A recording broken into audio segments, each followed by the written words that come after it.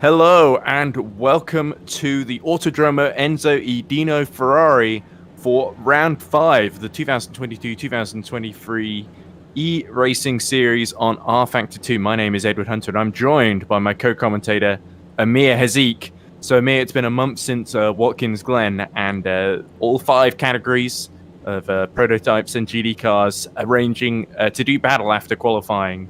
And it looks like this is going to be a very, very challenging race once more, with it being a little bit tight, a little bit tricky to overtake, but a couple of long straights that certainly some of the cars will be taking big advantage of. Absolutely, and the championships, and we're going to get into that after this with the permutations. It's all still up for grabs here as we are coming into the final 2 rounds of the season, Ed. Indeed. I think the only team that's potentially in a title-winning position that might wrap it up a whole round early is Hyperion number 44 in LMP2 Pro, who are also the pole sitters in LMP2. But it does look very, very hotly contested there. And of course, in Hypercar, it's the championship lead is also on pole position there, just ahead of Satellite Racing number 12. So that's, of course, the Hydrotech BSR. That's Blue Bolt, isn't it? Blue Bolt. Blue Steel, yes. Blue Steel, not Blue Bolt. Yeah. just remember Zoolander, you'll be fine. Yeah, exactly.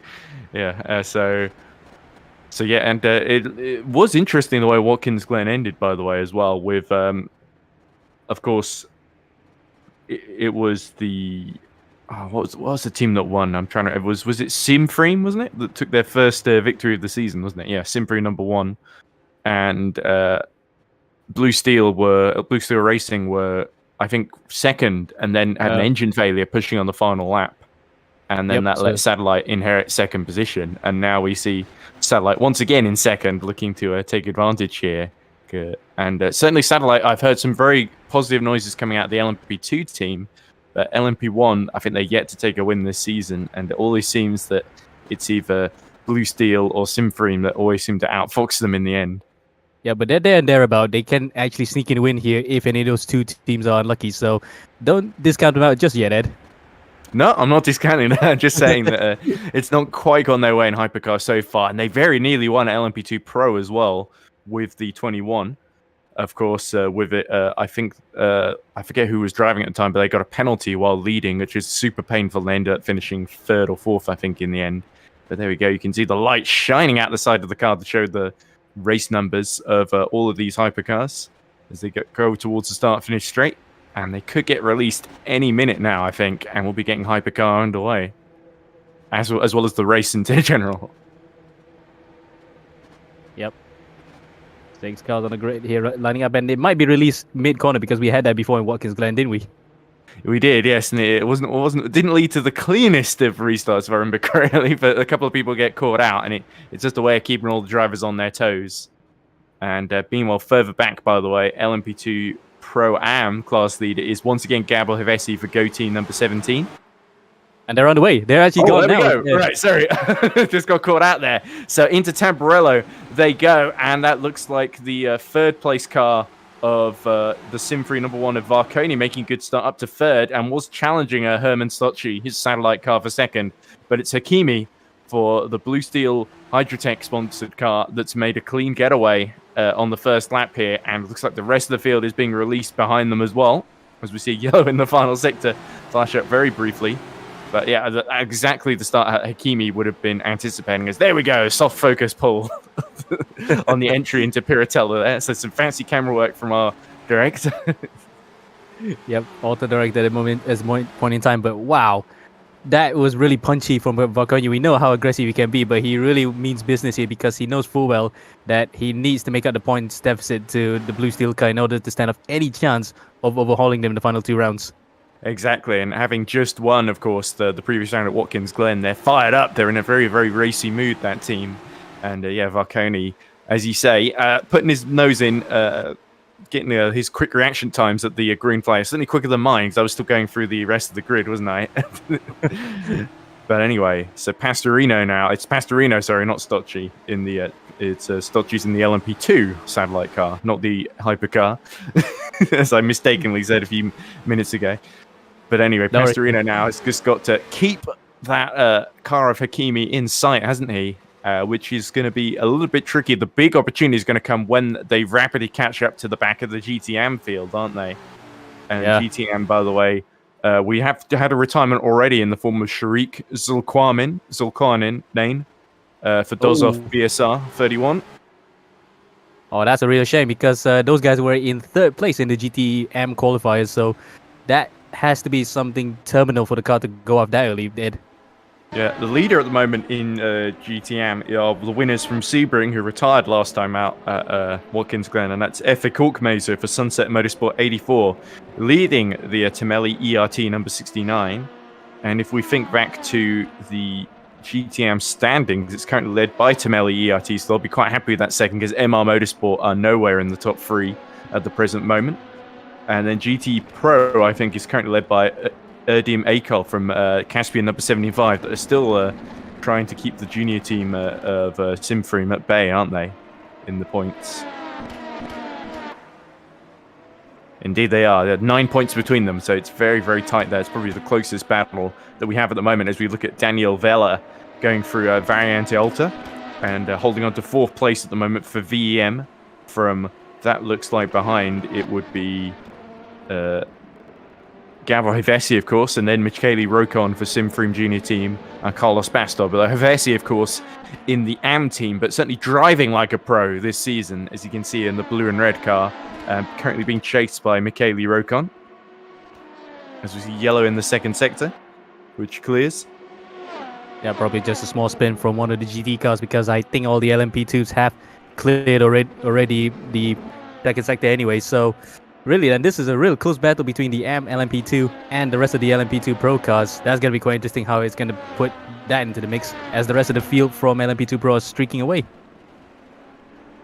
Indeed, and this is really not ideal for Rokon because he can see his chances of a podium start to slip away as he's basically not only got the AM car in the way of Gabor Hevesi, but also Thomas Vash in the other Pro for VEM. But anyway, no, it's not Vash, is it? It's Vela I was thinking of. But Vash here we watch pursuing Stocci and Nick. That must be Nikamura, is it? Just ahead of them in the level 1 eSports. So Hyperion have actually lost the pole that they started with. They're currently behind Satellite 21 and behind level 1 eSports number 28. So Nick Mura has made a really flying start here. Yeah, something that Walk didn't really need because as we are going to allude to the championship standings from earlier, they're actually way ahead of the number 26 3M car. So if they actually finish first right now and the 3M car still is stuck in that particular group, they get a bit of a big chance here to wrap up the title in Imola. Indeed. So if I look at LMP2 Pros, it's 36 points as well. They lead over number 26 as well. So the more that Michele Rokon it remains stuck behind Gavor Hevesi and Daniel Viella, then the better it is for Hyperion, especially if Hyperion can sneak the win, because they need that 26 to be 6th in class or lower with them winning in order to get the gap so that they can win the championship around early, because there's obviously so many more points up for grabs at the 24 hours. 3rd at the moment will not do, though, for Thomas Vash, but we still got 5 hours, 50 minutes to go, of course. And Vash can afford to bide his time at this point, but he can't afford to let Satellite get too far ahead. Satellite 21, by the way, have been live swing to Liam Rantz earlier. He was really fancying his chances, saying that they felt, although the 44 is very quick as always, they felt that they just about had the edge in practice. As we see Christopher Kianik in, that looks like, what class is Kianik driving in? I believe that's one of the LMP2 classes. Is it the green? I'm trying to remember the colors now. Number 99, yes. The GT Pro, number 99, Simfream. GT, I thought it was GT Pro, but I wasn't quite sure. So there we go. That's the Simfream number 99 that's chasing down Erdem Akol. And he's about 6 tenths behind at the moment in that battle for the GT Pro class lead. And if you look at yeah, sorry, but that's going to be one of the battles to watch out for, because Caspian prior to, the Simfream number 99 prior to Caspian's arrival have always been the winners in the GT Pro class. So it's nice to see that there's 2 really competitive teams in that class, just showing the way for the other guys to say, yep, the 99 is not that impervious. Yeah, exactly. They've been 1 and 2 in GT Pro for, I think, the last 4 races.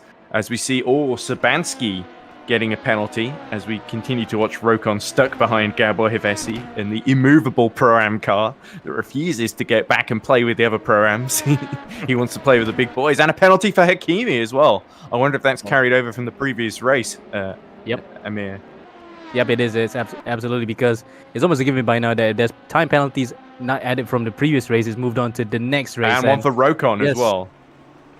Oh, that's going to be disastrous. And the way that Mika put that car on pole, he really pushed it, because he hasn't been happy with the way this car behaves on this track. So that's why he just doesn't want any more mistakes or any sort of time penalties come his way. And guess what? He's just been hit by one.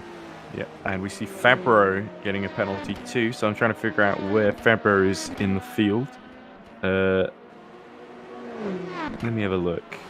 It's Luca Fabro, of course, for Arms Subaru, number 42. So at the rear of the hypercar field already.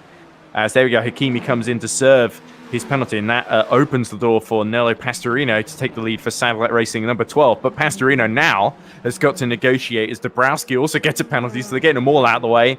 He's got to fight with the squabbling GDM back markers, hasn't he? And Varconi might well take advantage here. Yeah, and that's Sharik, by the way. Sharik Zulkarnain, who was out in that first lap, he's back in the race, so that's good to see. Yep. Yes, but the GT guys are being attacked already.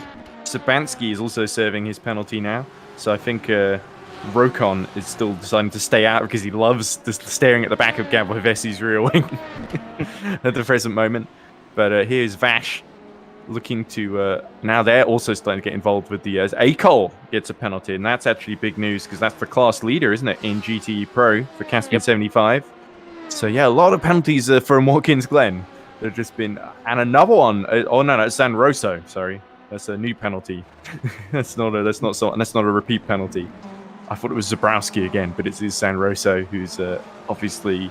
Where is San Rosso in the order? Stefano San Rosso for Blue Bolt number 92 is about third in GTE Pro. So this really opens the... Kianik got a penalty. It's also all the top three in GTE Pro being penalised. So if anything, it opens the door for F.A. Korkmaiser for Sunset 84 to take the overall GT3 lead in the AM car. As we see Luca Martino slam into the back of the Corvette there on the main straight. It's getting very busy in the pit lane with all the penalised cars, isn't it? Yeah, and as the Carloni car as well, that car is no stranger to some form of accident one way or another. Martino didn't really need that. Galvin now also gets a penalty. It's penalty watch, ladies and gentlemen. How many penalties can we give out today? Pagiani and Maggiolo are in serving. Kevin Galvin is, of course, Wildfire Blaze 263, so he's third from the back in GTM. So Milan Evers as well. Yeah, Evers as well. Oh, dear. So that's bad news for Finravond Motorsport. Peter Schumann was saying before, we're not looking forward to this one. And I said, oh, come on, chin up. It can't be that bad. And I guess we know why Peter wasn't looking forward. As we see there is the Finravond being lapped by the LMP2 field now.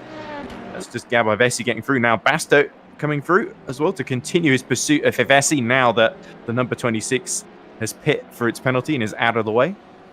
Yep. Oh, that was a nice little camera shot. That felt realistic. Exactly. That's the new update. But in between, since Watkins Glen, they've added this thing where it will pan across. If the other car is just about in shot, it will pan across like a TV director would try and do in a real broadcast. It can be somewhat distracting because as it pans across, you often miss a little bit of action. But especially with the motion blur on, it looks kind of cool, I guess. So, but anyway, the future car of Thomas Golab is now attacking. Who's that ahead of it? It's Thiago Montero, of course, for Origin Racing 1111. So this is Pro-Am versus Pro. And Hakimi is actually right behind now, having just gotten by Chris Kazmiargarit. So having to serve that penalty really early has dropped Hakimi into the traffic as Sabansky gets yet another penalty. So that's set up at number 2, I think, as he's Basto just watching Hevesi go side by side with the Ferrari GT car. Luca Fabro now serves his penalty in the other hypercar. There he is in the background. And there's Finavond coming in as well. Yeah, but that will clear Mika Hakimi's path as well, so at least there's one less car to worry about to pass on track. Exactly, so let's hope as Hakimi has now got to get past Golab and Montero. And once he's got past Vash and Stocci, now leading, of course, in the 21 in LMP2 Pro, he'll finally be at the back of the hypercar field. So he needs to do that pronto, because if you get held up in traffic around Imola, it can really, really hurt your race. And a case in point of 2005 and 6, where Fernando Alonso and Michael Schumacher had their titanic battles. Roles reversed 1 year from the other, but still, you just can't overtake. You just can't overtake here. It's a great hot lap track, but not really a good racetrack, in it. And even less when you've got 5 classes racing one another in the same part of track as well. So Acqua Minerale can be absolutely vicious if you're stuck behind someone. But your best bet of trying to lap or overtake people is down the straights, essentially, or into Tamburello, maybe. Or if you're really crazy, try Ravazza on the downhill Oh, slope. yes, That would we be have crazy. seen in, as you see, Nick Mura gets a penalty in the 26th. Is that another penalty for Mura? Or has he not got one yet? I think that's his first. Yeah, that's his first. He's down behind Fabro, so near the back of the pro field and pro-am field, which have gotten very, very mixed up as we look at Go Lab once again. So I think Mura, and that's the level 1, number 28, that I think did serve a penalty earlier, or something happened to it. Because he's behind Fabro and Otreba for Panic Racing number 76. But anyway, wow, this is a bit tricky to keep track of. So let's go through the order. As you see, a penalty for Pagani. I think that's another penalty for Pagani because I'm pretty sure I saw him go in the pit lane earlier. So unfortunately, that's number 69 ERT that was leading the GTM Championship going into this race by 9 points. They've really opened the door for the other teams. Basically, Sunset 84, especially with Korkmaiser. Now has got a pretty comfortable lead, I think, 1.9 over the next car, which is actually the GT Pro of Daniel Canistraki. Is Basto really lapping into Piratella, and that was quite nip and tuck with the Ferrari there, wasn't it? And we see behind Basto somebody else trying to lap. That's a Pinter, I think, for the HE Esports Blue Bolt number 32. Yeah, it's always a bit of a sharp intake of breath, really, because you think of all these different classes getting so mixed up. Some of them fighting for positions, but a lot of them just lapping one another. As we see Martino in third in Hypercar, sets the fastest lap of the race, 129.242. And to add on to your point, right, it makes things worse when there's pro and AMs together.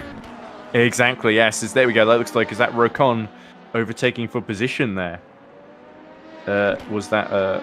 yeah, that looked like Freak Verkolen from level 1 esports number 27 in the Pro-Am. So Rokon is making his way through the Pro-Am class.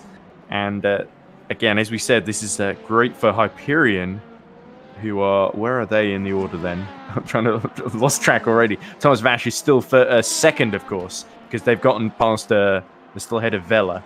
But the number 26 has got an awful lot of work to do here to get... It sort of needs to get back into... I think 7th, actually, would be a...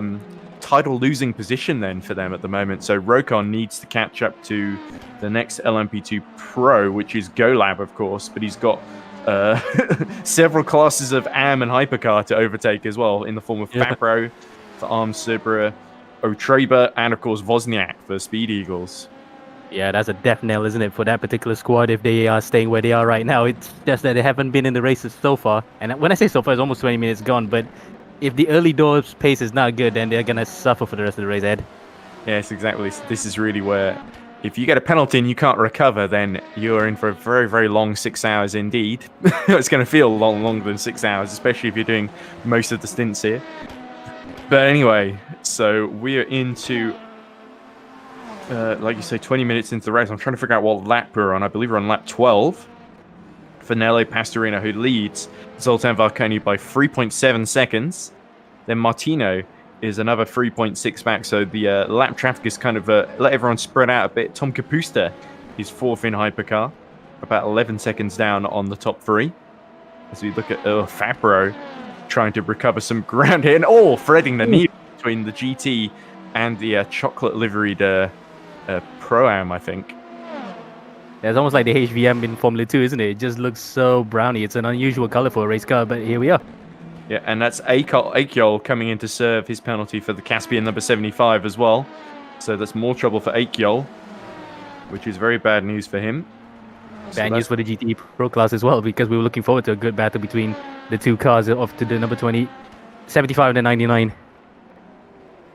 Yeah, indeed. But I'm trying to figure out who's actually leading. I believe it might actually be, of all that chaos, Christopher Kianik for the 99, leading Korkmaiser by 7 seconds now, although Korkmaiser is in the AM class.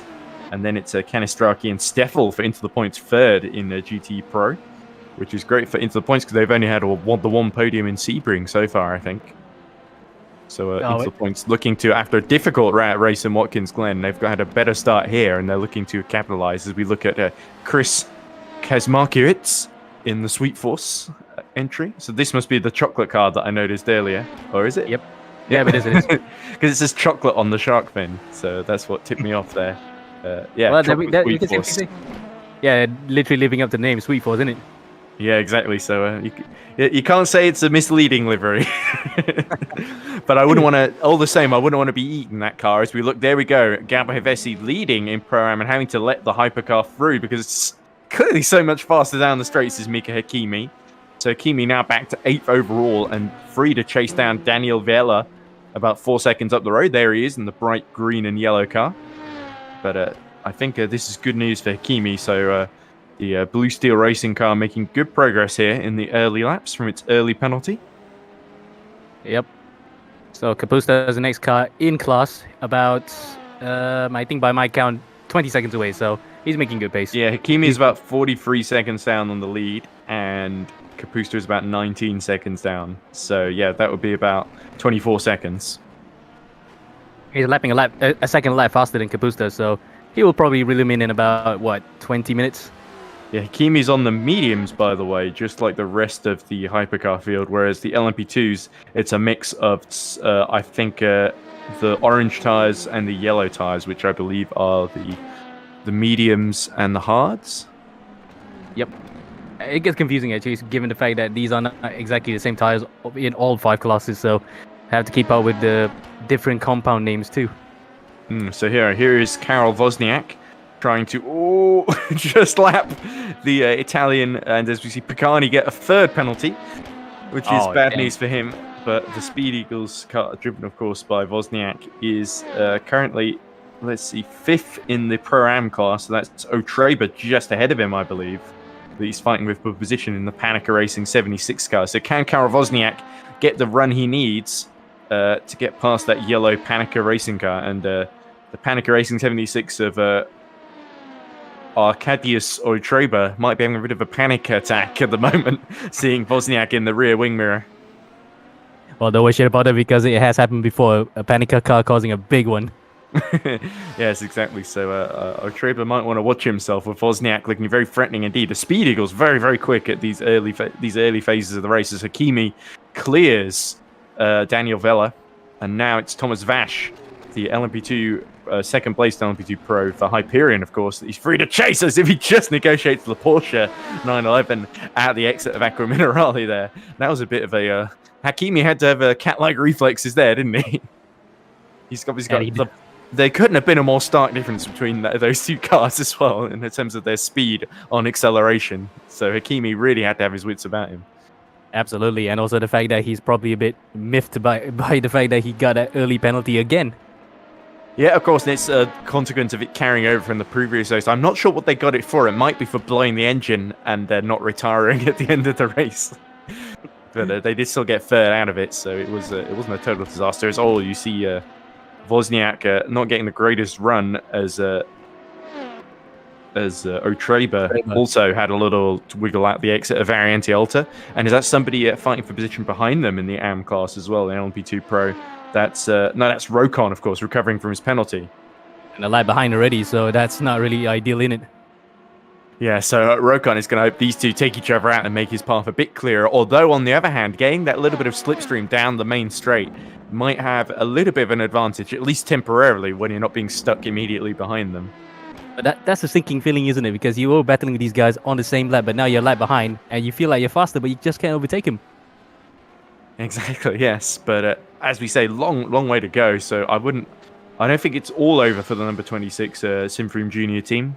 And certainly, if he can clear them quickly and sort of then, I guess, catch up to GoLab and sort of gaining places in class, then he can at least keep the points battle alive as we look at Luca Fabro for Serba 42. Now being stuck for position in the overall position in the race behind the blue and yellow. That must be Thiago Montero, isn't it? Yep. Oh, that was Wozniak looking at the inside of a Treba there, and they got a GT car in front for good measure. So this might be his opportunity. Oh, and there we go. Wide goes the Panica racing car. I saw a crash there in GPVWC Academy, and I think O'Trape would be wise not to get too far on the grass. Because that crash there I was commentating on it, and it caused a big excitement from my end because the two leaders crashed into each other, and I think Bobby Vakinov took the lead from nowhere on the final lap of the race. But anyway, here we go. So now that looks like the number 26 getting into play here and getting right into the stream. We see yellow in sector 2 very briefly. But anyway, here comes Michele Rocon. And Rocon looks like he's got a very, very fast run down the straight here. The Panica 76 has started to pull a gap here. And now Wozniak is under pressure in the Speed Eagle. So is Rocon going to be able to dive up the inside into Temporello, or will he keep in line and wait to bide his time for later on? I think he's going to go and do that then. And I was mistaken. Rocon is on the same line. This is for position. In fact, yeah, so I was going to say, I thought you meant in relation to the LMP2 Pro lead, which is he's still quite a way behind, but not quite a whole lap. He's about 78 seconds behind, so nearly a full lap, but not quite. Yep. Yeah, anyway, bad run out of Tosa for Wozniak. Here he comes. He's got side by side. He's going up to Piratella here. No, is he? Oh, that would have been brave. Piratella's not a... You sort of want... If you go up the inside, you've got to make sure you got the overlap beforehand. And unfortunately, Michele Rocon didn't quite. So Wozniak survives and now gets a little bit closer to the Panica Racing number 76 with traffic ahead. It's traffic that's really going to dictate how this plays out. And it's another Porsche 911 GDM entry. Oh, wow, this is going to get very interesting. And what from race control is that all penalties have been assigned, so we won't see any more drive-throughs. Unless they get them deliberately, and there we go. The Panica negotiates the Porsche. The Porsche squeezes them into Rivazza. Here we go, and there's nowhere for Michele Rocon to go. Oh, and the Porsche pushes Karol Wozniak off and lets Rocon through. So I think if I was Wozniak, I'd be very upset there. And he flashes his lights annoyedly. He's like, why didn't you give me any space? Well, I was kind of in a battle. The Porsche was really stuck in a rock and a hard place, you know, because I'm not sure who that is. It could be the RPM car. Yeah, one of the RPM cars, I think. Okay, so let's see where that is. Is that oh god, it's not one of the Aztec racing cars, is it? Oh, I can't tell for that because either way, that Porsche really stuffed up Wozniak's exit out of Rivazza, and now he's gonna be left ruining with that one. But Fred, no, he's still in the top 5 in the race itself, and he just got overtaken by a pro car. Is that a pro car or is that AM car? It's Michele Rocon in the pro entry trying to regain ground from his penalty, and he's of course the guy second in the pro championship, so he kind of needs to clear these AM guys, and he probably is very happy that the Porsche obstructed Karol Wozniak out of the way there. And we've not seen a whole lot of the GD classes, have we? So let's give a very, very brief update on how that's going. So Christopher Kianik still leading for the Simfroom Junior team by 10 seconds now over Daniela Canistraki. So the two GT pros. So Court Mays has been cleared then. Oh, as this is getting very hectic as Herman Stocci in the LMP2 Pro class lead is now having to negotiate. And that's the sister hypercar in front of him. It's also lapped him. So Stocci in all sorts of having to watch out behind, but also look ahead of him for the lapped traffic. As that was the 71 just about left enough room there, didn't he, into Tosa?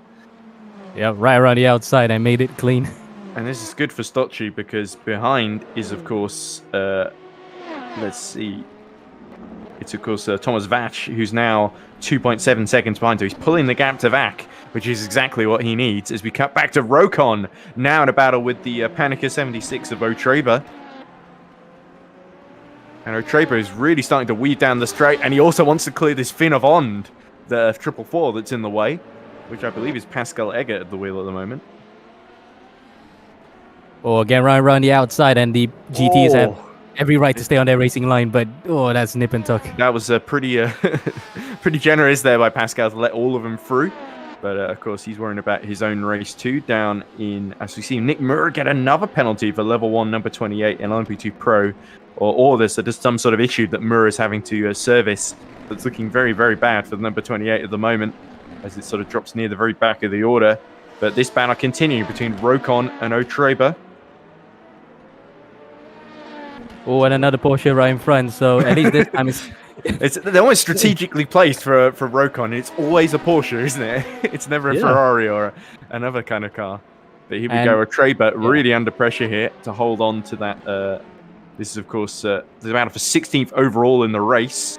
But I believe O'Traber, he is about third or fourth in the AM class. But here we go then. This looks like a great run down the straight for Michele Rokon, then Amir.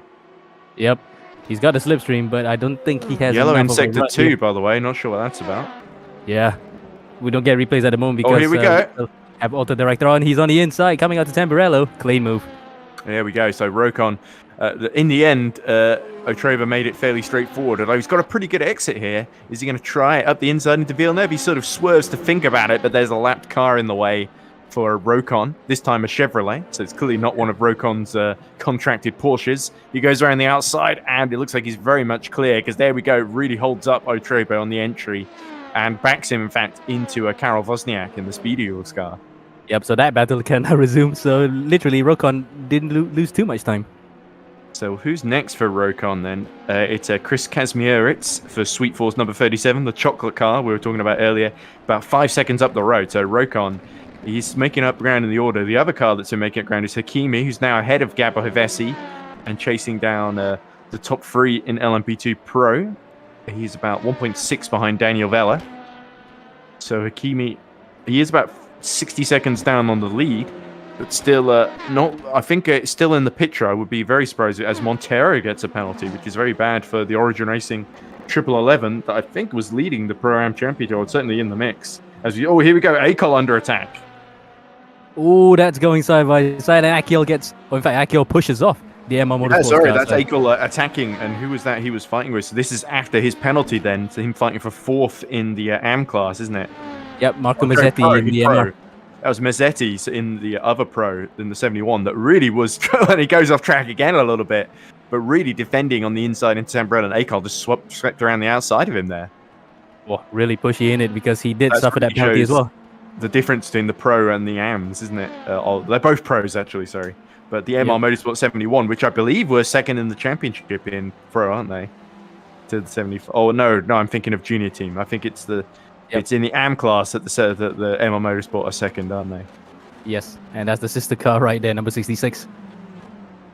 And there's the Aztec Racing of Louis Hartley, of course. Recently crowned ERC British Touring Car Champion for Finovon Motorsport. Now driving for Aztec Racing.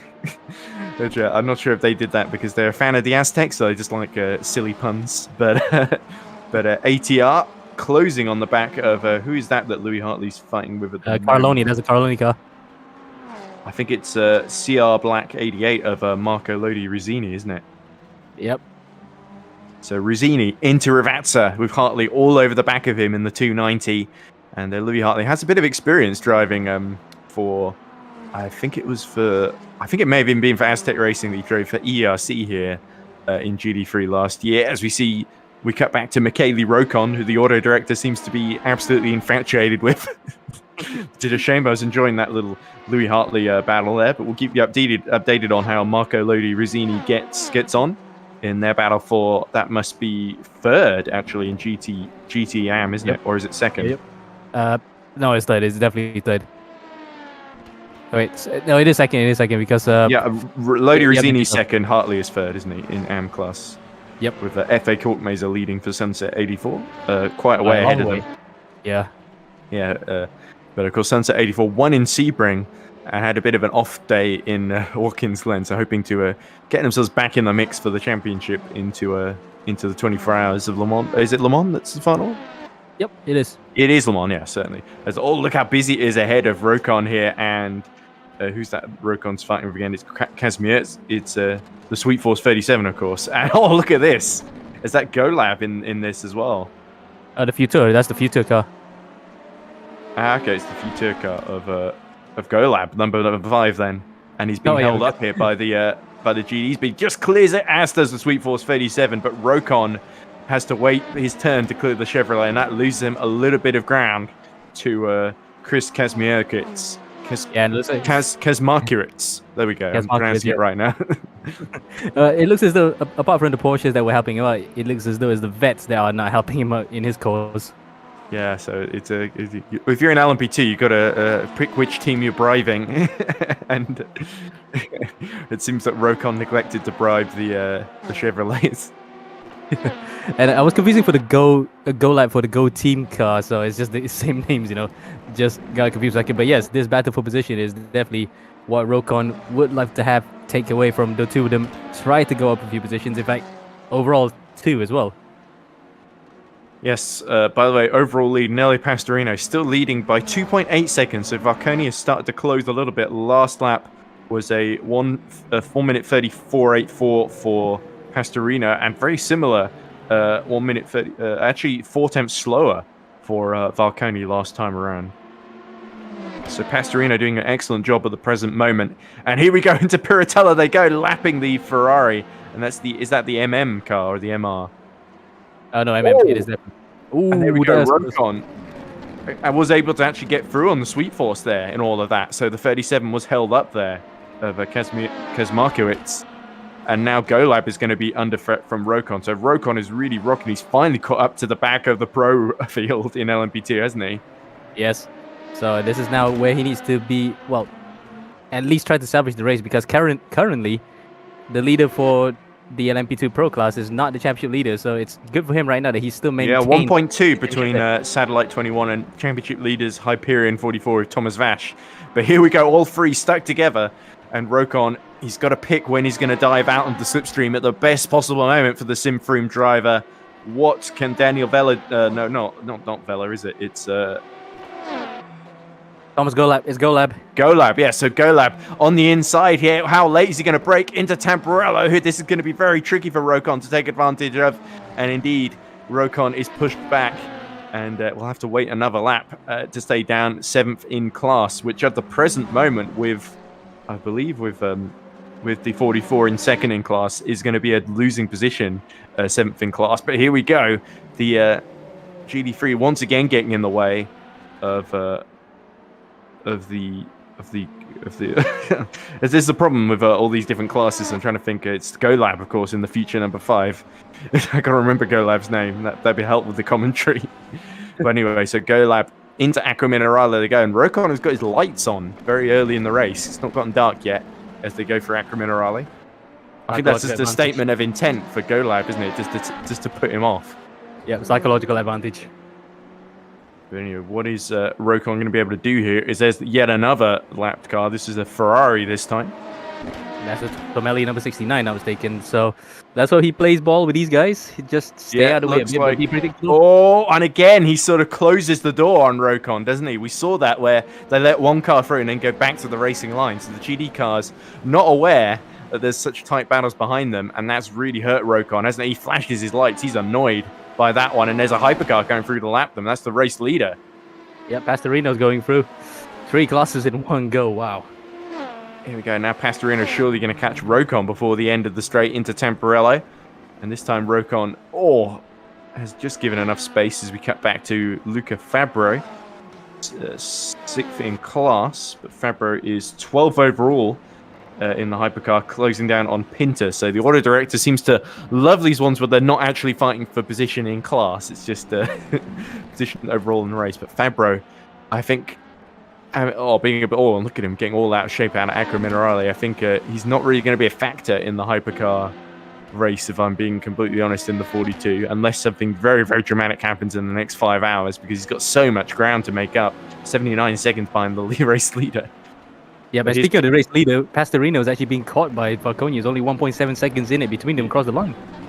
Yes, and here is Kazmarkiewicz, 2nd in the AM class, and holding off Karol Wozniak now, who's right behind him. Is that? Yeah, 3 seconds behind him. It's a Rokon that's just ahead trying to pull away, isn't it? Yep, Rokon and Wozniak in his vicinity, but for the time being, Kazmarkiewicz actually has nobody to worry about in his vicinity. And there's Akiol recovering from his earlier penalty. Akiol down in the GDE Pro for Caspian Motorsport, the number 75, the championship leaders, aren't they? Or they're certainly up there. But Akiol is closing down on Michael Steffel for Into the Points Racing, who's 8 tenths ahead of him. So this is out of the third in class then in GD Pro, and Akel really has been pushing it. Look at his lap times. I think Steffel was about, last time around, was about 7 tenths or so quicker than him.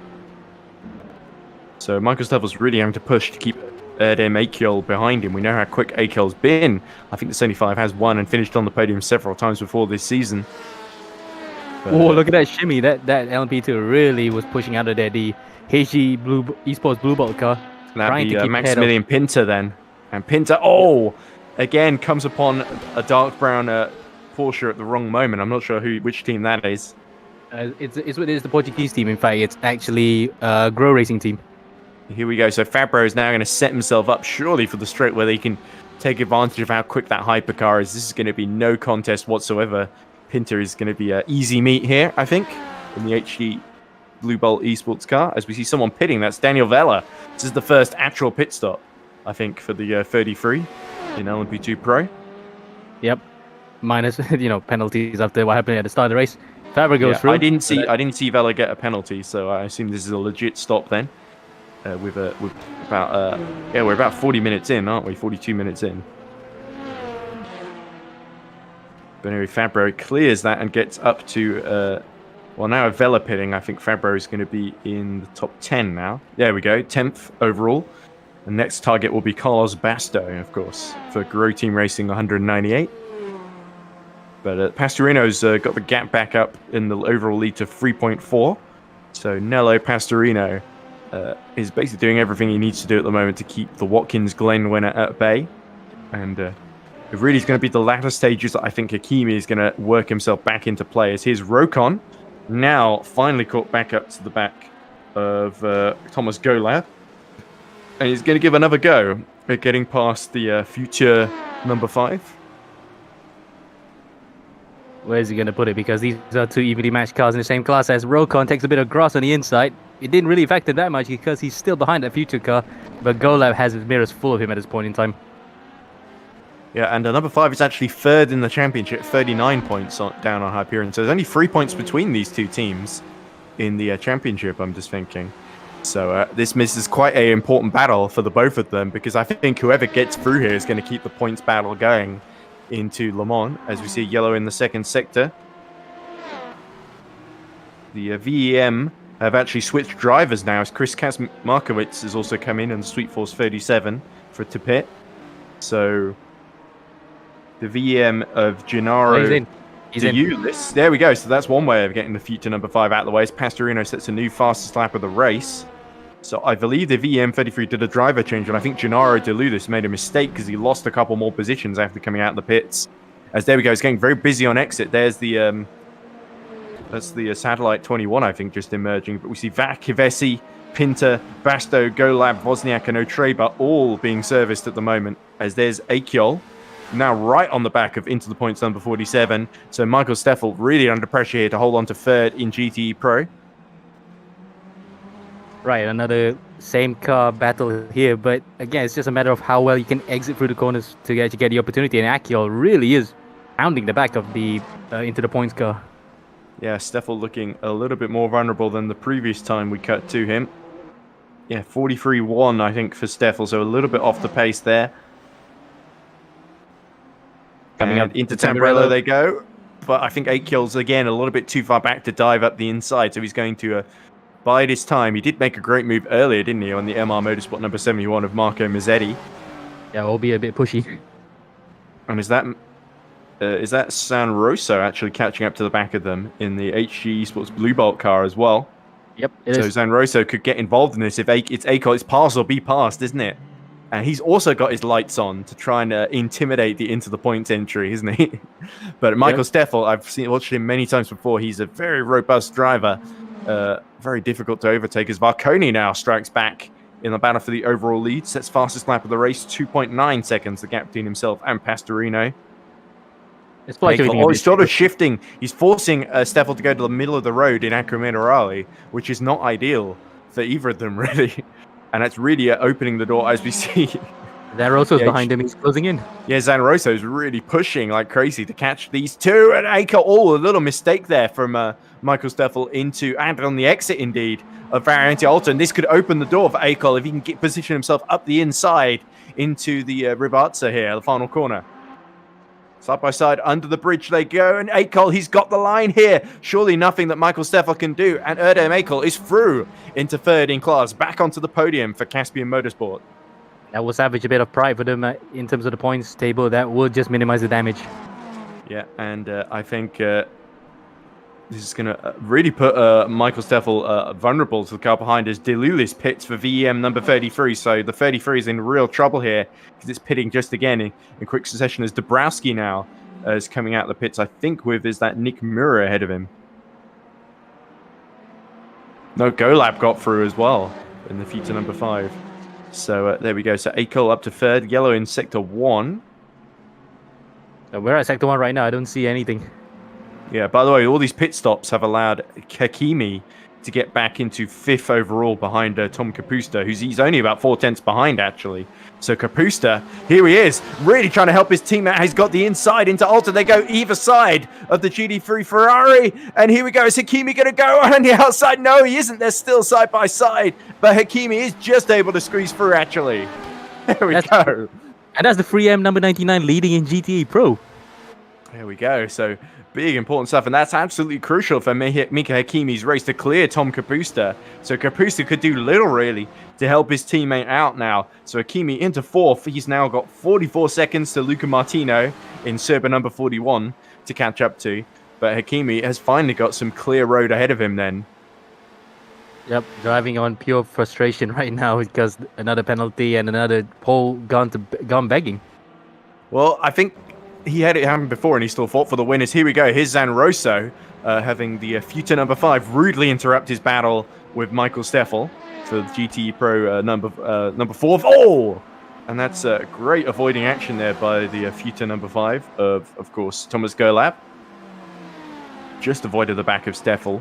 And Zanroso's kind of lost out here, isn't he? Yeah, he got beat badly there, and there's another LMP2 car coming right behind him. Yeah, and yet another yellow in sector 2. So let's see if we can follow what on earth is going on in this race. So let's the LMP2 lead. It's still Herman Stolchi. Code 80. Oh, code 80's been called. So that is why that is for Delulis is retired. Yeah, and Golab's gone off into Tamburello as well, just to have rear action. Sorry about that, but that was just 2 things happening in one time. As the code 80 was being called, he went onto the gravel.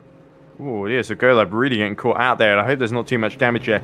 Pino Galata is coming to the pits for MI Motorsport number 66, and Gennaro Delulis, who just got on board the VEM number 33 that was doing really well in this race up until the driver change in LMP2 Pro. They are retiring now. So that really helps out number 26 in terms of keeping the points battle alive, because that's another competitor eliminated. It's Martino pits from 3rd for Arms Serbra, and to be honest, with the big gap to Mika Hakimi, why wouldn't you? So interesting. Yeah, with the code 82, it really helps his cause. Yes, so Maggiolo, Pino Galota, both pitting. But yeah, big shame for VM number 33. I think they're the first real retirement from this race then. As the code 80 continues, and Golab, the steering looks okay, so I don't think Golab had too big of a crash there. You had a better view of it than I did, Amir. Yeah, I think he took rear guard action because he wanted to avoid a car that's slowing and just went completely off. Yeah, so it looks like people were slowing for the code 80 a bit earlier than others. It was a little bit like the Formula E race at Cape Town, where the race leader, Sasha Fenestraz, slowed down for a full course yellow, and Maximilian Gimfer got through. There, the code 80 ends, and everyone gets back up to racing speed. And big accident there, and who was that? And it continues, as that looks like Michael Steffel being assaulted by Zanroso on the exit there as well, as a Golab gets through. But who was that Golab was fighting with then? Was it Wozniak? Yeah, it was Wozniak. Just got tagged from behind there into the Variante Alta. So that's a big shame for Wozniak, who loses out all that hard work getting past the Otreba. He's now going to have to do it all over again. Shame, innit? Yeah, big shame. Meanwhile, Hakimi has got out, I think, about 10 seconds. Martino's come out about 10 seconds behind us. Here we go, almost 5 wide onto the main straight there as the hypercar of Pastorino clears once again the LMP2s and the GDs. But there we go. Otreba was having a go at, that must be... yeah, Dabrowski. Recovering well from his penalty, actually, Dabrowski. And, of course, Rokon is about 7 seconds behind Nick Mura in his own battle to keep his LMP2 Pro hopes alive. 2.3 seconds the gap between Vac and Stucci for the LMP2 Pro lead, with Gabo Hevesi third overall, despite being an AM entry.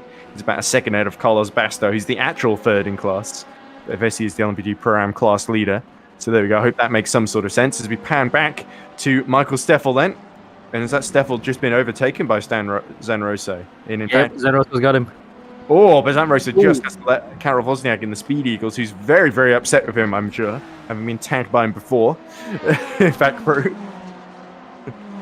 Varconi really lost out here on the Code 80 restart. He's 6 seconds down now on Pastorino. And I think we can attribute that to something that Anthony Davidson said in the WC broadcast yesterday. Some people play by that 3 second interval where the Code 80 is being called. You can still play around and have more speed. So that's how some of these guys gain time during Code 80s. Oh, here we go. And Steffel under attack once again. And that's who's trying to go around the outside of him there. It's Mazzetti, isn't it, for MR Motorsports? Yep, it is. And Thiago Montero behind him. Mazzetti, but it didn't quite work out. And now we cut back to Otreba, who is once again trying to attack the car in front of him, which is Dabrowski, of course. Oh, and behind, there's all sorts of problems there for the GT class. Is that, I'm not sure who that is. That might be Mazzetti and Steffel getting close together, but I think it might be actually GTM class attacking one. Carloni, I think it's one of the Carloni cars with, I'm not sure what it I think it's Fabio Carloni and Kevin Galvin, actually. For CR8 and Wildfire Blaze, and it looks like Galvin has been able to stay ahead somehow. Oh, and that's a brave lapping attempt from Otreba into Piratella. It's all kicking off here, ain't it? Indeed, yeah. It's hard to really to know where to look, but that's what happens when you have 5 classes at Imola. As who's that pitting? Is that one of the? That must be the hypercar of. Satellite has a sister car to. That's Pastorino who's pit from the lead. So that's odd. Because he's so maybe this is him trying to undercut Varconi to keep him at bay, but he's come out 55 seconds behind. He's behind his teammate Tom Capusta, who we're looking at the moment. So surely Capusta is not going to hold up Pastorino too much, because he knows his teammate's fighting for the race win essentially at the moment. Yep. And panning across now to Basto, he's actually fighting for, that's P2, isn't it? Right in front of him. That's Gabo Hevesi in front of him. That's what's up. Hey, amazing Hevesi still holding his own here. Well, we say amazing, but then he keeps qualifying really high and staying there. The only reason I think that he didn't finish on the overall LMP2 podium last time out was because he got him and into the points number 47, made contact, and the Go Team Racing number 17 of Hevesi's car was sort of glitching into the floor, and he had to sort of retire and get back into the race. He still, I think, won quite comfortably from the 1111 of Origin Racing of Thiago Montero and his teammates. But anyway, Basto now desperately wants to show what he's got against Gabo Hevesi, a very proven talent. Definitely one of the best drivers we have in Pro-Am, I think it's fair to say. Yeah, he needs to be reclassified for sure. And there we go. Looks like more hypercars are pitting. That's Varconi and Hakimi are pitting, so that puts Luca Martino into the lead and will allow Nello Pastorino back into second. Capusta pitting in the other satellite hypercar as well. Vac, meanwhile, has got the gap to Stocci for LMP2 Pro down to 1.4 seconds. As we look at Basto, negotiating the traffic, trying to keep Gabo Hevesi in sight. And there's Hakimi. First proper scheduled pit stop this time. Yeah, but the problem for him is that Varconi's already escaped from the pit lane. So really, it's just fuel only. So fuel only. So this is important though. Hakimi needs to make sure he gets out ahead of Tom Capusta here. So let's see. Yeah, Capusta somewhere else in this pit lane. I think he's a bit further up it. Not the GD car ahead, because that's one of the... Yep. There we go. So Capusta has gone out ahead, I think. Oh, Mika's probably taking an extra set of tires then if his pit stop was a bit longer. So this is very strategic from Satellite because they're using Kapusta to delay Hakimi and the Blue Steel Racing team. As we look at Dabrowski again trying to attack. Oh no, that's actually the future car that's gotten through, isn't it? Of GoLab. But here we go. Yep. Dabrowski now trying to attack on the exit of Tosa, trying to go around the outside into Piratella. Oh, and he puts a little bit of a wheel on the grass. That you were not going to pull that one off, Mateus. Yes, and he was lucky to get away with that one without crashing. Flashing his lights, he really feels GoLab's holding him up here. So, Dabrowski for the Polish Hyperion team. This is 45, so the sister car of the championship leaders in Pro, aren't they? Yep, and but not having the best of races. Yeah, not exactly, but the Future 05 has had its own issues as well. So GoLab has just got to hold firm as you cut back to Basto and Hevesi and the ever-continuing duel. Shall we have a brief look at how the GT field is getting on? So Christopher Kianik, 12.1 seconds ahead of Daniel Kanistraki. Korkmazer still leads GTM from Akiol, who's 5 seconds behind him. So Akiol continues to recover, and it's going to be very fascinating to see if the 75 can catch back up to the 99 for the overall GT Pro lead. As we look at Basto, really under pressure now behind from the hypercar of that must be the Pastorino, I believe, the race leader. And no, he's second. He's second now because Martino is going really long for Serba number 41. Yep. So. And a quick update on the number 33 that we saw in the pit lane, the VM car. It had two problems: a lag that made the car crash, and the onboard audio was from another car. So that is quite weird. That is bizarre. That's a weird problem to have. That's almost like starting the race with the stream on and hearing us talking all the way through. And Mario Kart says this game is amazing. I'm not sure if that's meant sincerely or sarcastically. And I mean, motorsports games would like to have a word with that. Andrea Cosetti says two little Italian tips, I guess, for pronunciation. Stocci equals Stokey, and Canistracci equals Canistracci. There we go. So some nice little pro tips there. I'll try and remember them as best I can as we look at Dabrowski fighting with GoLab. And will the GoLab collab fall apart here as Matthias Dabrowski has to negotiate behind that Ferrari. Into Rivazza they come, and is Dabrowski going to dive up the inside or already wait for the main straight? They've both got the lights on, so successfully managing to intimidate each other, I think. But Dabrowski well in the slipstream, and surely Tomas GoLab is going to have to swerve either which way to keep... he's going to decide which way he's going to go here into Tamburello. Oh, again, he's got a slipstream, but where's he going to go? Here we go. Looks like Dabrowski is already giving up, trying to dive up the inside and positioning himself back to the racing line. And he's going to try, maybe, and pull something off into Tosa, perhaps? That's probably going to be his better chance here. Still needs to get alongside, though. Yeah, let's see what the exit is like out of Villeneuve. Dabrowski. Oh! Slides and completely gets out of shape as he spit. I thought something might happen into Tosa. That wasn't what I had in mind. And now Dabrowski's actually fallen back into the hands of the Panica racing car behind him, is that? Yeah, Otreba.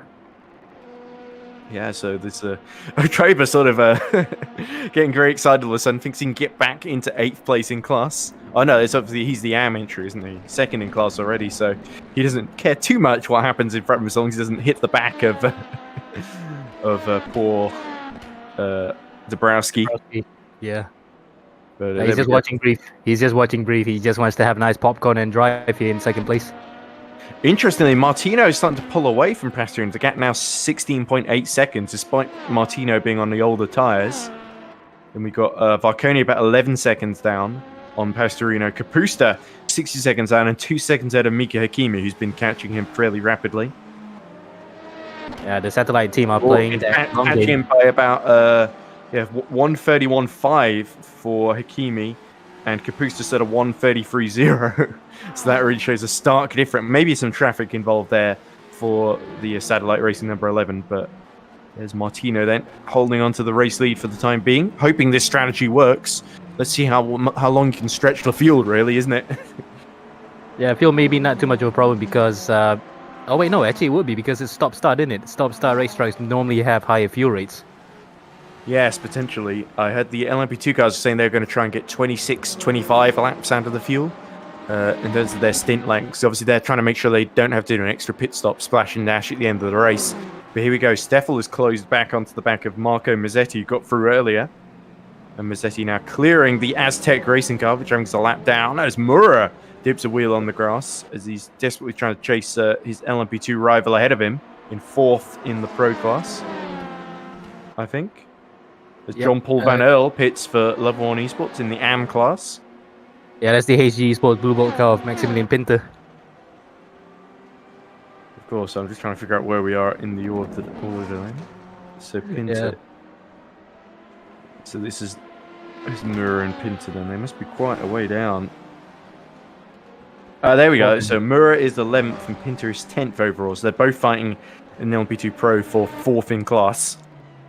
Yep. I think Mura tries to look for the outside into Tosa, and that's really putting Maximilian Pinter under pressure here in the blue ball. Here we go. Mura gets a brilliant exit here through Tosa. He's going to try up the inside into... Oh, no, he doesn't quite get the overlap. Here we go. He's going to try it. Oh, and it goes very, very wrong for Mura, and he's facing the wrong way at Piratella. And he's going to have to let... Yeah, Pinter's as well, I think. So Pinter is just up ahead of the road and getting himself back underway as well. There we go. So is he going to... Oh, he's had to let him through there as Pinter. I think Pinter felt that he might have been responsible for that one because he closed the door, but Mura is also probably equally culpable for just trying to do something too bold. Yeah, if I was Maximilian Pinter, I would have got going first, but maybe he just reacted a bit slow to all the cars getting through there. But either way, they've got to clear them again now. They are only really fighting each other, so no harm done. But Nick Mura, he's sort of thinking, well, it's just as well I tried up the inside because I can guilt trip him into letting me through. And unfortunately for Pinter, that's exactly what he did. He felt guilty about that one. Oh, and that's Steffel trying to... he's got a good run there to try and get back at the inside of the LMP2 Pro, but predictably, that does not go too well for him. And now Pinter coming through as well, as here's Hakimi, who's caught up to the back of Kapusta, and we saw these two battle earlier, and now he fancies another run into Variant Alta, but this time Kapusta is a bit wiser to it, sticks to the inside as they get past the Vinabond GDM entry. And remember, Mika's on fresher tires because... Oh, look at Mika Hakimi selling a dummy on the lapped car there to try and clear it as soon as possible, but that makes him a bit wide. That's Kapusta, sorry, going a bit wide into a Rivazza, and here potentially is going to be the opportunity then for the Blue Steel Racing of Mika Hakimi on a bit of a charge in this race. And he's on fresher tires too, so he has every opportunity to try one. Yeah, it looks like a bunch of cars pitting in the background. Mazzetti and Savas Ulmal for Sunset Motorsport and MR Motorsport. And Hakimi is once again blocked off by the Satellite Racing number 12. So this is really good for Nello Pastorino, who's still 17.5 seconds behind Martino at the moment. So really, Cyber number 31 are waiting for another full course yellow, aren't they? Because I'm not sure they're the only ones who didn't pit. And Hakimi looks up the inside into Tosa. And once again, Kapusta sweeps across in front and gets a really bad exit, actually, as the rear starts misbehaving on him. So I don't think they change tyres when they pit, and that's why they're still ahead, aren't they? Yes. And, Mika really is getting a bit agitated right now behind. Well, he knows this is a delaying tactic from Satellite Motorsport, and that would have been a very unconventional move into Acro Minerale, and Mika Hakimi is unable to pull that one off, as we see Grow Racing Team 98 get past Sunset Motorsport 83. So that's an interesting move there down in GTM, is it? That's because the FA Court Mazer is pit, of course, in GTM. Yeah, over the pit lane too, as Mika goes through. There we go. So good move there. I completely missed that looking down at the timing screen there. Okay, actually, he made a mistake. The Satellite car made a mistake. Kapusta just went wide at Variante Alta, and Mika just went through. There you go. So Variante Alta was the weak corner for Tom Kapusta, and Mika Hakimi took full advantage then. And that's him back into 4th position and free to chase down Zoltan Varconi. So it's sort of 63 seconds between them. I don't think that's going to hold for too long. It's only taken just over an hour for Hakimi to get back into the top 4, isn't it? So there's still a chance of a podium depending on what happens to Martino at the moment. Yeah, Martino's kind of like the odd one out. Yeah, he's a bit of an outlier at the moment. Yeah, sort of taking the unconventional strategy. But now Hakimi has got to clear the traffic, keep up the pace as GoLab, here we go, has caught back up to the back of... Is that Dabrowski ahead of him? Yep. No, it's not. No, it is a Hyperion car, but I think it is still Dabrowski in the car. It is Dabrowski, so I'm not sure if Dabrowski got back through. I'm at the lower end of the LMP2 Pro order. I'm starting to. I say lower. It's more the midfield, isn't it? It's sort of it's 7th and 8th. But I keep forgetting what's been happening down there. But that behind them is, of course, Otreba, who's not too far behind at all. So these three seem inexorably locked together in combat with one another. Yep, 3 different teams as well. And I think the general rule of thumb is that if you see a car battling and with another car behind, it's definitely for position. Oh, and another penalty for Zan Rosso. So that's a big shame for them because they were right in the thick of the podium fight in a GT Pro, weren't they? Yeah, they were 4th. Yeah, Zan Rosso in 92 then. It was ahead of Mazzetti by about 6 seconds and was still behind Korkmazer after the pit stops, but was looking good for... actually, they were 5th, I think, in GT Pro because Steffel's ahead of them now. So maybe Zan Rosso served that penalty super quickly. That is going to really cost them. As we see yellow in the 3rd sector very briefly. I'm not sure what that was about. As Galvin, Pagani and Eggert are all in the pits at the moment. But so quite a lot's happening in this race then.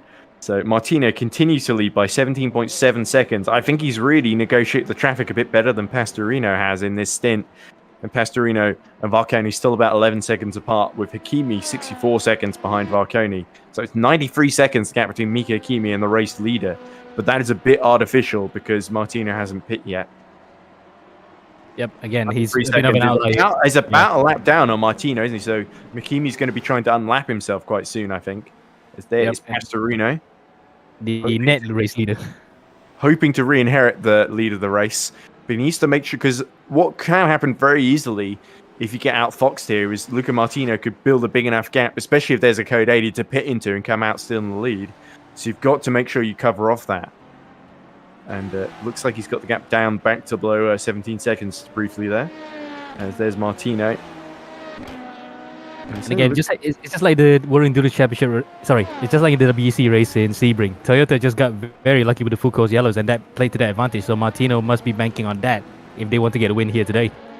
Exactly, and it sort of seems like the best chance for the 41. They're always the ones that roll the dice on the strategy, aren't they? As there's the LMP2 class leader of Herman Sochi. Everything going to plan for them so far. They're the last car not to be lapped as well, by the way. 4 seconds up the road from Thomas Vach in Hyperion 44, as we see another car coming into pit. That must be Erdim Akal and Christopher Kianik, actually. The two leaders in the championship in the GDE Pro. Stocky there just about getting through the Wildfire Aston, as Pastorino behind him nearly lost it completely. Yeah, so Pastorino really pushing. Yeah. I mean, as you said earlier, he just wants to actually minimize that gap because in case the code 80 comes 15.7 seconds now. So, if he's in the pit lane, he can actually still be within that range. So finally, Pastorino making good use of those fresher tyres then, isn't he? And Martino starting to look a little bit more vulnerable. So surely he's going to be in sooner rather than later. Because I'm not sure how long the fuel in that hypercar can last. We know they're very efficient cars, but I still think the GDE cars can do more laps simply because they're slower cars and save more fuel. In fact, speaking of which, there's Pascal Eggert chugging along quite nicely for the Aston Martin number 444. And Eggert at the moment, having just pit Milan Evers for the sister car, for the 445, is also pitting at the moment in GTM. And Eggert is down in 36th overall. Ozturk in the 83. Sunset Motorsport 83 are out of the race then. So I think the 84 is still the class leader in GTM, is he? No, he's just behind Galota by about a second there. So it is a battle for the GTM class lead going on at the moment. But that's bad news for the 83. I think Ozturk could have got a decent result out of that race. Was running well in the mid-pack and is retired for some reason or other. Yeah, we'll probably get an explanation from one of their drivers in the chat as well. So MR Motorsport number 66 leading GTM by about a second from FA Korkmazer for Sunset 84. And if we look very briefly at the AM Championship standings, it is, of course, MR Motorsport 66 leading at the moment. And Sunset 84 are, I believe, down in 9th, having basically only won Sebring and not scored anywhere else. And speaking of Sunset Motorsports, here's Korkmazer right now, only about 1.5 seconds behind here, the race leader in GTM. Yeah, and Sunset Motorsport, apart from having a really nice livery of palm trees and sort of black and orange, which just looks really nice. It's a shame to see the 83 out, but the 84 looking to take its second win of the season here. They are extremely quick, I've noticed. They sort of win it or don't finish, essentially. It's the Sunset Motorsport 84 motto. Yeah, there's no in between. Cork Mesa keeping the second place team in the points. They're looking to really gain back a big advantage here on their rivals, which would be Someli ERT number 69, who's still recovering from that penalty early on. Nicola Pagani down 9 seconds behind Imola and Evers, so he's down in, let's see, this is the banner for the lead. Third, fourth, fifth. They're down in sixth in class at the moment, so could potentially be very close if it finishes like this. But MI Motorsport 66 have got to hold on to that lead then in this stint. But Cork Mesa is going to be, he's probably got the fresher tyres, I think, if I've been keeping track correctly. Because if I look very closely, they both made one stop, I think, for mediums. And so I think they might actually be fairly evenly matched. But I think Cork Mesa was leading before the pit stops. And is going to retake the lead. As Mazzetti also pits for the MI Motorsport 71. Yep, and fastest lap in GTM is Sharik Zulkarnain in the other BSR car. This is the one to the hypercar. He is running last in the class, but at least it showed that he still has the pace. Indeed. Thomas Vash has actually started to fight back against Herman Stocky. I hope I'm pronouncing it correctly there. Yep, 3 seconds out of the gap it was. He's taken about a second out of him in the last couple of laps. As Cork Mesa now in very close proximity to the rear bumper of, and we're getting another Ferrari versus Ferrari GTM fight, aren't we? Or was it GT Pro last time? But anyway, Cork Mesa has got to position himself well because the future motorsport of a Golab, Thomas Golab, is going to lap them in a few seconds' time down this straight. He's got to make sure he's well placed here. The hypercar of the race of a second place Pastorino looking to overtake as well. And Sunset 84. And of course, a lovely, it fits the 80s theme of that team, number 84, doesn't it? The palm trees. It looks very Miami, doesn't it? Here we go. He really fits. Here we go. Up the inside. They go into Tamburello, Cork Mesa, and there's nothing there that the number 66 can do to keep them at bay. Cork Mesa retakes the lead, and that was really well judged with the hypercars and prototypes going through them. Oh yeah, definitely. He found a gap, threaded the needle, and just got the position, rightfully so. And even better news, looks like Ozturk has got going again, I think, in the 83. He's still showing in the pit lane as somebody goes off track there. Well, that wasn't Wozniak again, was it? Oh dear. Yeah, it looks like it is. Yeah, it is Wozniak. In the Speed Eagles car, yeah, because it was black. Yeah, he even lost position to a Treba, so that's really double bad news for him. There we go. So really, all the chaos here is all the prototypes and GDM cars sort of congregating on the same part of track at turn 1 and 2, and it just sort of ended in disaster there through the first sector. David Offelheim has gotten aboard the level 1 number 28, which is having a pretty tricky run of things at the moment. But yeah, not too much. Pastorino's got the gap down to 13 seconds actually to Martino, who's surely coming in the pits fairly soon. They both made one stop then, so I wonder if Martino might have timed his under the code 80 and I just missed it. He might have timed it really well as Terzi sets new fastest lap of GT Pro, is it? Andrea Terzi? As he's desperately trying to close down. I think he's just gotten on board the Simfrum Junior team number 99, isn't he? Yep, and he's still locked in the battle with that number 75. Yeah, these are the two championship leaders in GT Pro, of course. Only 9 points between. Is it 9 points between the two? Isn't it? Yep. 9. So Akyol has got to hold on to keep Terzi at bay, but Terzi on a charge then, just under 3 seconds down. As we look at Vac, and that's the Speed Eagles car, isn't it? Of Wozniak ahead of him. Is it? Yep. No, that's It's not that at all, is it? This is Vac versus Herman Stocci, isn't it? Oh, there is a Speed Eagles car ahead of him immediately, but then there is Stocci. There we go. I've got it right now. That's Pro-Am as well, actually, right in front of him. So that's the number 24. Yeah. Well, I've got some good news, by the way, in terms of commentary. Joshua Birch will be joining us for the final stint at the end. I think he's a bit busy at this phase, but in the final 2 hours, we should get Joshua Birch joining us. As there we go, they lap 2. Almost for Pastorino. So Pastorino just held up by the Dozoff BSR car. Oh, luckily nothing happened there. Yeah, that could have been. That was Pastorino, and there's Martino, who's desperately trying to catch back up to 14 seconds in the gap. So he was held up just by a second there. The gap is going to ebb and flow a little bit here, and is that actually Hakimi just behind him, 88 seconds behind the leader, or is that another hypercar? I think that might be Capusta a lap down. Then it is Capusta, sorry. Because I did think for a second there that Pastorino was a lot closer than I thought he was. But no, it's just Capusta. As there is that's not Pastorino, that's Stocci, of course, trying to lap the 76 and the GTE car. Oh. Threading the needle of the start-finish straight, and he gets through safely, but the Hyperion car gets blocked. Yeah, there we go. And just behind there, I think actually Thomas Vash might have lost a bit of ground. 1.4 seconds behind there for Hyperion.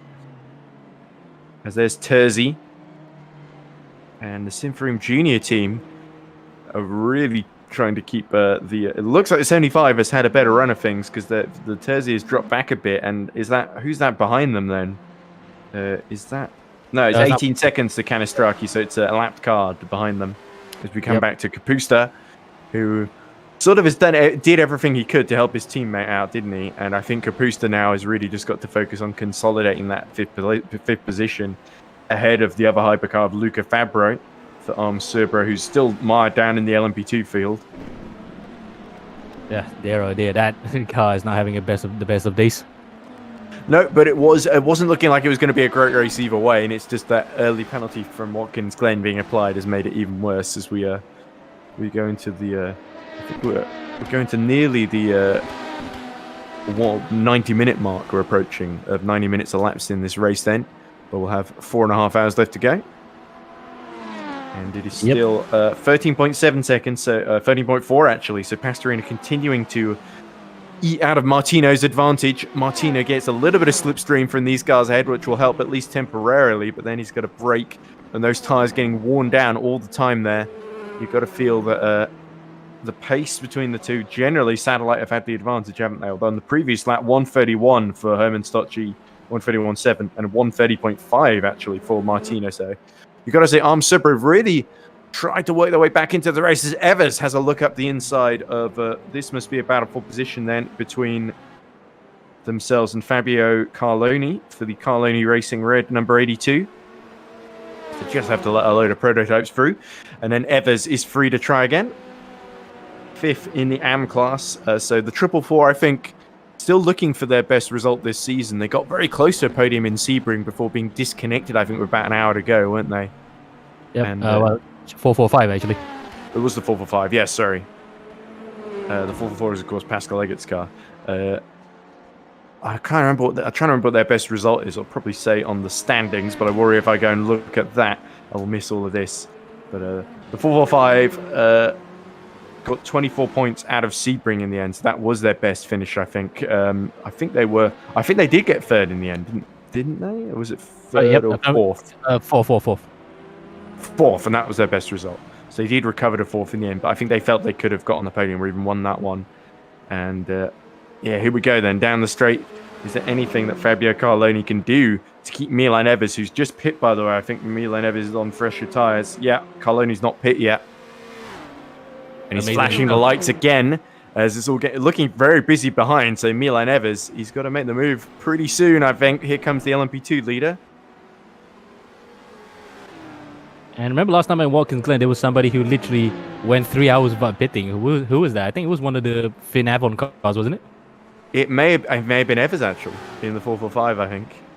They were, but I think they waited for the code 80 and they did get it in the end, didn't they? Did somebody else set fastest lap there? Or did my eyes deceive me? As here we go. Round the outside goes, is that Dabrowski in the 445? And then the future car of, just has to be given enough space there of GoLab.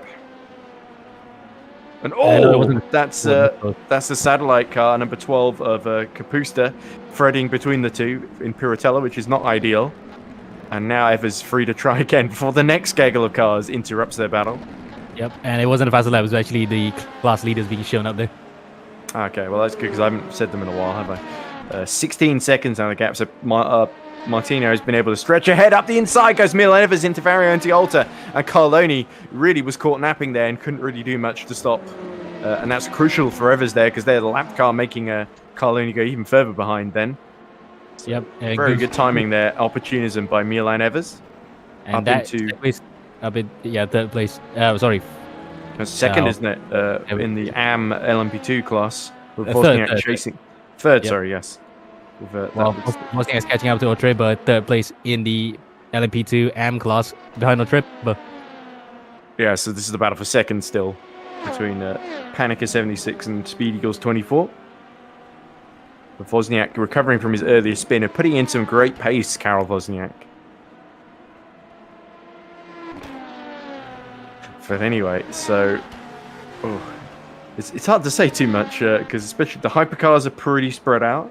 LMP2 is still quite close with Stocci about 1.7 seconds ahead of VAC. LMP Pro-Am, Gavesi is leading still by quite a way. And Luca Fabra, as you say, has had an awful time in half. He's still 14 seconds down on Basto, who is third in LMP2 Pro. And so having the hypercar, it's not the be-all and end-all, isn't it? You've really got to make good use of it and avoid penalties, avoid dramas. And Fabro has not really been able to do that, unfortunately, which is even more start of his teammate leading the race, of course. And side by side, this is Terzi trying to go around the outside then of the class leader in GDU Pro. Oh, this is going to get really dicey. We have the two class leaders then. So Akel has really got to have his wits about him there. He just about held the inside. And that's held off Terzi for now, but Terzi has to go off track at the chicane there. He just got it. He's braking wrong there. Yeah, locked up big time, and he had to take to the grass. Yeah, a bit of a junior mistake there for the Simfrum junior team, unfortunately. So Terzi will have to regroup and try again. But certainly putting the pressure on Akel. Akel, of course, has had to recover and get himself back into that position. I believe the strategies are a bit off because Terzi is showing as having not pit yet. But I think that's inaccurate because of the driver change, isn't it? So I think Terzi is in the better tyre and fuel condition, and Akel's the one staying out a bit longer to try and retake, or trying a different strategy at least to retake the lead in class. Meanwhile, then battling LMP2 AM still on between Wozniak and Oltre, but they've been inseparable all day, have they? Yeah, it would seem that way. Especially with that spin for Wozniak. So Wozniak's not had the rub of the green with the traffic. In fact, here comes a hypercar to muscle in on them, I think. Yeah, that is definitely one of the hypercars. Varconi. Yeah, Zoltan Varconi, of course, still third at the moment. And being held up badly here. Yeah, 12 seconds to Pastorino at the moment. So, as I say, the hypercars are all being split apart from one another. And here we go. Looks like Wozniak is going to move aside, is he? Yep. Oh, no, he's actually trying to get past the GDE Corvette. That must be Carloni, I think. Oh, and he actually hits him at the back, which really hurts Karol Wozniak. Again, losing ground and not being very lucky with the traffic, is he? But here is the LMP2 class lead between Vac and Stocci. So this has got real championship implications here. If Vac can get through, and the 44 potentially is, where is the 26th at the moment? Rokon. Rokon is, I think, third actually. Oh, third, is he? I'm no, thinking fourth. Yeah, he's still behind Basto, sorry. So he is fourth. So actually, Vac not really in a position to seal it up, but certainly would put him in a position where they sort of only need to score a few points. All side by side goes Stocci. And that's going to let it's all gone wrong for the number 21 satellite car as it got held up there by the HG GT car. And then side by side with Thomas Vac got sort of knocked off into the gravel there. That's going to be a very contentious moment indeed. But there we go. Hyperion number 44 to retake the lead then. What was your read on that, Amir? I think the 21 might have actually touched a bit of the gravel and went into Vac. So amazingly, Vac actually went away there pretty much unscathed. Yeah, that was going to end in chaos between the two of them, and unfortunately, that was a big setback there for the 21. I know Liam Rance was saying that he was hoping to win the race here, and that's been a minor setback there. They've got to overcome the 44 again now. But here comes Pagani in the championship leading GTM entry, number 69 ERT. Trying to fight against who is that Pagani is struggling with? Arloni. It's Carloni, of course. Yeah. We saw Evers get past earlier. So here we go. He needs to get back into the top 5 in class to make sure he comes out of this in the championship lead. But Carloni, he's determined to be the roadblock today. He's just going to keep staying out and obstructing people. Yeah, well, those tires might be completely shot by now. Exactly. So Pagani may be able to get all the way around the outside into Variante Alta, but Carloni positions himself in the middle of the road to try and block off Pagani. And Pagani, definitely thinks better of that. It's a bit of a twitch on, goes very wide on the exit there, actually. Oof. Luckily he didn't spin. Oh, yeah, very lucky indeed. But Pagani has certainly been given a tough job in this stint as Carloni locks up into Rivazza, and that allows Pagani to get alongside and through into Rivazza too.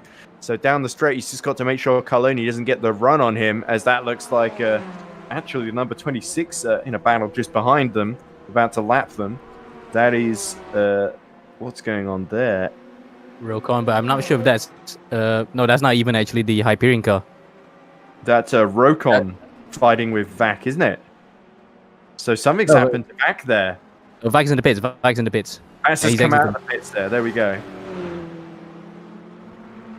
So LMP2 is only lasting about 45 minutes. And as has Ivesi as well. But anyway, back down to this battle between Terzi.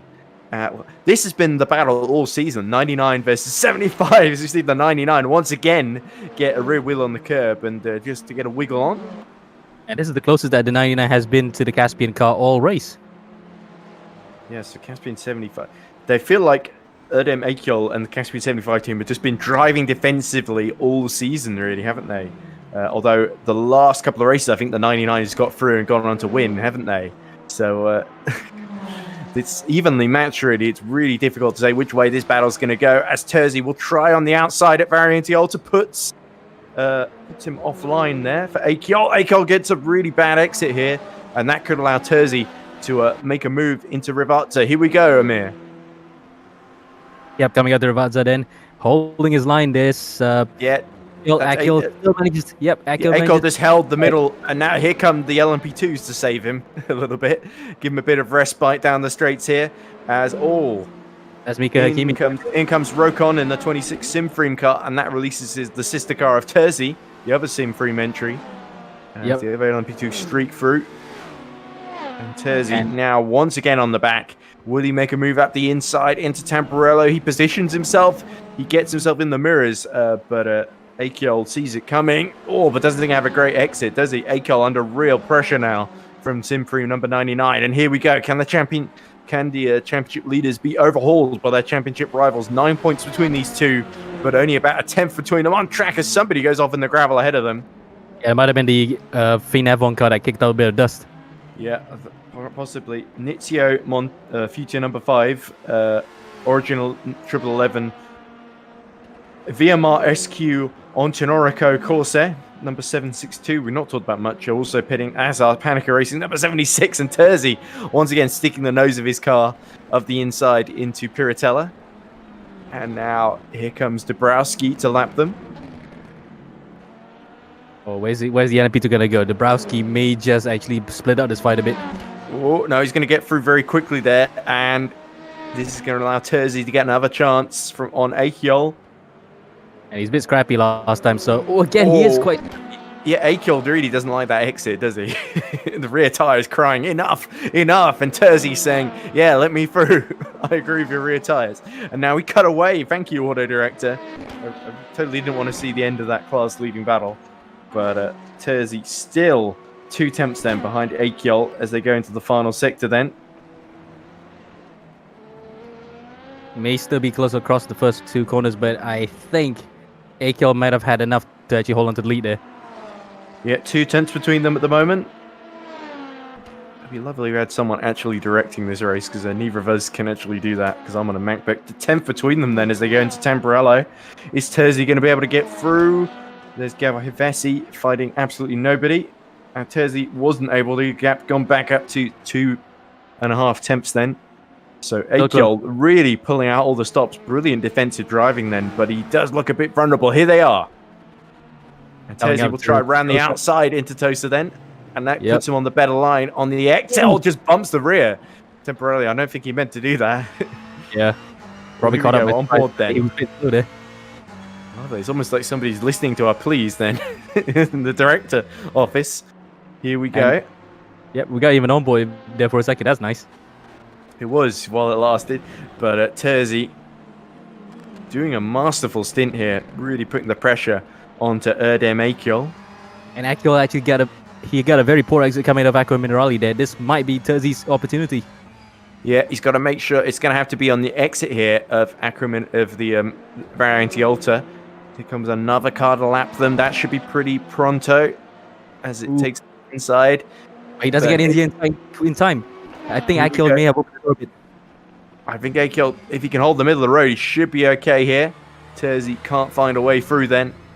And it's going to have to be again. He's closer than he's ever been here on the exit, the back straight, and that's a bad exit then for Erdi Akil. So Terzi's going to be pushed all the way to the edge of the road here. The two title protagonists go side by side. Terzi's still got a wheel alongside.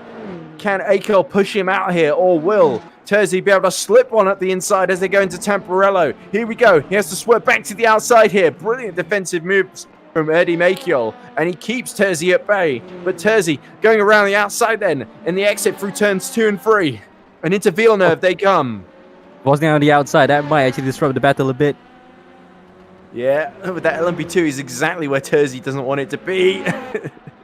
Wozniak again. Once again, outside at Tosa, and Akil just sort of driving on his wing mirrors at the moment, isn't he? Putting on a fabulous show here. But surely this isn't going to last forever. Terzi is going to find a way through at some point, some way, somehow. Into Piratella they come.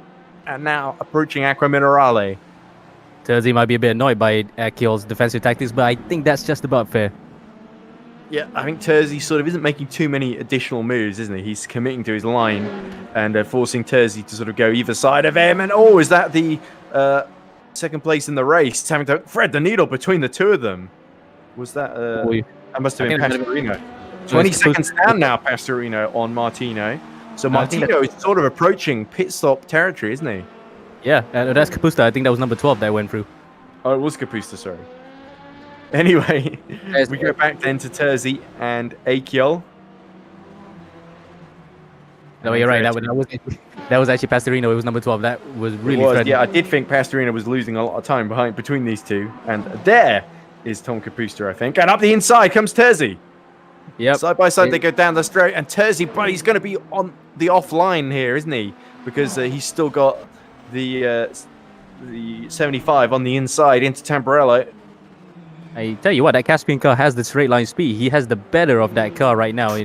But he goes offline and has to compromise on exit here. And that's going to allow Terzi, if they can let the hypercar through very quickly, and they can. And Terzi's going to slot up the inside opportunistically into Villeneuve. No!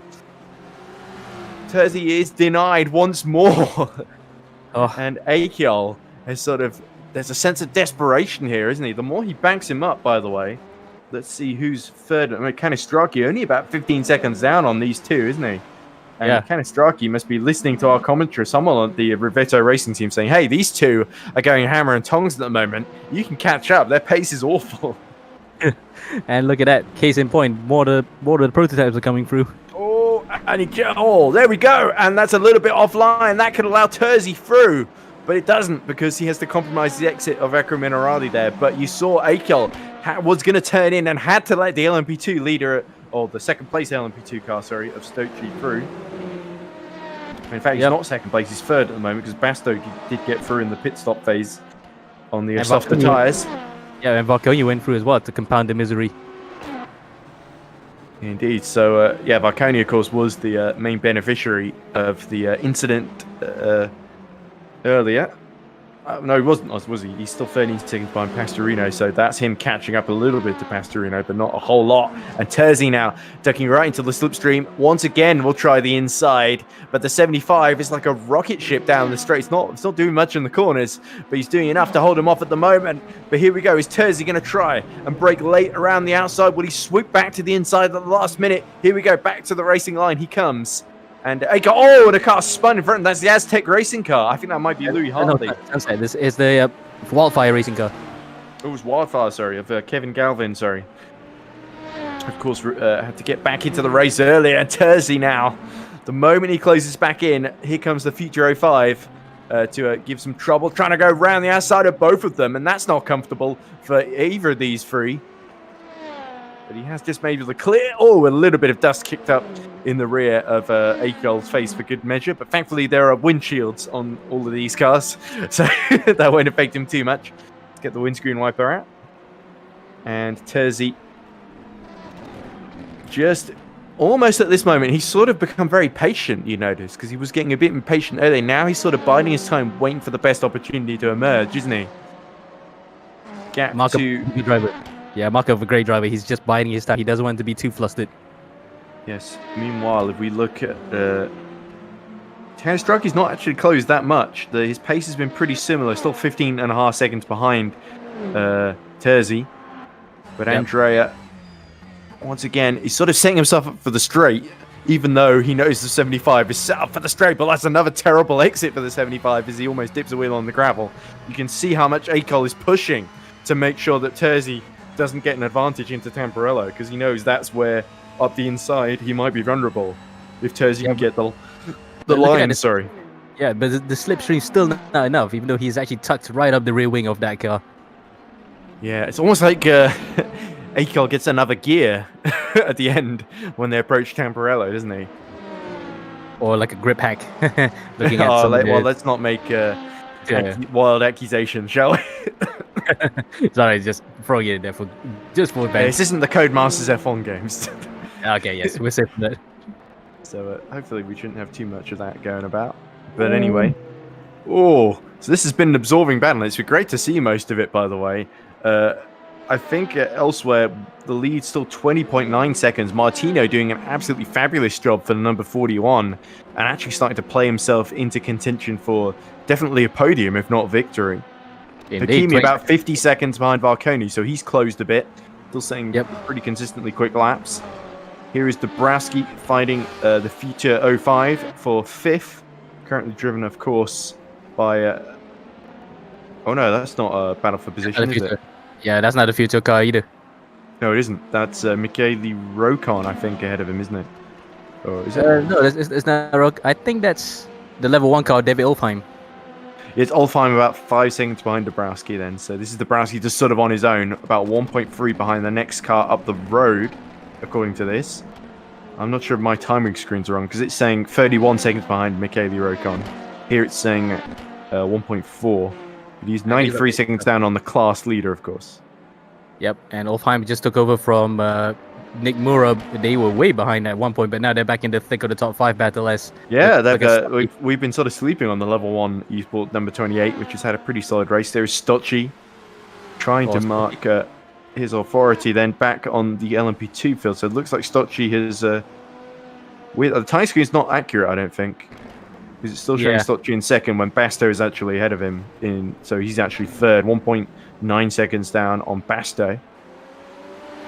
Yeah, the timing screen is a bit off right now. It's really not showing. And is it me, or you can see a bit of damage on the front from the crash earlier of Stocci of that LMP2? Because he looks a bit worse for wear. As looks like the sister satellite in the hypercar going a bit wide, and the Speed Eagles of Wozniak having to make way as it's lapped. Yep. And in fact, it's a bit scuffed, isn't it, at the front, because he did tap the wall at Villeneuve. Yeah, as well as the side of current class leader Thomas Vach. Just for a double whammy.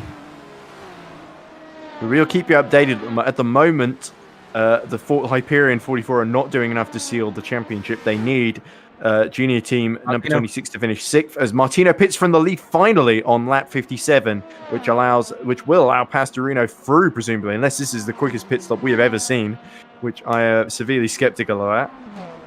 Nope. Meanwhile, this continues, and that looks like the Fin of On having to let the pro leaders through. And we jump back to somebody not even in the battle there. Havesi still leading the way. Yeah, Havesi comfortably in a league of his own in LMP2 Pro-Am, and about 11 seconds down on that battle, the top 3 battle for the lead. He's 11 seconds down on Stocci, who we looked at just a few seconds ago. So let me refresh to see where Martino is, because the timing screen is not cooperating with me at the moment, and we haven't... Annoyingly, we got the one at the very, very top. So it's showing Satellite Racing 11 leading by, I think, 59 seconds, by about 11 seconds over Varconi. Hakimi is third, 45 seconds down. Martino's come out about 1.1 seconds behind Hakimi, actually. So actually, Cerber, number 41, is still in the fight for the podium, as I suggested. There he is. And there's the even more absorbing fight between Terzi and Akol, as John-Paul Van Earl is also pitting for level 1 eSports number 27 in the Pro-Am class. And Terzi has a look up the inside into Piratella, and Akol, who's been able to sustain the pressure for a very, very long time. And you got to think Terzi is surely got to find some sort of trick to find his way through. Perhaps he's waiting for the strategy to pan out here.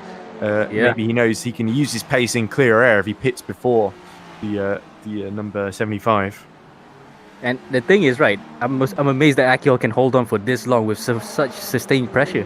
Yeah, look at the fastest laps they've been able to set. 140.8 for Andrea Terzi and the 99 crew.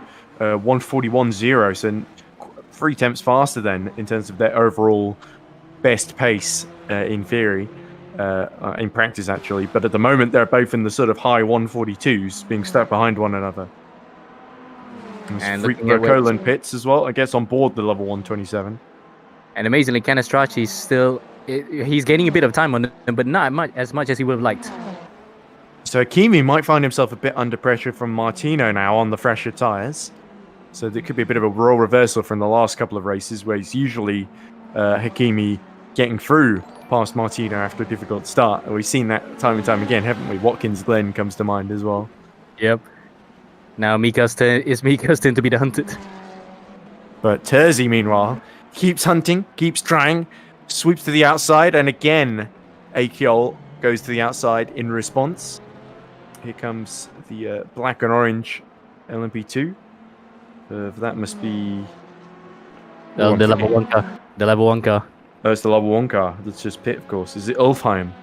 Yep. And Terzi gets a pretty good exit, but Akram and Arale, where does he go? He can't really just plonk his car in the middle of the road and hope for the best, because that's exactly what Akiol is going to try and do. Down through the exit they go. And Terzi... You got to wonder... somebody's gone off in front of them. Who was that? The Sunset Ferrari. The Sunset Ferrari, but I'm not sure which one. Is it the 83 or the 84? Oh, we did see the 83 hitting trouble. Korkmaiser is still leading by 18 seconds in GTM, I think. 15 seconds now. I think it is Korkmaiser that was in trouble there. And the Code 80 has been launched. Oh, dear. So we'll have to see what happened to Korkmaiser. But this could well blow the race wide open if something serious has happened there. So Pino Galota. I keep resisting the urge calling Pino Galata. Galata. In the championship leading MR Motorsport 66 that was overtaken by Sunset 84, still 16 seconds behind, so there could be an inherited lead here. Big opportunity too for Michael Steffel into the points number 47 to close. Terzi pits then, and is that Akiol pitting as well? Ulfheim is pitting again. Luca Fabro in the 42 that is finally caught up to the back of the hypercar field. 56 seconds down. He's pitting as well. And there's Ozturk. There we are in the 83. It was actually the 83, not the 84. Sorry. I misidentified there. So certainly the 84 knew about the accident first. And I think reacted to the code 80 first. That might be why they lost a little bit of time. Yeah, but now he's coming into the pit. So anybody who's still on track may just take advantage of whoever's in the pit lane if they're close enough. Yeah, so Daniel Canestracci actually may take the lead now in GT Pro, unless he pits as well. Yep. And I think he's staying out. There we go. Looks like Canestracci is going to come out of the pits ahead of them. And it may be a bit of a beneficiary because the Code 80 just ended. There we go. So still showing the graphic on screen, but the Code 80 is ended. Everyone back up to racing speed. There we go. And actually, Terzi had a very, very quick stop. I think he might have actually stayed out ahead of Canestracci, but Akiel's still in the pits at the moment. So it looks like Caspian 75 were caught out there. Or perhaps they changed tyres and Terzi did not need to. Yeah, because add on to the fact that the car's quite slippery on the straights, they may be needing a bit more grip through the corners. Yeah, we don't know exactly what the fuel strategy is as well. And there's Canestracci. So there we go. It looks like a very, very well-judged pit stop from the number 99 Simfroom Junior team to come out just ahead of the Rivetto racing team of Daniel Canestracci in GT Pro. And let's remind ourselves, GT Pro in the championship, 9 points win the top 2 into the points number 47, third. I think they're about 4th in the GT Pro order at the moment. No, they are 3rd because they did get through past Akiol thanks to that pit stop. They're 2 seconds ahead of Akiol. I'm trying to figure out where Canestracci is in the Rivetto race number 30. They're 6th. So they're of all the title contenders, they're really far back down, 97 points down actually. It's really a kind of a top 3 really that are realistically in it. Yep, and going back to Canestracci, that might be a bit of a gut punch, you know, because you thought, okay, Code 80, he might have an opportunity. He's still 2 tenths behind, of course. Yeah, but that's just he's on worn out tires compared to Turdsy, who just stopped for new ones. Exactly, and we've been told that we've been given a time extension here in the commentary box, so you get to hear a bit more of us as we look at Nelly Pastorino, now down to third actually, because Luca Martino has somehow gotten through. I wonder if Varconi and Pastorino pit under the end of the Code 80 there and got leapfrogged by Hakimi and Martino. Yep, Mika And didn't come into Hakimi has pulled out the gap to 4 seconds then over Martino, despite Yeah, Martino having the better tyres. Yeah, I think because he played that Code 80 game well, he put on the speed limiter a bit later than expected. Yeah, but that's like I said, it's really mixed up the order. It was a bit hard to keep track of all the classes then. So, shall we very briefly go through the order? So, Hakimi now, despite having the early penalty, now leads Luca Martino by 3 seconds. We'll have to see. It could be that Satellite are trying to do a different strategy with Pastorino in the number 12. Then we've got LMP2 Pro is currently led by Thomas Vash, 22 seconds ahead of Herman Stocci. So Basto having pit is about 8 seconds behind Stocci. Gabo Havesi leads LMP2 Pro-Am. And he is, Karol Wozniak's next up the road, about almost a whole lap behind Gabo Havesi. And Wozniak currently holding on from Nizio in the Future 05 for second position. Well, actually, Nizio's LMP2 Pro, of course, so it's actually Otreba who's third in class. Then in the GTE class, it's Terzi that leads from 3 temps from Canestraki that we're looking at the moment. Canestraki very fired up. Look at all this traffic ahead of them. Could allow Canestraki, we know the 99 is not the quickest car down the straight here. Here we go, and that's a bad exit for Terzi. This could be the move for Canestraki and rFactor Racing Team. And that midnight blue and yellow car take the lead. Yeah, Canestracci also didn't get the best of exits either, but he's got the toe here coming to Tamburello. What might seem as a little bit of slipstream from that Ferrari ahead of the both of them, but Canestraki pulls to the outside, then here comes the LMP2 of Stocci.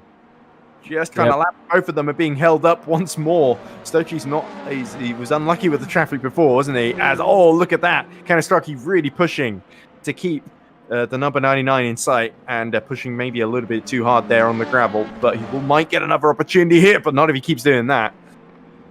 And he was quite ragged last time out as well. He really jumped the curves at the Variante Alta. Oh, yeah, Canestraki not leaving anything. That is the home race, of course, for I think both driver and team for rFactor Racing Team, the Italian squad. Well, yeah, the guy in front also Italian, but, who's counting? Well, yeah, of course. I mean, but it's his as well. That's what was the point I was building to. So it's 2 Italians fighting for the lead of GDE Pro at the Emilia Romagna, which is technically in Italy, despite it previously being the home of the San Marino Grand Prix. But of course, it's not really in San Marino, technically. But anyway, Cork Mesa still leads for Sunset 84, about 21 seconds ahead of Pino Galota for MR Motorsport 66, with Louis Hartley third for Aztec Racing 290 in GTM. So Louis Hartley actually still having a very, very quietly impressive run, even though he is on the podium at the moment in the class. But still 4 hours, 12 minutes left to go.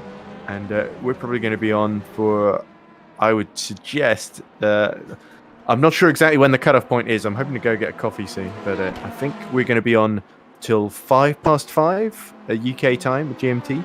But that might end up being 10 past, depending on when the co-commentator for Mariano arrives to the Italian commentary duties. There's Aikyo. Now under attack from, is that the Into the Points car behind him? He's attacking the Into the Points car. It's Steffel again, so this is a rerun of what we saw earlier, isn't it? So really, he's got to wait for the straight and breeze past him, surely. That's surely what Aikyo is planning on. With his fresher tyres too. Nearly off track and in the gravel there. Completely almost lost it there for Erdem Aikyo. And that will be a sigh of relief from Michael Steffel there. Just for a lap or two, I guess. Just what the doctor ordered. A mistake then from Aikyo. And you got to think from the point of view of Terzi, who was stuck behind Aikyo for so long, thinking, why didn't he do that earlier? But yes. At least with the pit strategy, he won't be too upset, I think, with now having track position. Yep, but, I think Aikyo does better as someone who's being pursued rather than being the pursuer. Potentially, yeah, and we know Michael Steffel is a pretty tough nut to crack in the defensive category. But... So, sorry, going to the chat there, we have a couple of guys who are drivers as well, Thiago Montero, and I think Garden is already in Hamar. I could be wrong, but good evening to everybody. Yeah, the logo next to Garden's name looks familiar. I'm not sure which team it is that he drives for, though. But Thiago Montero, great to hear from him. Mr. YouTube Bro says, why Mura on pit damage? I think Mura got an early penalty and has had a lot of driver switches that he's been recovering from. So I forget, Mura might have swapped out for someone else now, but he drives for, pretty sure for, or who was it? Allheim's his teammate. Yeah. So he's driving for the level 1 team. Yeah, the 28 that's been making up ground, isn't it? But anyway, closest battle on track, I think, is probably Sweet Force 37, actually, in LMP2 Pro-Am, fighting Francesco Brucci for, that must be behind Uffelheim on the order, so that's 19th overall, but I believe about 5th in LMP2 Pro-Am class. As we look at Akjol continuing to pursue and catch back up to Michael Steffel into the points. And you've got to say, good showing. I think they sort of were quite lucky in Sebring to inherit that podium. They had a difficult run in Watkins Glen, but into the points, I'm good friends with most of them, admittedly. But I think they're having a very, very impressive run here to be in the top 3 in GTE Pro, sort of on merit early in the race. And you've got to hope they can continue this form. And Akjol will just be hoping to clear them as soon as possible, but he needs to avoid dipping on it. He did well to save that, actually, I think must be said, because that takes a good deal of car control when you've got a wheel on the gravel and the car rapidly heading towards the wall to recover that one. Some fast hands that he's got. Yep. Not just having fast hands, but steady hands. Meanwhile, the lead looks like there have been a few more pit stops, I think, because Martino is now back in the lead from Pastorino to the tune of 7.8 seconds. Varconi is 14 seconds down. Mehimi's done his pit stop. He's 57 seconds down. As we continue watching this engrossing battle between Akjol and Steffel. Akjol faints for the inside, I think I was going to say. Yeah, you might need a copy of this. Yeah, trying to put Steffel off as we go. Oh, this is the battle I was talking about earlier between Smigelski for Sweet Force 37. And Smigelski is, of course, fighting with Bruschki for VRMAR SQ Ontinori Rinko Corsa number 762, which is not the easiest name to pronounce. As Smigelski goes a bit wide. So for Brucci's team, I just would go for Orotornico. He's actually platypus in Italian, so we just go for VRMAR just for short. Yeah, the VRMAR SQ team. I'm not sure what SQ stands for either. But, look up the inside. They've really been held up by the Finn of Ond. Is that the 445 Aston Martin? And that could give us 444. Sorry, that's Pascal Leggett. Sorry, still at the wheel. And this could give Smigelski the opportunity that he needs. Piotr into Tamburello. Yep. But Francesco Bruschi, I think he's another Italian driver, isn't he? Yeah, Brucci, I think. Yeah. Able to hold his line into turn 1 and not under too much stress. And but all this traffic here, here's another Aztec racing car. I think that might be Louis Hartley. They're just about to lap. Could split them up again as, there we go. That's exactly what happens there as Bruschki clears him into Tosa. And meanwhile, Akjol has got through past Michael Steffel, actually. 4 tenths between them now. So that's just happened. So I'm not sure where that happened. But Caspian 75 now, 19 seconds behind Korkmeiser. Still leads GTAM. And then it's Canistraki, 1.6 behind Andrea Terzi. So Terzi doing a stellar job at the moment to hold on to that lead for the Simfroom Junior team.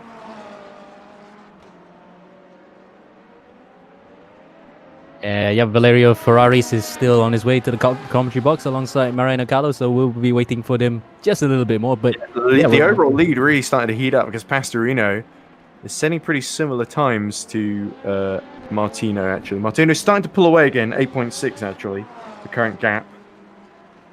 But as long as he's got Martino in sort of touching distance, he can keep putting him under pressure, can't he? Especially because I think the satellite number 12 is technically probably on the better overall strategy. I feel like unless the 41 can really get the field the last, then this strategy isn't quite going to pull off for them. Smigelski is going to try again then on the VMR car. And looks vaguely like the Aston Martin currently, if I'm honest. In what way? The green colors with the lime green lines. Oh, the livery. Sorry, I was Yes. saying, what way is that shaped like that? Not, but the colors certainly. Oh, Smigilski loses it at Tosa, just tries to get on the power too early and finds himself doing some grass cutting there, and that's completely destroyed his hopes for the time being of getting through, and he needs to make sure he doesn't get chocolate on his tires as well as grass there on that Sweet Force car. But a sticky situation there that was well avoided. And a little bit of a Code Brown moment, you might say. Indeed, yeah. How many more chocolate puns can we make out of Sweet Force here? But Smigilski giving us plenty of material. What else is going on? Satellite 11, driven by Juan Amaya now, has dropped behind Ivan Gridello in Arms Subra number 42. So both of those cars, the sister cars of the two teammates battling for the lead at the moment, now sort of in a battle not to finish last. They've sort of got Vac in between them and the Hakimi, who's at the rear of the hypercar field at the moment. So that is kind of an interesting battle. As we look at Thiago Lapa for Origin Racing number 1111. Lovely livery, actually, with the blue, dark blue, yellow, and the sort of slight red accents, chasing down the car 4 seconds ahead of Lapa, which is, of course, Otreba, who's second in class, isn't he? In Panica Racing number 76. Otreba's actually had a quietly impressive run in the AM field. Obviously, they're all eclipsed a bit by Gabo Hevesi in the Go Team racing car that's miles in the lead. I think even at this early stage, with just under 2 hours into the race. Yep. I think we can say it's like the super silver type of drivers where they're really more impressive than their class tells them. Tells us. Sorry. But Lapa hoping to leapfrog the car ahead. Which, of course, as we said, was Otreba in the Panica 76. But he's still got to clear. Is that the... Oh! That's Rokon. That's Rokon. Yeah, it's Michele Rokon, who's hit at some point, isn't he? Or is he a lap ahead of these guys? Yeah, he is, isn't he? Because yeah, but he is. Yeah, Rokon is actually fighting with Hevesi, who's leading the AM class. He's about 15 seconds down on him at the moment. So that really shows the stark difference between these guys a lap down on the class leader. As Varconi there for Simfreem. Third in Hypercar, chasing down 12 seconds behind Pastorino. He's not made a huge impact on Pastorino so far in the race, has he? Admittedly, there's been a lot of traffic, but I would have thought Simfreem would be a bit closer, but they have kept the gap pretty stable, 59 seconds to Hakimi. Yep, as we can see. Oh, Bruschi's been overtaken, I think. No, he's still ahead. Yeah, he has been overtaken. So, oh yeah, somehow. So there must be something happening at turn 1 there. Yeah, Smigilski managed to get through. Got to feel a bit for Bruschi there because he was defending well, and then there was that mistake, and we thought, well, that's that over, and then he's clearly made one of his own somewhere. Yep. So, great news, of course, for... Oh, that was Offelheim, I think. Oh, no, yeah, Smigilski is only about a second ahead, though, so Smigilski did take advantage, and even though his own mistake wasn't too costly, as there's Hevesi then, leading the AM class, and about... It's Basto now, who's ahead of Rokon, actually. And it's Basto right behind Hevesi, I think, by about 9/10. There he is. So this is, of course, the battle for 9th overall. As we come back to slide across to Martino, the race leader. Getting well on the curb there. 7 seconds, so he's lost a little bit of time to Pastorino. It's at nip and tuck. I really feel like any of the top 4 could win this thing at this phase in Hypercar. And who was that crashing out? That was one of the Hypercars. No, that's LMP2. I think that was Wozniak. Oh, not again for Wozniak. At the same chicane, he got spun out, and that was just all on his own, I think, behind the Hypercar. Yep. I'll be on the other side. Yeah, Karol Wozniak now drops behind Nizio as he gets going again. That is a real big setback for the AM driver. Going to put him back into the clutches of Otreba, who he was fighting with. There's only about a second down on him now. Yeah, but there was a group of them as well together. In fact, there is the battle in question. Yeah, there we go. So Otreba now sees the chance open for Panica Racing number 76. This has been a great showing for Panica Racing, hasn't it? And Otreba. Yep. After spending the first couple of seasons pretty much just in the wars by crashing a lot, they're actually now in really good contention for class wins and even podiums now. We're going to go for another, I think, 6 or 7 minutes. So hopefully we'll see a little bit of a battle, and then we'll have to switch over to the Italian comms from Mariano and, of course, his co-commentator. Somebody goes in the gravel there. Valero will also be joining him as we look at Louis Hartley making his first pit stop of the race. That shows how long the GT3 cars can go for. I think actually might be his second, as we see who's that in with him. It's Basto, of course. Grow Team racing number 198. I've really enjoyed this first stint, man. Yeah, it's been actually packed. So only 3 retirements so far. Sunset 83, we saw with that big crash that caused the Code 80. Kevin Galvin, who's retired for good now. And Gennaro De Lewis for VEM 33. Oh, I think it's pronounced Dooley. Dooley, okay. Yeah. So this puts Pagani back past Hartley, I think, in the top 3 for GTM. No, yeah, top 3. So ERT, Tameli ERT are back sort of in a damage limitation position, where I think Sunset 84 would gain on them, but their main opposition, the 66 MR Motorsport crew, are still behind them on the track by about 25 seconds now. So Tameli ERT looking good in the AM Championship. Yep, and well, they're not gonna wrap it this round, but it looks really good for them coming to Le Mans. Yeah, certainly. It's really the was it LMP2 AM that had the big gap? It was Hyperion 44 and Pro, wasn't it? Yep. Let's see. They're still leading at the moment, doing everything they need to do. And Michele Rocon for Simfroom Junior Team is down 10th overall, 3rd in class. So the fight goes all the way to Le Mans then. It should do. It might be between only those 2 though, whereas the other categories are a little bit more open. As here's O'Traber, and that Panica racing car, bright yellow, really catching the attention of Wozniak in the rear view mirrors. The red Speed Eagles car under pressure here. We saw a mistake. Will there be another one that lets Arcadius O'Traber through, or will O'Traber put in a brilliant overtake here? Look how defensively Wozniak's driving already on the entry to a lot of these corners. Yeah. Normally we say red light spells danger, but this is yellow light spelling danger. Yeah, well, it's like those animals in the, isn't it? Like there's certain lizards that turn yellow to sort of fend predators off, to sort of show that they're poisonous essentially and stuff like that, aren't they? Yep. Or am I thinking of iguanas or geckos or something? I think it was iguanas. Because some sort of amphibian. Christian Pasquale has a little think about going up the inside of the 45 Hyperion, but the HE Esports Blue Bolt has to wait his turn. And I'm not sure what the 45 was flashing for, because he is because there's a Caloni in front. I thought because it was just a distance, but he's trying to make sure the Caloni sees them. Oh, and that's just as well too, because they have to overtake in the middle of Acre Minerali, which is not ideal. And Carloni almost gets hit in the back there, and Pascal gets very delayed. And that just throws away the opportunity for this lap, at least. And interestingly, Christian Pascal has only made 1 stop in this race. Matej Dabrowski has made 3, apparently. I think he's also not changed drivers as well, so that might be why that's showing on stream. Yep, and on the fact that 45 had to serve a penalty as well anyway. Oh, that's very true. So in the long run, the penalties aren't that big of a setback over the course of 6 hours, but they do feel, because you get dropped in traffic, it does have that knock-on effect as the race goes on.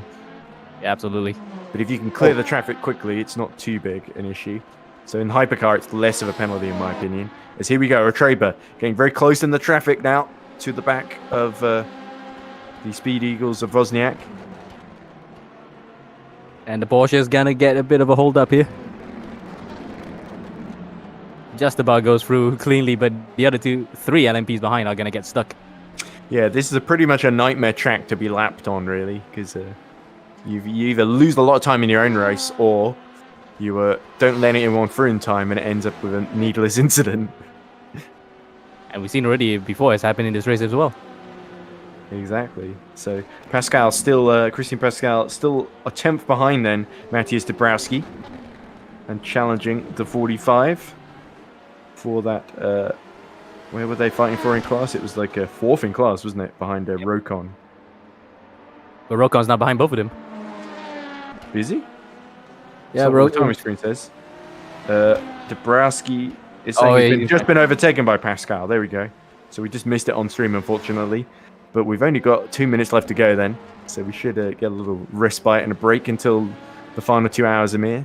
But yeah, certainly lots of action as I think we're looking at Vac because he's only about 9/10 behind Ivan Gridello in the Arms Sabra number 42. But they're not actually fighting for position because the cars are so different. Vac is really just trying to consolidate his lead and potentially doing everything he needs to do to sew up the championship today, race early. It really depends what happens to Michele Rocon and Sim Freem Junior team number 26. Yeah, about 17 seconds down on Hevesi, aren't they? So they could still even work his way back to lead. Stochi sets another best lap of the race, so he's really pushing to try and catch back up to Vac, who's about let's see, about 16 seconds ahead of him. Yep. But anyway, back to this battle between Otreba and Wozniak. And that's I could have sworn I thought I saw number 26 right behind, but I think he's gotten ahead of both of these guys, so he's in the clear. Yeah, he might have been behind earlier and then cleared both of them, but they are different classes, of course. But either way, Otreba's stuck there. In fact, there's the 26 now, in front of the Origin car. Isn't he like a lap ahead, though? Yeah, he is, so he does have to worry about them consequently for the race, but either way, Otreba lost a bit of time there. Yeah, not the greatest exit. The speedy was quite good in a straight line as well. A little speedy. bit wheel spinny on some of the exit of the chicanes and stuff like that. Yeah, that's what look at how much he's trying to compromise on the through the chicanes sometimes. Yep. He's taking too wide an entry. Whereas Otreba looks a little bit more planted. A little bit as he dips a wheel on the gravel, 2 wheels on the gravel. Yeah, on point, isn't it? You gotta love live broadcasts. Yeah, commentators curse. Pastorino, by the way, 4 seconds now behind Martino, so he's halved the gap recently. Last lap 1:29.9. It's a whole second faster than Luca Martino. So Martino's starting to fatigue a bit at this phase on lap 80. But I think we're getting to the end of our stint. Is that somebody pitting? Lots of people pitting. Vac pitting, Stocci pitting, Christian Pascal pitting, and Korkmeiser from the lead in GTM pitting. So that's going to put Milan Evers in the lead, I believe. Oh, that'll be a turn up for the books for Finn Evon. It will. Well, they have led before a similar strategy of just staying out, remember? But they didn't quite get their way in the long run. But certainly a great start for Milan Evers to this race, and he's keeping Zabetto at bay at the moment. But anyway, so let's wait for the pit stops to just filter out then. But your leaders are going to be Martino, 3.5 seconds ahead of Pastorino, with Varconi 12 seconds down, and Mika Hakimi still about 62 seconds down, still just about in the mix. LMP2 Pro, Vac having pit has come. Let's see where everyone has come out then. So Stocci, I believe, leads, with Vac about a pit stop behind him, essentially. No, actually, it's showing Vac and Stocci both pits, so actually it's Rocon that leads LMP2 Pro at the moment. Yep, from Stocci. Stocky as well just came out. This is a long stop for Vac. I feel this is a long stop for him because he's come out busy behind Stocci now. Yeah, Stocky's jumped him, and the fact that Hevesi's in the pit lane as well. For a long driver change. Pavel Andrzejewski takes over. Okay, so yeah, the timing screen just set itself up afterwards. Oh, and is this Otreba trying to go up the inside then? Oh, he's actually dropped about 3 seconds behind. So actually he's been subsumed by the LMP2 and prototype traffic lapping him. So it's actually allowed Wozniak to make a bit of a break for it. And the Origin car has actually come up to the back of them real fast, so they may have actually had something, lost a lot of time battling together. Panica Racing panicked, I think. Well, that was kind of like the old phrase, but in fact, bang on cue, there we go. Panic stations. Oh, that's a big shame. That felt like he just didn't have any grip and just stopped there, or did he get hit by one of the other cars? The angle was a bit deceptive there because it's quite long range there. But he didn't get the turn in for the second part of the chicane, that's for sure. And that drops the Otreba down to 4th. Yep, and panic stations at Panica now. Oh, certainly. Yeah, full. That was the full panic attack and a half. So, Nizio also pitting in LMP2 Pro. It is still Rocon leading, but I think Stocci's going to retake the lead now on account of Satellite having not done the driver change of Liam Rance just yet. There is Ulfheim trying to catch up to the 6th place car ahead of him, which of course is who's that? It's Thiago Lapper, of course, for Origin Racing. Oh, just clearing the front of all. In GD class, it's Terzi that still leads. Erdem Akol now by 34 seconds. Kanistraki is down to 3rd. In GTM, Milan Evers leads Mustafa Butahan Buran has gotten on board Sunset Motorsport 84. There's 10 seconds in that, but Sunset, we know how quick they are. Evers is going to be in defensive mode pretty rapidly, and then Zabetto is third, 11 seconds down on the both of them. And then we've got... that's about it in terms of the front runners, really. Joshua Hamilton, I think, has gotten on board into the points, number 47. 7 seconds down on Zabetto, and trying to hold on to third in fourth in GT Pro, sorry.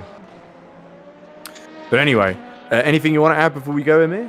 Because I think it's roughly about time to change over. Yep. Nah, nothing that. I think it's been a absorbing race so far in all 5 classes. But anyway, we'll hand you over now to the trusted hands of Mariano Callo and, of course, his co-commentator, Valerio Ferrari. Yeah, as in comes David Iffelheim. But it is still Luca Martoni leading 2.2 seconds from Pastorino, with the fight here at Imola 6 hours about to heat up very shortly. We'll join you back soon for the final 2 hours, but thanks for listening and watching.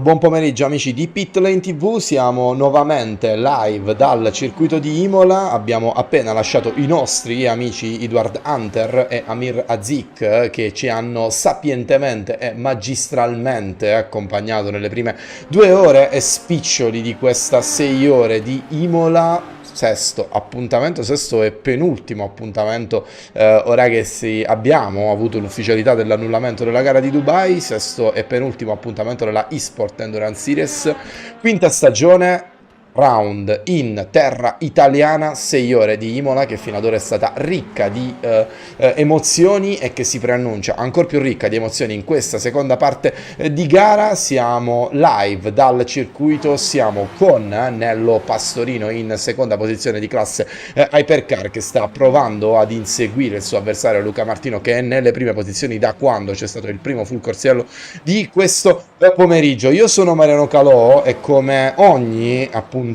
della eSport Endurance Series vi terrò compagnia per le prossime 2 ore di gara con il commento in lingua italiana, dopodiché torneranno ancora per l'ultima fase di commento i nostri amici Edward Hunter, Amir Azik, forse una terza voce in assoluto esordio quest'oggi in pista. Siamo ormai pronti per andare a seguire quella che sarà la parte centrale di gara. Ci siamo inoltrati nella terza ora di gara, andiamo in discesa fino alla andremo in discesa fino praticamente alle 2 ore dal termine, gara che è stata subito molto movimentata, in cui abbiamo assistito davvero a tante battaglie. Una tra le più memorabili è stata sicuramente quella per la prima posizione di classe GTE Pro, con Erdem Achiol che ha battagliato a lungo con Andrea Terzi proprio per la per la prima posizione. Una battaglia molto viva, molto bella,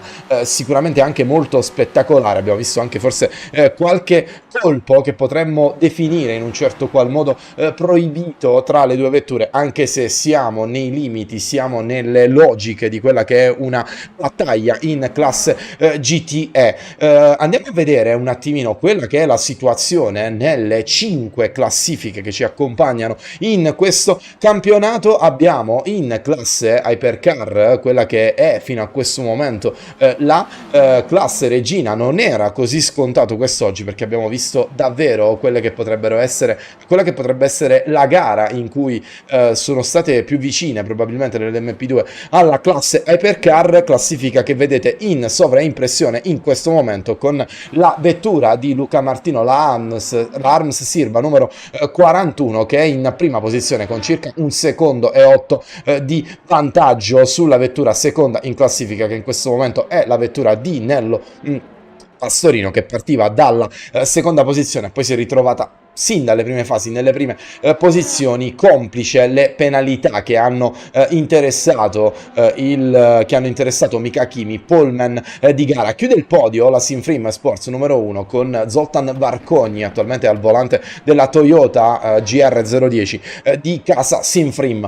Quinta posizione per il poleman Mika Kimi, che sta lentamente andando a rosicchiare quello che è il suo gap nei confronti della prima posizione, attualmente 67 secondi di ritardo dalla Sinfrim, siamo nell'ordine degli 80 secondi nei confronti della prima posizione, era finito addirittura quasi a un giro. Quinta posizione per la Arms 42 di Ivan Guidello, chiude il gruppone della classe Hypercar, dove c'è qualche vettura in meno quest'oggi. Juan Amaya della Satellite Racing, che è ingarellato bello nel traffico. Categoria Pro, dove stiamo andando ad osservare in questo momento la battaglia tra Christian Pasquale, quarto di classe, e David Ulfim, categoria LMP2 Pro, che vede in prima posizione la Satellite Racing numero 21, con ancora Herman Stocchi dietro al volante della Oreca 07 di classe casa Satellite. Seconda posizione per la Hyperion Sports numero 44, chiude il podio la Gro Racing Team con in questo momento Rui Reis, che si trova in terza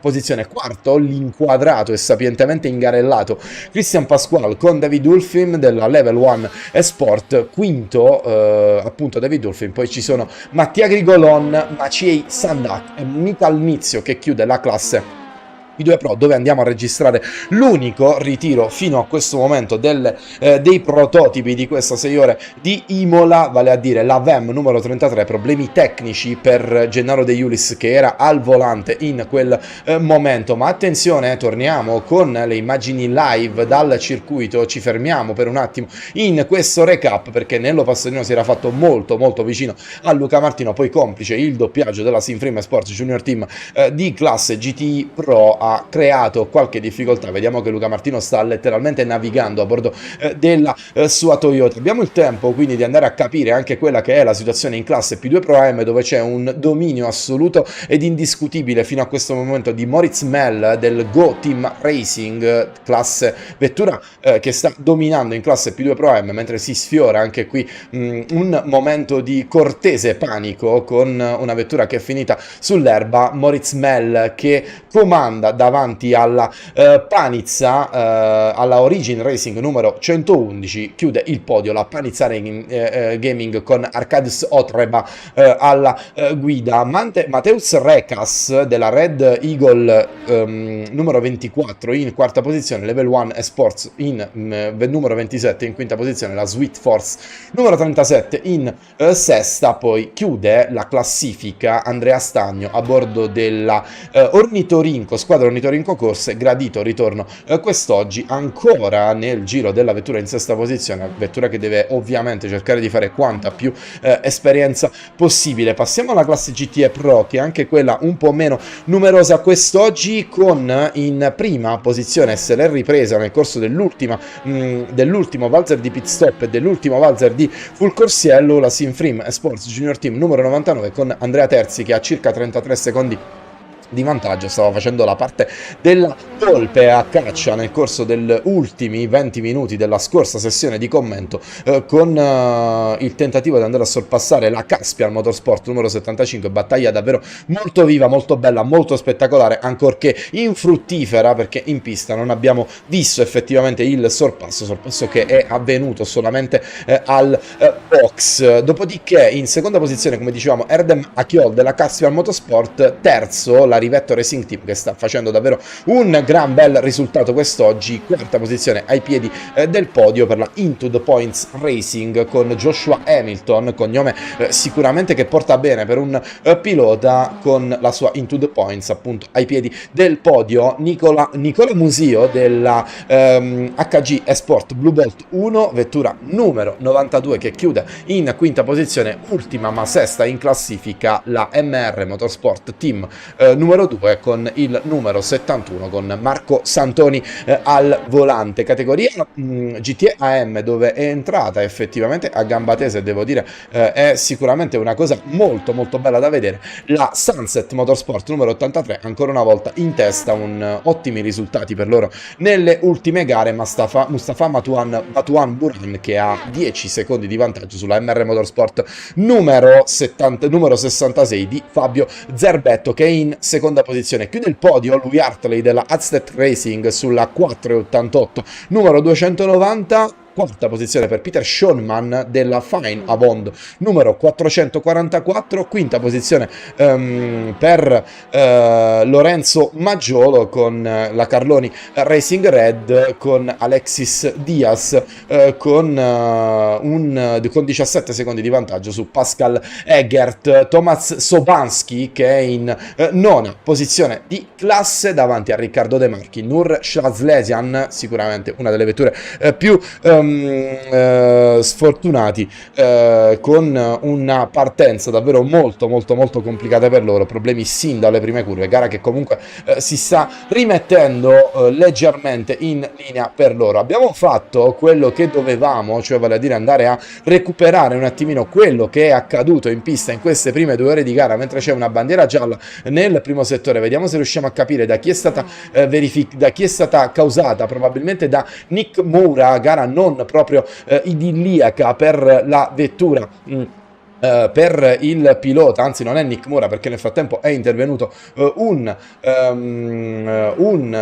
cambio pilota. Non riusciamo a recuperare probabilmente quello che è l'incidente. Vediamo che c'è un'altra bandiera gialla che viene causata dalla vettura di Pascal Egert. Fortunatamente non dovrebbe essere successo granché, vettura che torna in pista in questo momento. Prime 2 ore e 20 di gara che sono filate via abbastanza lisce. Andiamo a mettere al virtuale tabellino di gara i 3 ritiri che sono intervenuti fino a questo momento. Le 2 vetture di classe GT AM, che sono la vettura di Sermet Ozturk Sunset Motorsport numero 83 e la Wildfire Racing di Kevin Galvin. Probabilmente per lui un incidente più serio del previsto, ritiro che è intervenuto ormai circa un'ora fa. 3 ore e 37 al termine, sta risalendo la Tomelli, i Racing Team numero 69, falcidiata dalle penalità nelle prime fasi di gara. Davvero una gara molto difficile per loro, dalla quale però si stanno sicuramente andando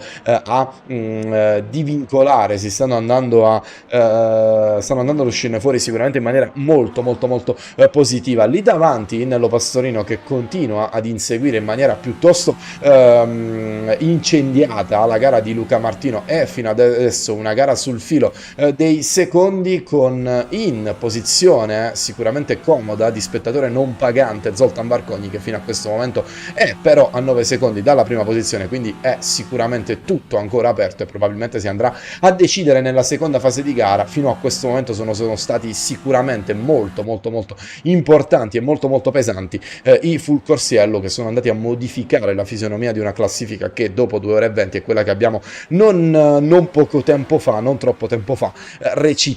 1 secondo e 8 in questo momento, ultimo giro che risulta invalidato per Nello Pastorino, che probabilmente è andato ad esagerare con le gomme fuori dal tracciato. Andiamo a vedere se riusciamo ad osservare quella che potrebbe essere una battaglia per la top 10 di classe GT AM con la vettura Dozov Blue Steel Racing, che sta andando a provare in questo momento a guadagnare la posizione. Dozov che esce dalla traiettoria, prova a buttarsi all'interno, sorpasso che viene tranquillamente portato a casa dal pilota, sorpasso anche molto bello, vediamo, anzi non troppo spettacolare ma sicuramente molto pulito. Lo vedete qui all'interno con Nur Shatlesian, che ha approfittato anche probabilmente di un doppiaggio per andarsi a portare in decima posizione, doppiaggio che ha anche sicuramente facilitato un attimino la situazione. Bandiera gialla in pista che viene subito rimossa. Attendiamo se ci dovessero essere predisposizioni da parte del direttore di gara, mentre io vado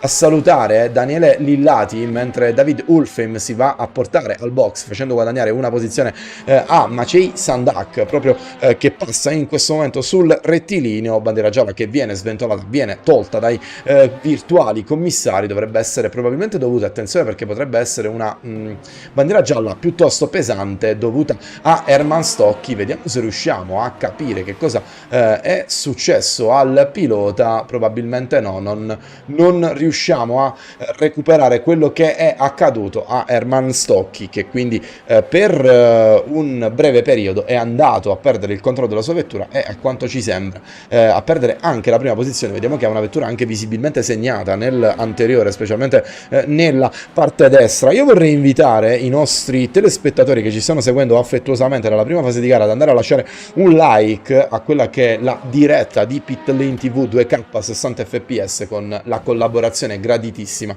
da parte degli amici Edward Hunter e Ameria Zic, che nelle prime fasi di gara ci hanno sapientemente accompagnati. Attenzione a Nello Pastorino, che forse qui va a perdere una grande occasione di andare a prendersi la posizione, perché ha rischiato davvero ha perso una buona occasione per andare a guadagnare la posizione. Poteva uscire molto bene da quell'ultima curva, probabilmente è stato ingannato dalla presenza della vettura. Vedete che va a passare sull'erba, va a alzare tantissima ghiaia in quel punto, vettura che va anche a sobbazzare. Speriamo che non abbia coltivato e non abbia causato appunto danni sulla sua vettura. Ci auguriamo di no. È stato sicuramente molto bello il tentativo di mantenere la vettura dritta con tutta la ghiaia che si sollevava. Nello Pastorino, che comunque mi sembra essere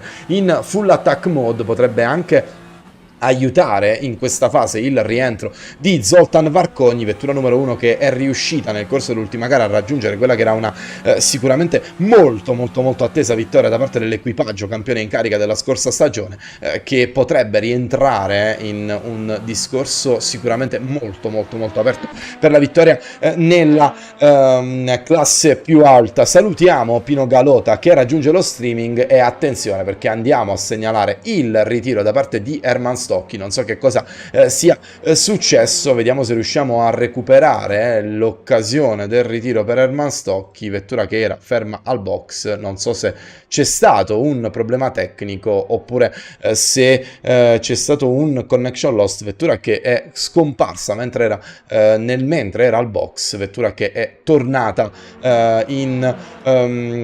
al garage. Non so se possiamo parlare di connection lost o di qualche altro problema. Luca Martini Martino che si ferma al box, ed è questa una sosta molto importante nel discorso relativo alla leadership di classe Hypercar, che quindi torna nelle mani di quello che è stato il proprietario nelle primissime fasi di gara, Nello Pastorino, che va quindi a riprendersi la prima posizione e adesso deve cercare di mettere quanto più gap possibile fino a che fino a che arriverà la sua di sosta, che potrebbe andare a regalargli la posizione. Sta arrivando anche Mika Kimi, che quindi potrebbe andare a tornare per almeno momentaneamente sul podio. Potrebbe essere questo un punto focale della gara. C'è da dire che le prime 3 posizioni, almeno fino a questo momento, stanno facendo una gara pressoché perfetta, tant'è che non è riuscita fino ad ora la rimonta della Hydratec Blue Steel Racing, che dalla sesta è salita fino alla terza. Herman Stocchi, che si unisce alla live e potrà darci probabilmente qualche spiegazione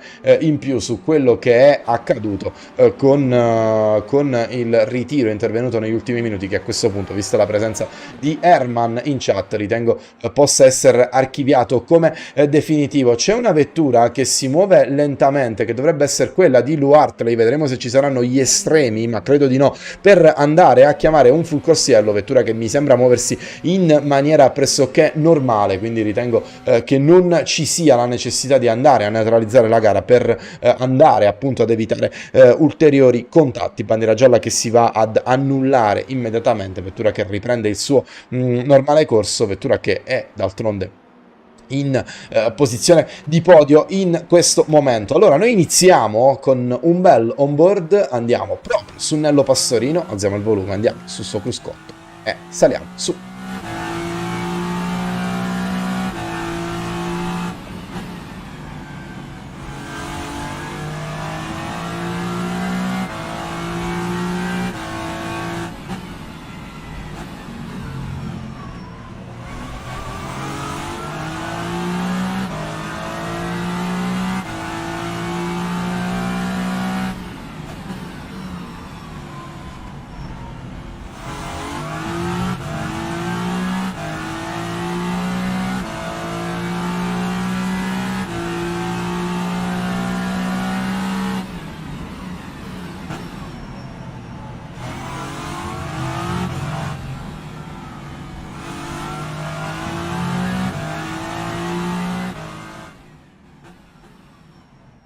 Eccolo qui il momento della sosta per la vettura numero 12 di Nello Pastorino. Vedremo se il pit stop della vettura numero 41, dove è salito in questo momento Marco Vinciullo, potrebbe andare a modificare qualcosa. Momento abbastanza importante nella battaglia per la leadership della classe regina di questa eSport Endurance Series numero 5, con Marco Vinciullo che proverà in tutti i modi di andarsi a riprendere quella prima posizione. Eravamo davvero nell'arco di qualche decimo di distacco tra le due vetture, quindi potrebbe essere tutto sul filo di lana. Davanti a lui c'è anche qualche bandiera blu che dovrà andarsi a guadagnare tranquillamente. Non dovrebbe avere particolarmente problemi, perché la vettura più immediatamente vicina a lui è quella di Ivan Gridello, vettura compagna di colori della Arms Sirba, la vettura numero 42. Attenzione, perché arrivano alla staccata della chicane e potrebbe essere questo sicuramente un punto importante adesso della gara, uno di quei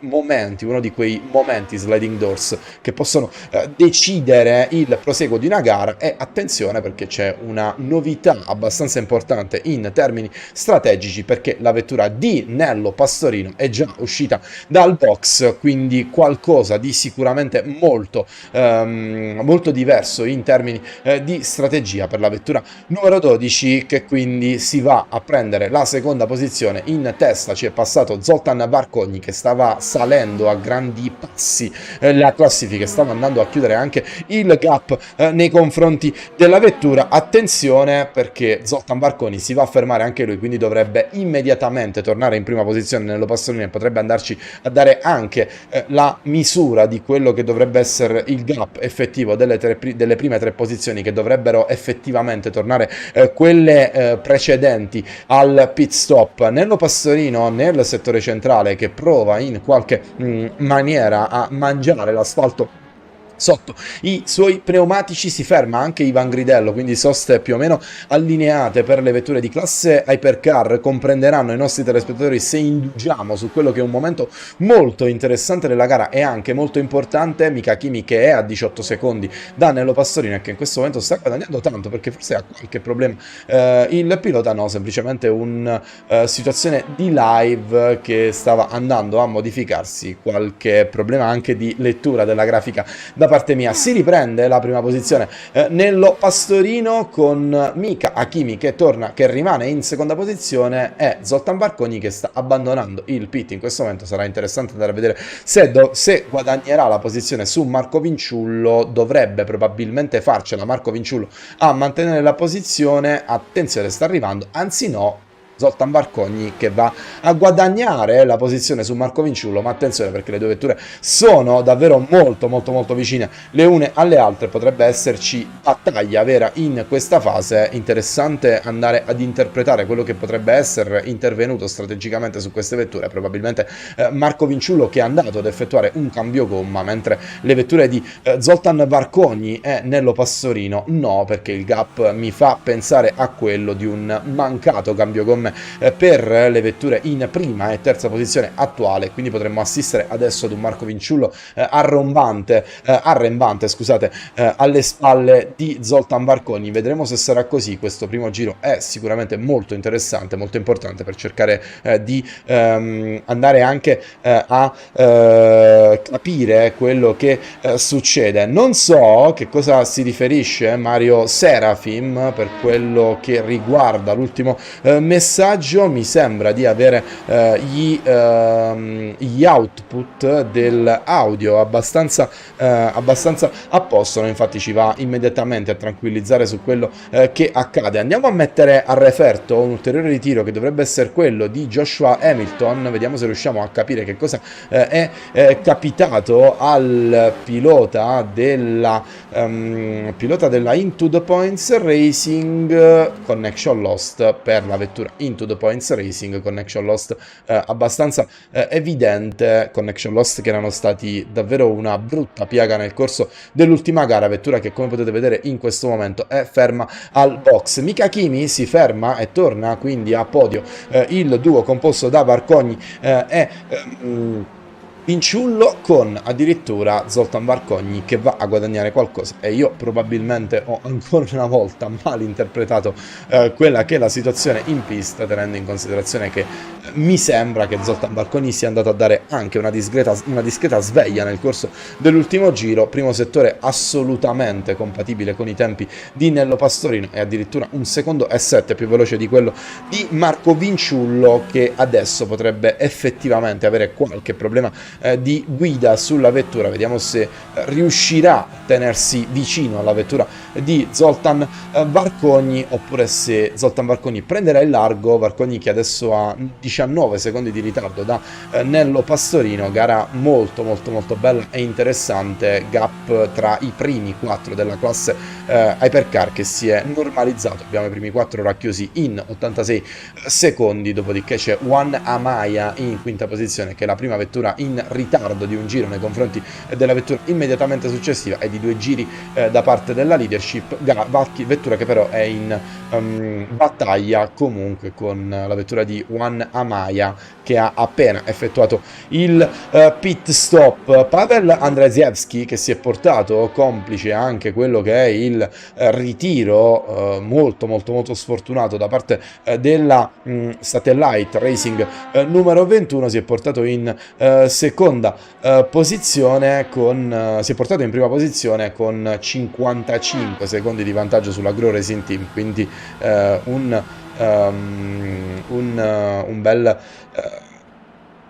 bel vantaggio. Luca Martino che ci chiede il replay del sorpasso su Vinciullo, replay che non è possibile andare a riprodurre semplicemente perché la sosta è avvenuta, il sorpasso è avvenuto ai box con la sosta di Zoltan Barcogni, che è durata davvero molto e che ha fatto guadagnare davvero tanto tempo al pilota della Sinfrim Sport numero 1, che adesso ha 3 secondi e 3, vedete come danza sui cordoli del circuito di Imola. Dovrebbe essere probabilmente tornata in pista la vettura di Joshua Hamilton, e così la vettura è tornata sul tracciato. Adesso andrà a perdere tutto quello che è il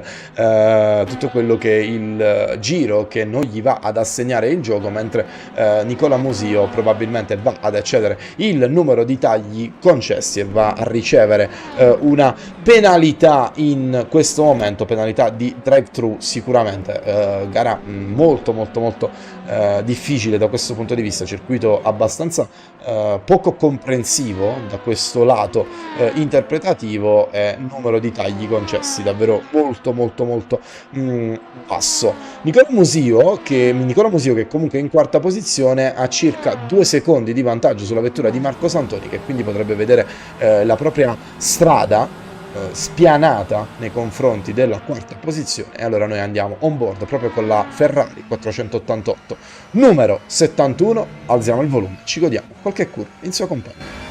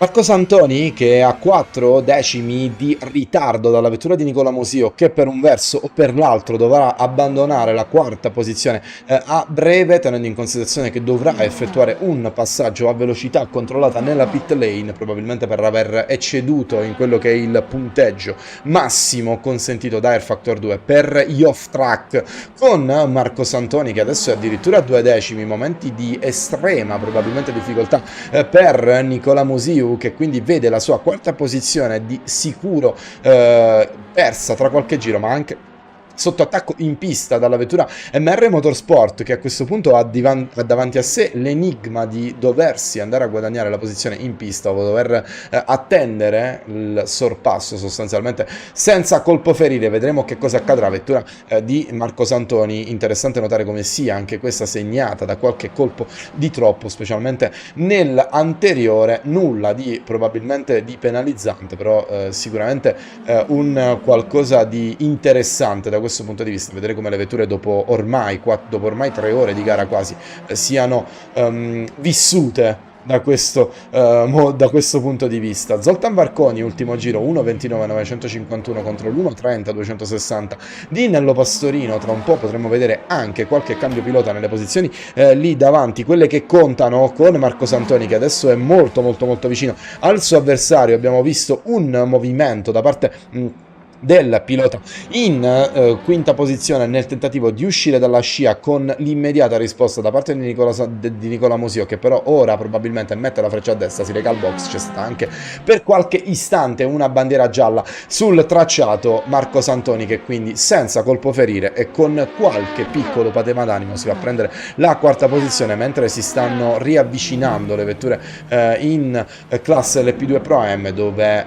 Frick Verkeulen è molto molto vicino ad Andrea Stagno, battaglia per la sesta posizione di classe P2 Pro AM, mentre la sfocatura della telecamera ci regala una inquadratura molto suggestiva, nuovo giro veloce da parte di Mika Hakimi che fa registrare un 1.28.746, giro velocissimo, considerate che fino a questo momento è circa qualche millesimo più veloce del giro più veloce fatto registrare da Zoltan Barcogni, 1.28.746 il giro di Mika Hakimi, 1.28.765 quello di Zoltan Barcogni, per una battaglia che si fa ancora molto più interessante, quello che va a denotare in questo momento l'alto livello di competizione nella classe Hypercar, dove stanno mantenendo sostanzialmente lo stesso gap dall'inizio della gara i primi 4 piloti. Pensate che Mika Hakimi nell'arco di 3 ore ha guadagnato non più di 10 secondi, nonostante i 2 full corsiello che hanno fatto compagnia ai piloti fino a questo momento. Per Coren si allontana, Iva Gridello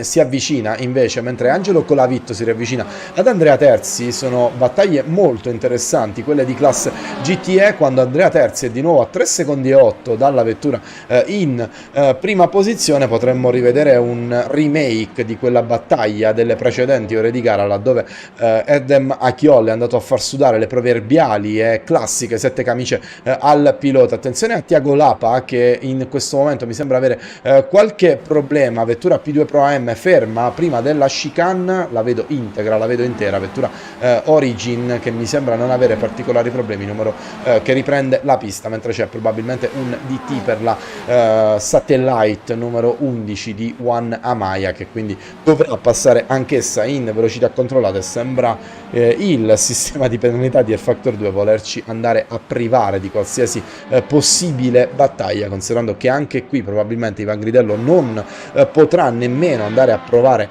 il sorpasso, perché Juan Amaya si recherà al box prima che possa effettivamente andarsi ad incendiare la battaglia. Andrea Terzi e Angelo Colavitto, andiamo a fare una piccola comparazione tra quelli che sono stati gli ultimi giri di queste due vetture. 1.45 e 6 per Andrea Terzi, senza tempo Angelo Colavitto, che quindi forse è andato a mettere le ruote lì dove non si debbono andare a mettere. Comparazione sul giro veloce, che vede invece Angelo Colavitto, la vettura di Angelo Colavitto, essere circa 3 decimi più lenta di quella di Andrea Terzi. Ricordiamo che questa probabilmente è una delle situazioni più calde che abbiamo nell'ambito del campionato, tenendo in considerazione che sta effettuando una rimonta molto con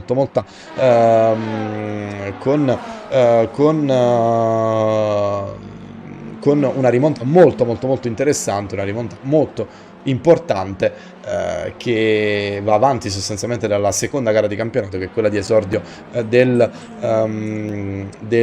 vettura in campionato, con in questo momento il tentativo da parte della vettura di numero 99 di andare a prendersi effettivamente la prima posizione, anche se non dovrebbe essere un problema da questo punto di vista. Moritz Mell, che fa registrare il giro più veloce di classe P2 Pro AM, 1.30.597, addirittura 1 secondo e 3 di vantaggio sul secondo giro più veloce di questa classe. Mustafa Batuamburan in battaglia con Fabio Zerbetto di classe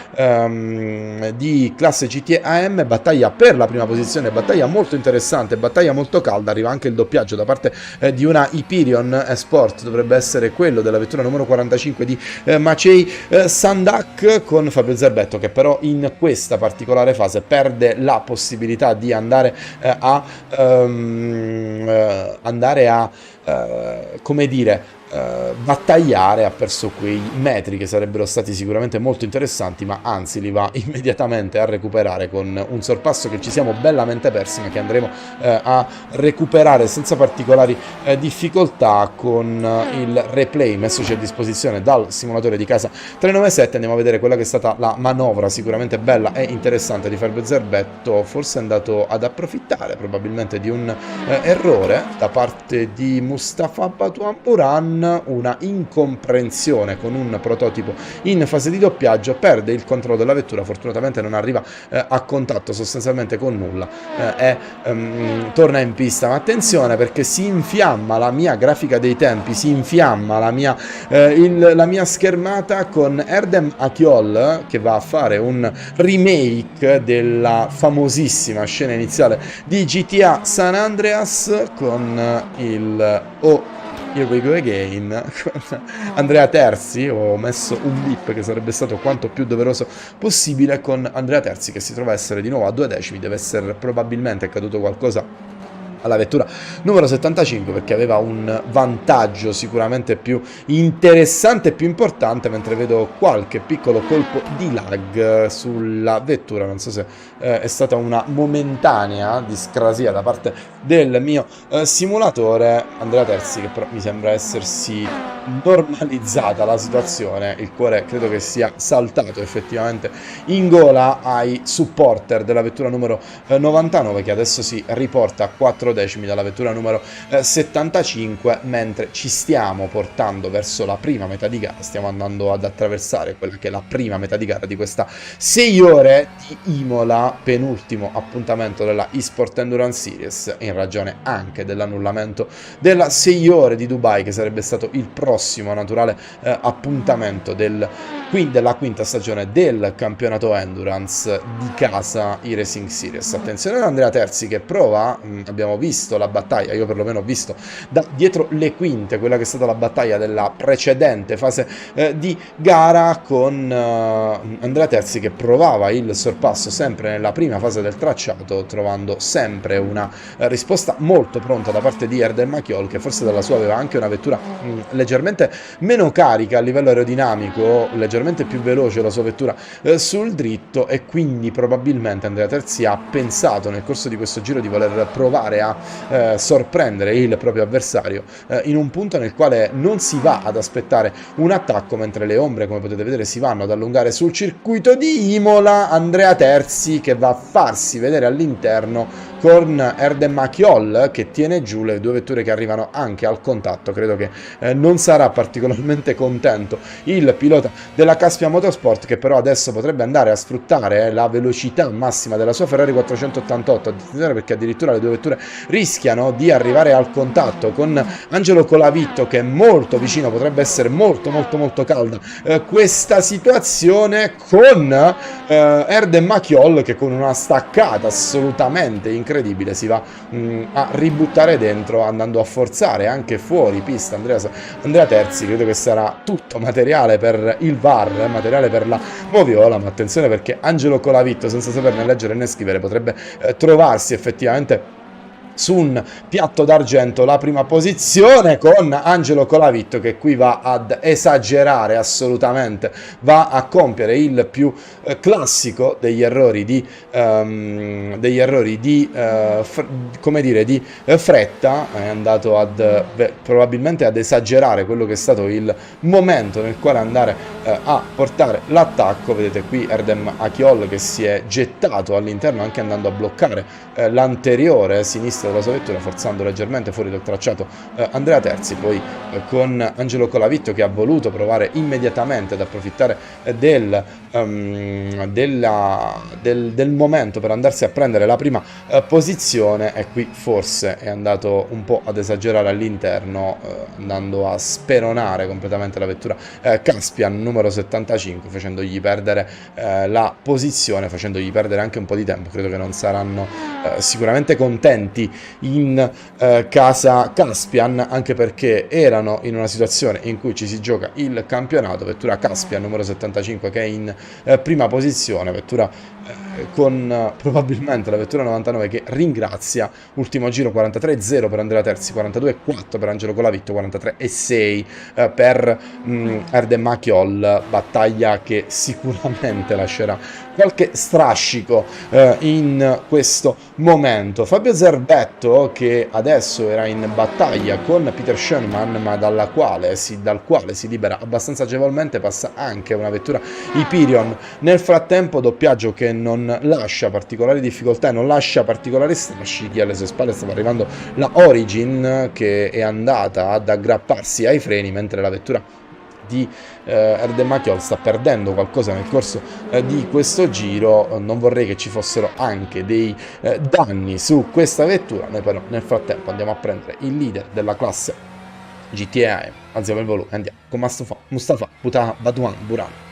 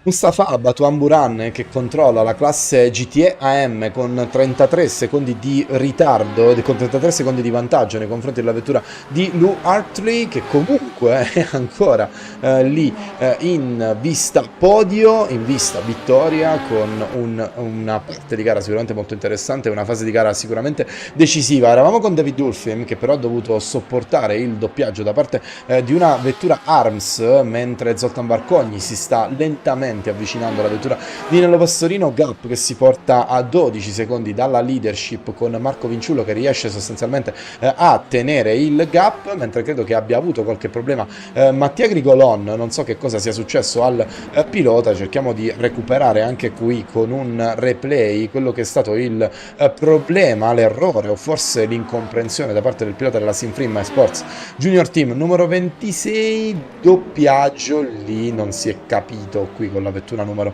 42 è arrivato il contatto con la vettura di Ivan Gridello. Non credo che abbia riportato danni troppo importanti in questo contatto, però ha perso comunque una posizione che diventa quarta di categoria, con Mattia Grigolon che adesso è a 3 secondi e 4 da David Ulfim, dal quale ha perso la posizione per la quale stava battagliando negli ultimi giri. Andiamo a vedere i tempi dell'ultimo giro da parte delle Hypercar, con Nello Pastorino che ha fatto registrare un 1.31.6 contro il 30.8 di Zoltan Marconi, che sta andando ad avvicinarsi a quella che è la leadership. 30.5 per Marco Vinciullo, che quindi continua a mantenere la vista sulla prima posizione. Sarebbe quanto mai importante per la vettura numero 41 riuscire a mettere comunque le proprie ruote di fronte a quelle della vettura numero 10, quantomeno per andare alle mani, con ancora tutto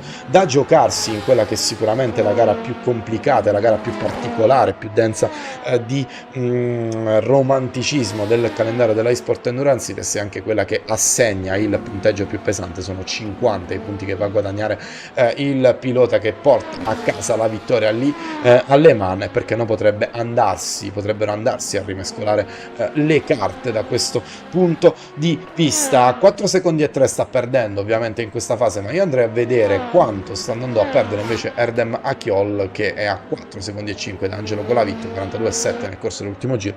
Probabilmente non ci sono danni sulla sua vettura, ma credo che ci siano strascichi morali da quello che è stato sicuramente un incidente che strategicamente non ci voleva per la gara numero 70, per la vettura numero 75, che strategicamente secondo me era comunque alle spalle della vettura con la quale stava battagliando, era alle spalle secondo me della vettura della vettura numero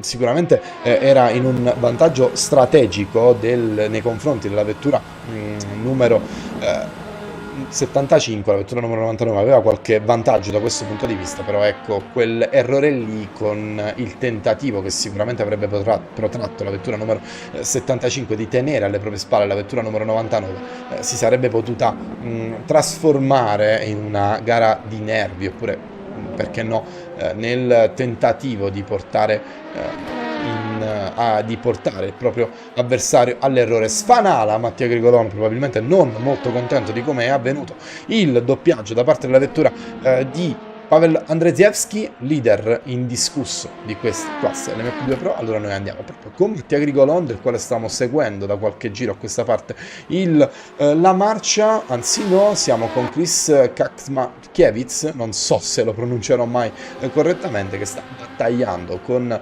Andrea Stagno per la sesta posizione, mentre ormai ci avviciniamo a grandi falcate alla metà gara. Andiamo on board con Mattia Grigolon sul volume e sentiamo il canto dell'Oreca 07.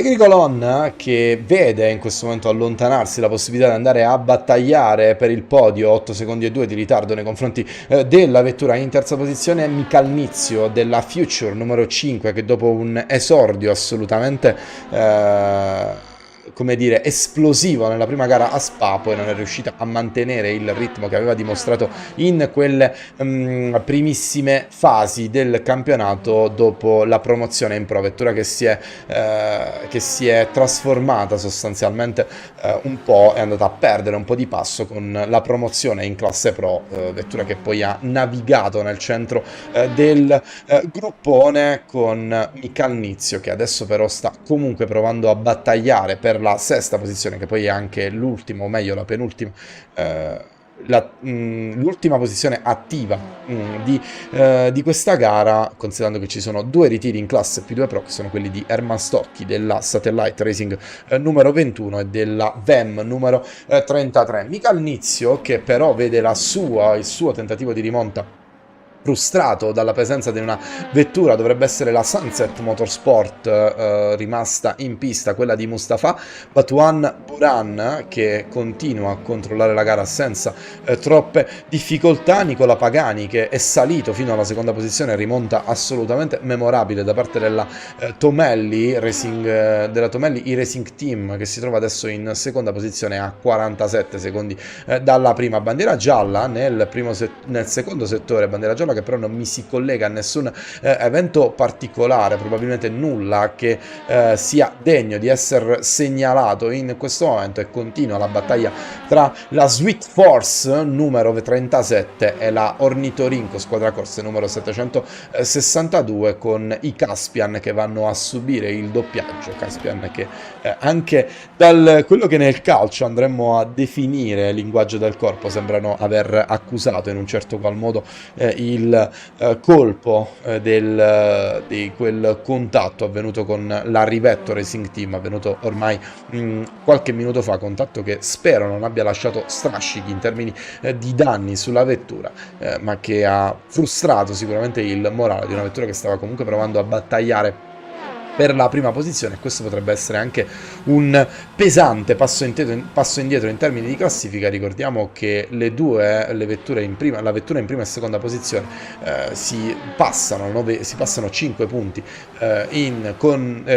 la vittoria assegna 30 punti in questo campionato, la seconda posizione ne assegna 25. Tra le due vetture attualmente in campionato ci sono 9 punti, potrebbe essere molto molto molto importante questa posizione in meno che va ad occupare la Caspian Motorsport, con l'avvicendamento che potrebbe esserci in vetta alla classe GTE Pro, dove comunque manca ancora tanto tempo. rFactor Racing Team che si va a fermare in MR Motorsport, che si va a fermare in questo momento. C'è una bandiera gialla nel settore centrale, bandiera gialla che si va subito ad eliminare. Credo che non sia stato nulla di particolarmente complicato, era forse un lungo oppure qualche errore di non troppo peso da parte di qualche pilota, con appunto la bandiera gialla che è stata rimossa immediatamente.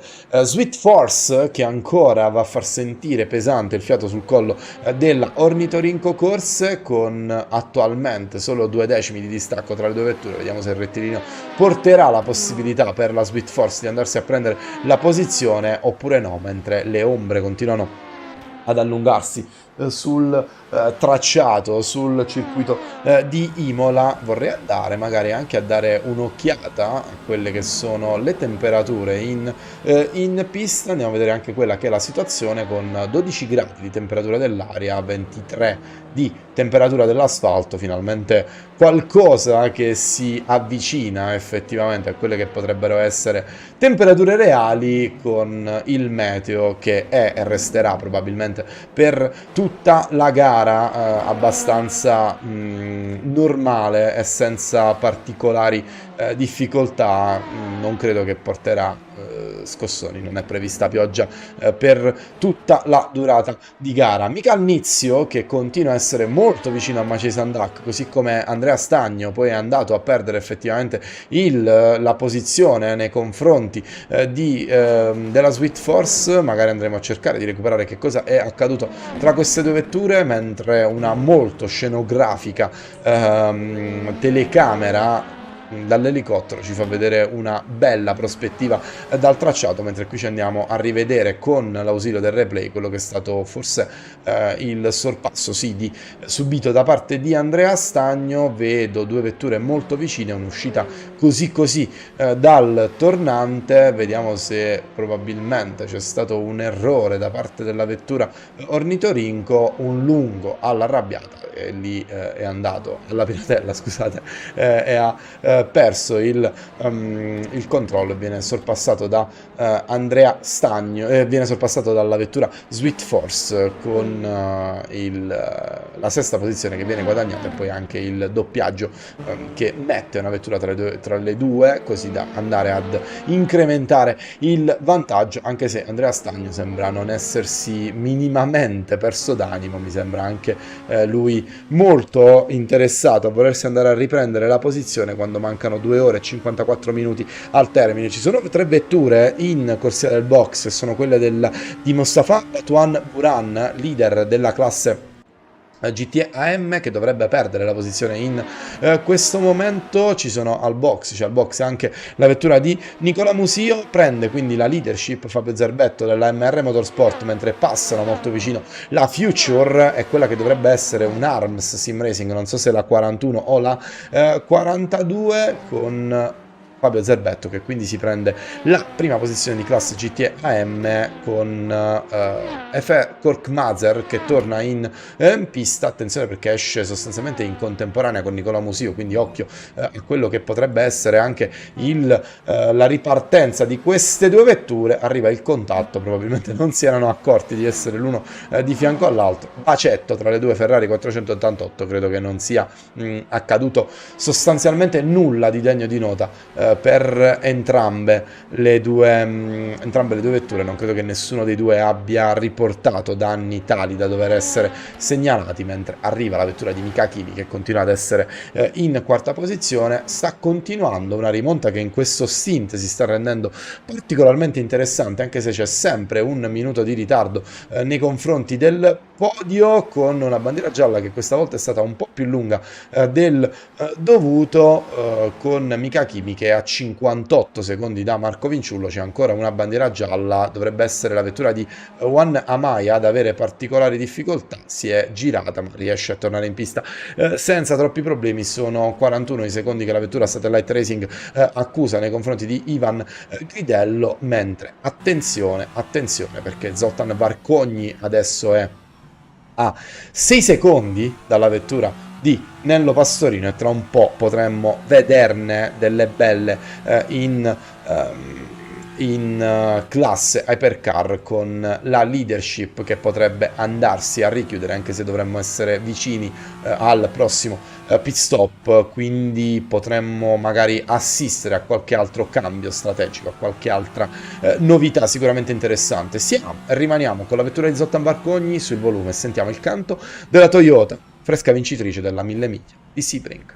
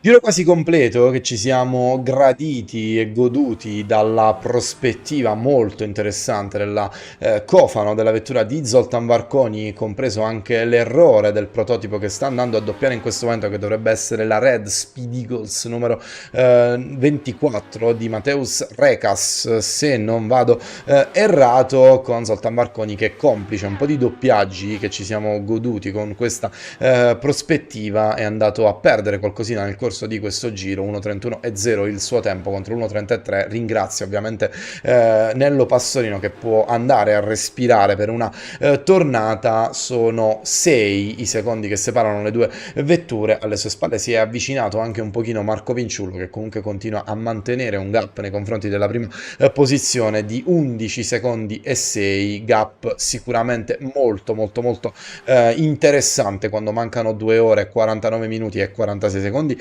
al termine della gara, quindi ancora tutto direi aperto, sicuramente senza particolari difficoltà. Ci sono tutte le prospettive per andare a vedere una interessantissima battaglia nelle ultime 2 ore di gara. Sarà interessante andare a vedere il momento in cui Nello Pastorino andrà a effettuare la sosta, che tipo di gomme andrà a montare, se manterrà quelle ancora sulla sua vettura oppure se ci sarà un qualche cambio strategico che potrebbe andare a modificare un attimino la situazione, che vede un Zoltan Barconi in assoluta rimonta, ma credo che in questo momento Zoltan Barconi abbia una mescola mentre entra di slide molto elegante, esce di slide molto elegante dalla Rivazza 2, davvero molto molto molto spettacolare questa uscita da parte di Zoltan Barconi, che prima va a combattere col volante in ingresso a Rivazza 1 e poi va ad uscire bello scodando da Rivazza 2 con la vettura che gli parte di traverso.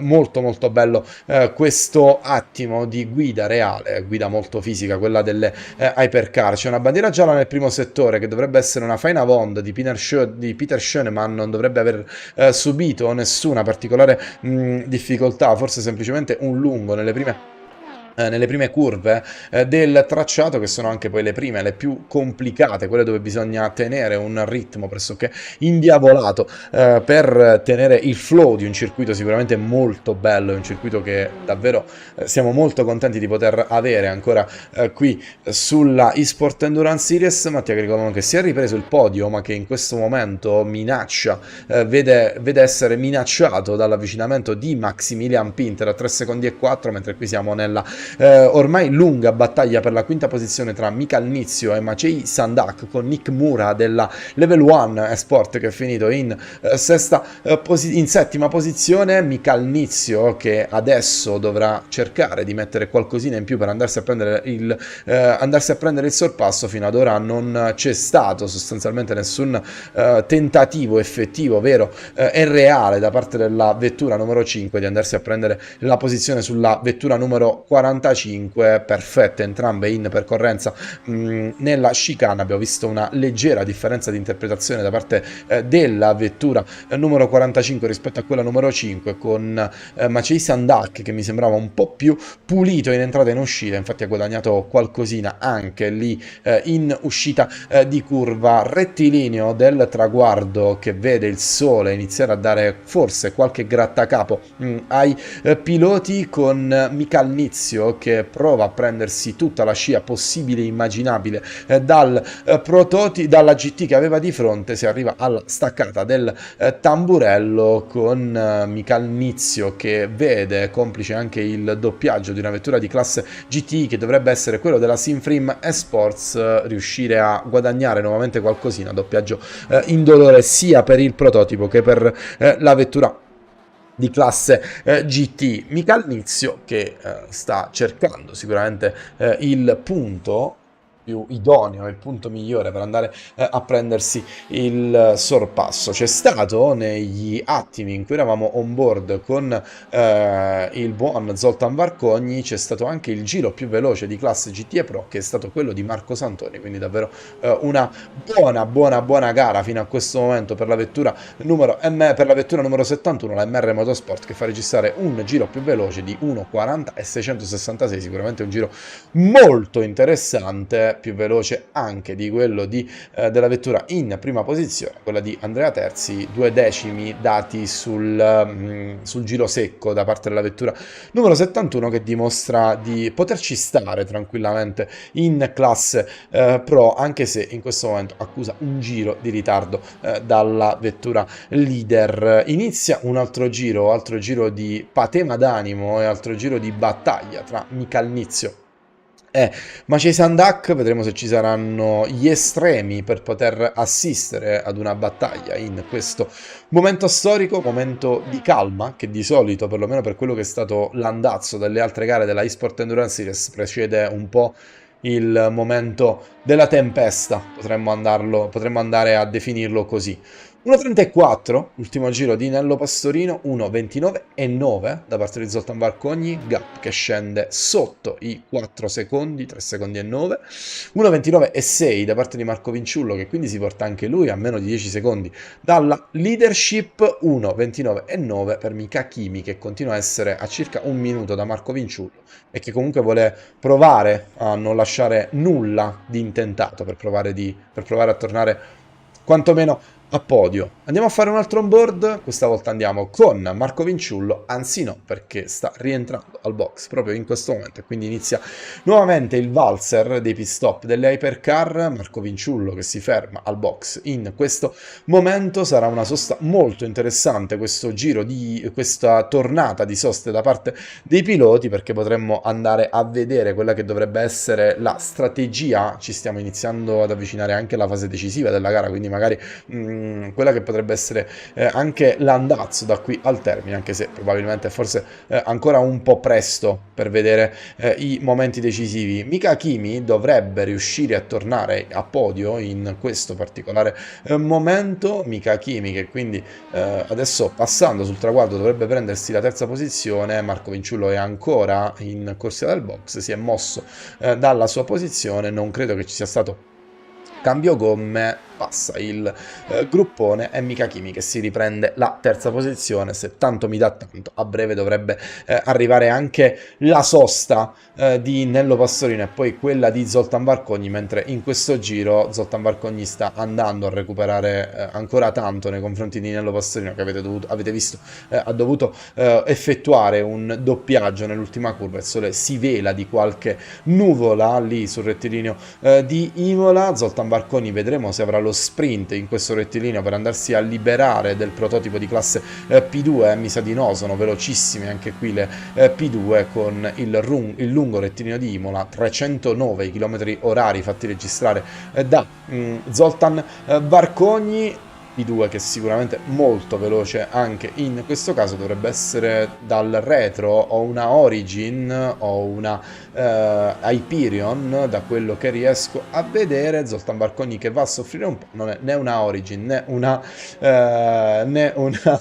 Hyperion, ho cannato alla grande. Pino Calota che sottolinea ancora una volta l'ottimo risultato di Marco Santoni, che abbiamo ovviamente celebrato qualche minuto fa, giro più veloce fino a questo momento della classe GT Pro. Ma attenzione in questo momento, perché Michael Nizio potrebbe andare ad approfittare adesso di un momento abbastanza movimentato e molto vicino all'Hyperion eSport. Non c'è il margine, non c'è il modo e non c'è il tempo di andare a tentare un attacco. Forse lì hanno anche un po' infastidito la marcia delle due vetture in battaglia, quelle due GTI, quelle tre GTI che sono state doppiate sul traguardo. Attenzione perché Zoltan Varcogni si riavvicina ancora una volta a Nello Pastorino con adesso forse il giro in cui ci sarà la sosta. No, perché attenzione, perché potrebbe arrivare anche la battaglia per la prima posizione. C'è stata una velocissima bandiera gialla nel primo settore. Allora noi andiamo on board questa volta con Nello Pastorino, saliamo il volo.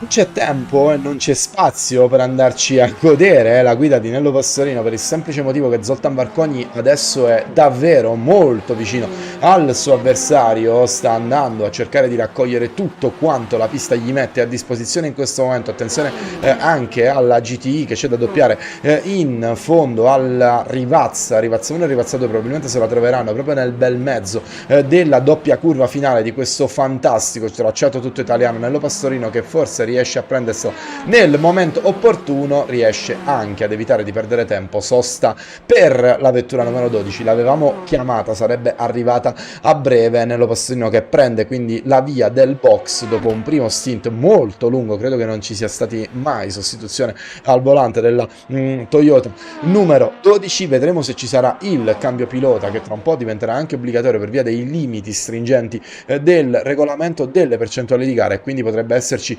un cambio della guardia a bordo della vettura numero 12 con Zoltan Barconi che prende la testa della gara. È anche un momento abbastanza complicato in questa fase, doppiaggi molto delicati in questo momento storico. Sarà interessante vedere Marco Vinciullo dove e come riuscirà ad avvicinarsi alla vettura di Nello Pastorino, vettura che è ancora con il segno pit. Sarà interessante perché Marco Vinciullo era riuscito a portarsi ad una decina di secondi di ritardo dalla vettura in testa.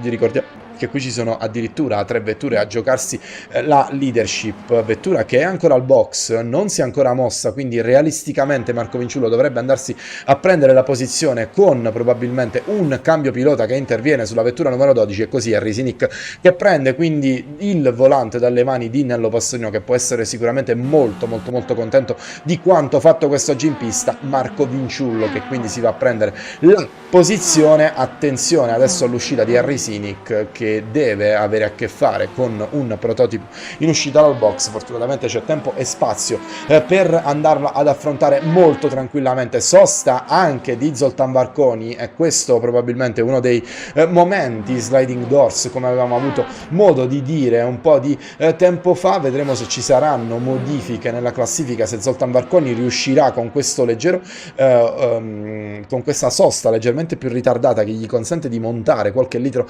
in meno sulla sua vettura, se Zoltan Barconi riuscirà a prendersi la prima posizione, che avrebbe un valore strategico, morale e sportivo sicuramente molto importante in questa fase. Marco Vinciullo che, come potete vedere, è nella S, è appena uscita, è appena approcciato la chicane. Zoltan Barconi che è ancora fermo al box, ci vuole tantissimo tempo per percorrere la pit lane di Imola. Vedremo, dovrebbe riuscire comunque a mantenere quantomeno la posizione su Marco Vinciullo. Sarà interessante vedere se dovesse riuscire a mantenere la sua Risinic. Credo di no. Roland Zux che prende credo di sì. Roland Zux che prende quindi la vettura. Marco Vinciullo che adesso passa sul traguardo, Mika Kimi che si prende la prima posizione, Roland Zux che tra un po' potrà andare a togliere il limitatore. Qualche movimento di scatto da parte del pilota in prima posizione, del pilota con la vettura numero 1, che quindi va a prendere adesso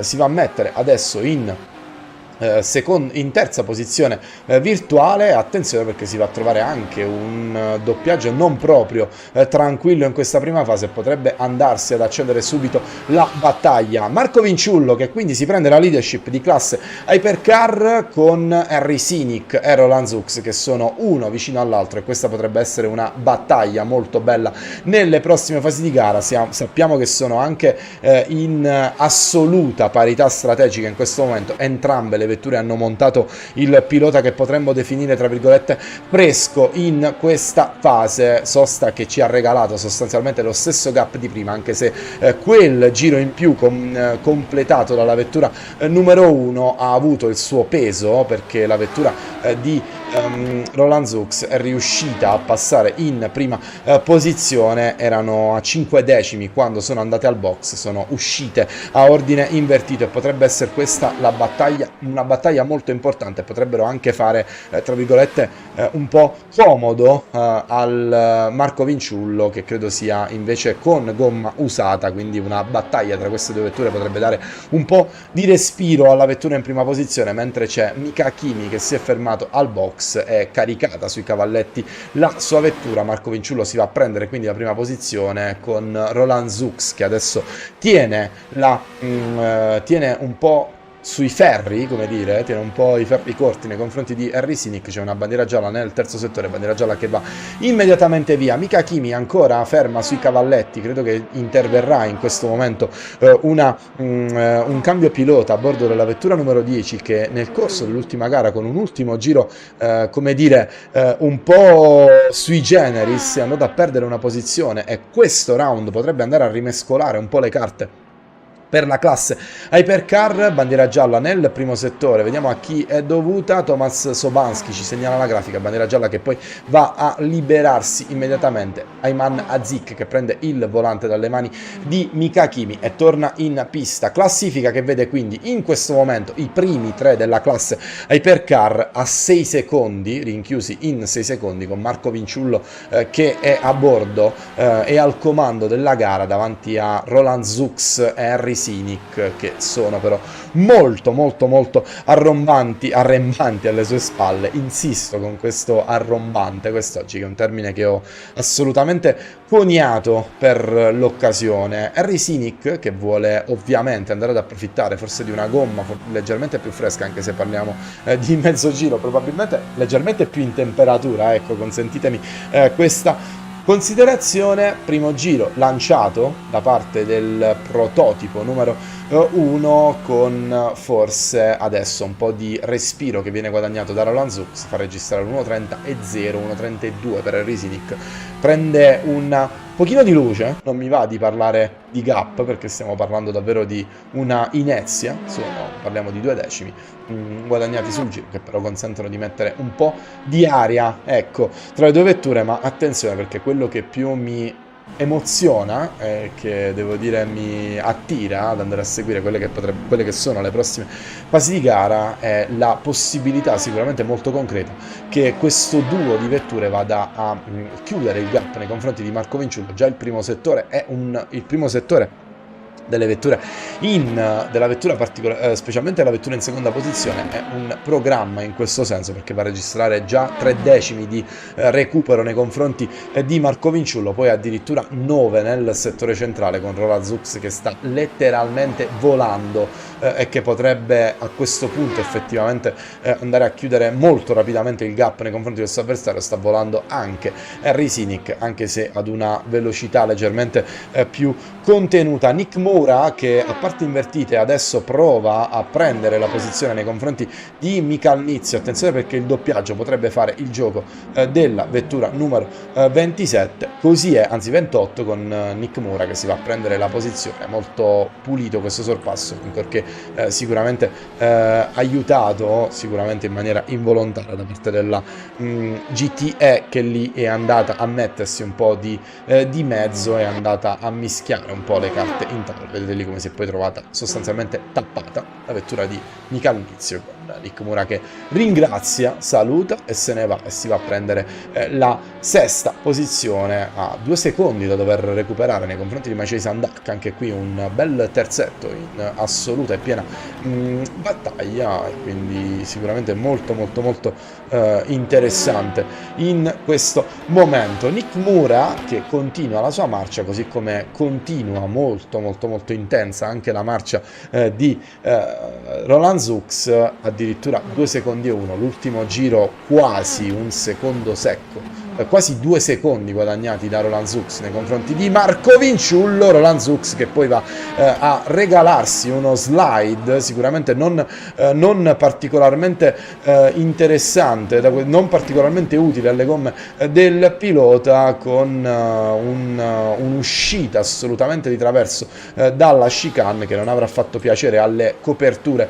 della Hypercar in prima posizione. Bandiera gialla nel primo settore, vediamo se causerà qualche problema, mentre noi ci andiamo a godere di quello che è stato il piccolo errore da parte di Roland Zux in uscita dalla chicane. Oddio, ci ha lasciato un bel po' di tempo lì sicuramente, con quella uscita completamente di traverso. Vedete qui, completamente di traverso la vettura che poi ha fermato, ha dovuto anche effettuare una discreta spendolata, anche molto rischiosa, con quel muro di gomme lì così vicino. Fatto sta che è andata a perdere davvero tanto tempo lì, ma non sembra aver accusato particolarmente il colpo, tenendo in considerazione che nonostante quell'errore, nonostante quel problema che gli è costato un 1.29,9, Marco Vinciullo è lì e a un secondo e 5. Credo che sicuramente andrà a vendere cara la perle Marco Vinciullo, che le due vetture sono sicuramente su strategie assolutamente diverse. Questo potrebbe essere un punto focale della gara fino a questo momento. Un secondo di gap, ormai il gap è assolutamente chiuso, ci prepariamo alla battaglia per la prima posizione di classe Hypercar. Credo che Harry Sinic in questo senso sarà uno spettatore non pagante, ma sicuramente molto interessato, e vedremo se ci sarà l'immediato tentativo da parte di Roland Zux di andarsi a riprendere la posizione, oppure se si giocherà un po' di strategia, tenendo in considerazione che la vettura in quarta posizione, che è quella di Ayman Azik, in questo momento non ha ritmo e ha anche un gran ritardo, e quindi potrebbero decidere anche di voler affrontare nella maniera più strategica possibile questa fase specifica di gara. Continuano ad essere molto vicine, adesso bisogna essere super delicati anche nelle fasi di doppiaggio, che rischiano di essere molto più pesanti che in altri momenti, come ad esempio in questo momento il doppiaggio della rFactor Racing Team, che fortunatamente arriva in un punto in cui le vetture di classe Hypercar passano sostanzialmente alla velocità doppia di quelle di classe GTE, e credo che ci sia stato un errore da parte di Harry Sinic, che non so se è stato un errore non forzato, come si direbbe nel basket, oppure se sostanzialmente nel tennis, o meglio, se c'è stato un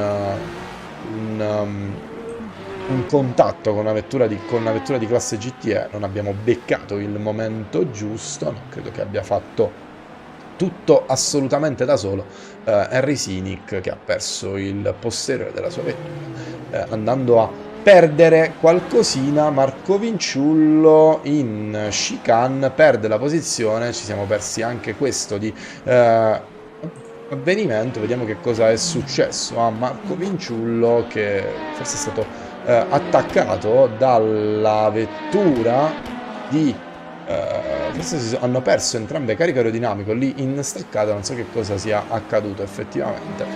Vediamo che cosa, se riusciamo a capire se c'è stato effettivamente contatto tra le due vetture oppure no, se semplicemente c'è stato un contatto, oppure se hanno perso entrambe il carico aerodinamico. Sarebbe una cosa molto strana, con la vettura davanti che forse è stata leggermente toccata dalla vettura di Roland Zux. Vediamo se riusciamo a capirlo in questo momento. Siamo on board con la vettura di Roland Zux, vediamo se riusciamo a capirne qualcosa di più. No, non in questo momento. Ha ringraziato sicuramente Roland Zux, che si è preso la prima posizione, con Marco Vinciullo che invece è sceso in terza a 8 secondi dalla leadership, a 6 secondi e 4. Magari Luca Martino potrà darci qualche delucidazione in più se le due vetture hanno perso il controllo. Io non sono riuscito a capire effettivamente se c'è stato un contatto, ecco, in quella fase. Non sono riuscito a rendermene conto. Magari con un replay dal non board riusciamo a vederlo, se c'è stato il contatto tra le due vetture. Luca Martino ci dice effettivamente di sì. Stasera forse è stata una staccata molto anticipata da parte di Marco Vinciullo. No, si sono effettivamente toccate con le due vetture. Credo che qui abbia forse mancato un po' il punto di frenata la vettura di Roland Zux, con il contatto e il testacoda da parte di Marco Vinciullo. Non so se la vettura numero 41 riporta dei danni, oppure se comunque sono riuscite a uscirne indenni. Mi sembrava troppo strano effettivamente che avessero perso tutte e due simultaneamente, nella stessa maniera, il controllo nello stesso punto. C'era stata forse una mancata interpretazione del punto di frenata da parte di Roland Zux, oppure un momento di incomprensione, anche se credo che sarà sicuramente materiale per la direzione gara. Ancora bandiera gialla nel terzo settore, che viene immediatamente rimossa nulla di troppo importante in questo momento, con Racinic che è a 3 secondi e 6 da Roland Zux e Marco Vinciullo che forse è complice anche quel contatto, ma una situazione credo strategica diversa in questa fase storica della gara. Forse credo che si stia accusando un po' il colpo. 2 ore e 25 al termine, Roland Zux che adesso è in controllo della gara. Sono 3 i secondi di vantaggio che ha nei confronti di Racinic, 9 che ha nei confronti di Marco Vinciullo. C'era una battaglia in classe LMP2 Prime, allora noi ci andiamo a rituffare nel novero delle GTE, andiamo on board con la vettura leader di classe GTE AM, Fabio Zerbetto con la sua MR Motorsport numero 66. Alziamo il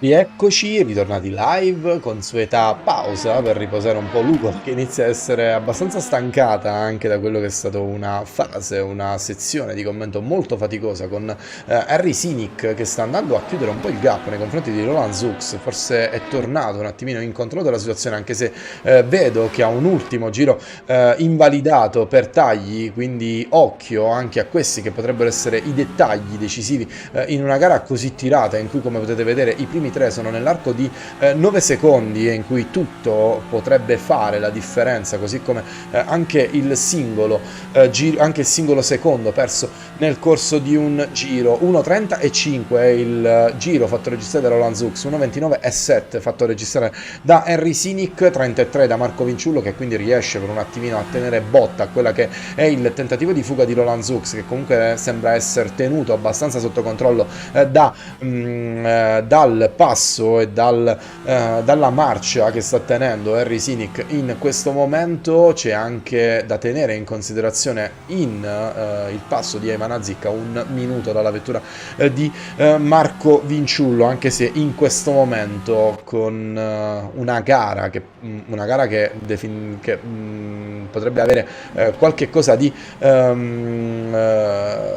come dire una gara che potrebbe prendere da questo punto di vista una piega abbastanza non prevista, con 1 secondo e 2. Non credo che con 70 secondi di ritardo, non credo che con una gara normale riuscirà Ayman Azic a riprendere quel gap. Ci sarebbe bisogno di qualcosa di molto particolare, ecco, servirebbe qualcosa di di diverso, magari un full corsiello, magari qualcosa di anomalo, ecco, per riaprire i giochi in quel senso lì, altrimenti mi sembra che i giochi siano abbastanza chiusi alle prime tre posizioni in pista. Bisognerebbe vedere in che ordine, tenendo in considerazione che c'è comunque qualcosa di diverso che sta avvenendo in termini strategici lì davanti. Harry Sinic un secondo e 6, l'ultimo giro ha risposto Roland Zux con un 1.28.965, 1.29.0 che è anche il giro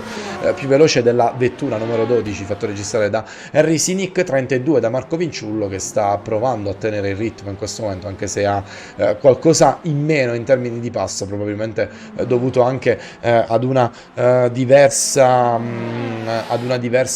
come dire strategia con gli pneumatici, ad una diversa situazione della vita delle gomme che potrebbe andare a modificare un po' i valori in pista. Roland Zux, che adesso segue un punto non proprio semplicissimo in cui andare a doppiare, ma riesce comunque a fare del suo meglio e a guadagnare qualcosina, mentre Imana Zik credo che in questo giro abbia perso qualcosa, 74 i secondi di ritardo. C'è stata anche una bandiera molto veloce, una bandiera gialla molto veloce nel terzo settore, bandiera gialla che poi viene prontamente rimossa dai commissari. Sarà un giro lento questo per i primi due prototipi, ma torniamo in classe P2 Pro AM, dove Bartek Maciak con la sua Panica Racing è in battaglia con la Sweet Force, come da sempre la Sweet Force che sta battagliando praticamente dall'inizio gara con questa vettura. Sarà una battaglia sicuramente molto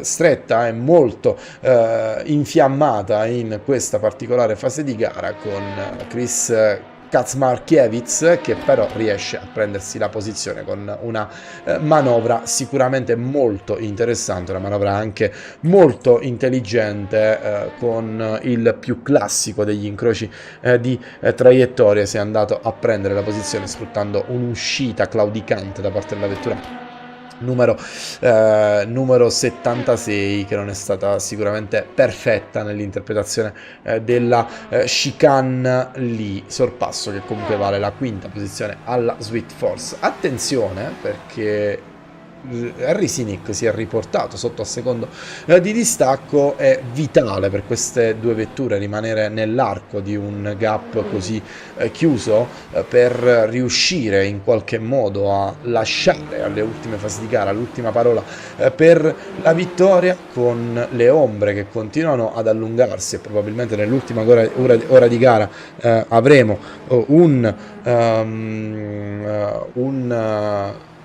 un po' di buio sul tracciato. Allora noi andiamo questa volta invece con il leader di classe GTE Pro, Andrea Terzi. Andiamo a board con lui, saliamo col volume.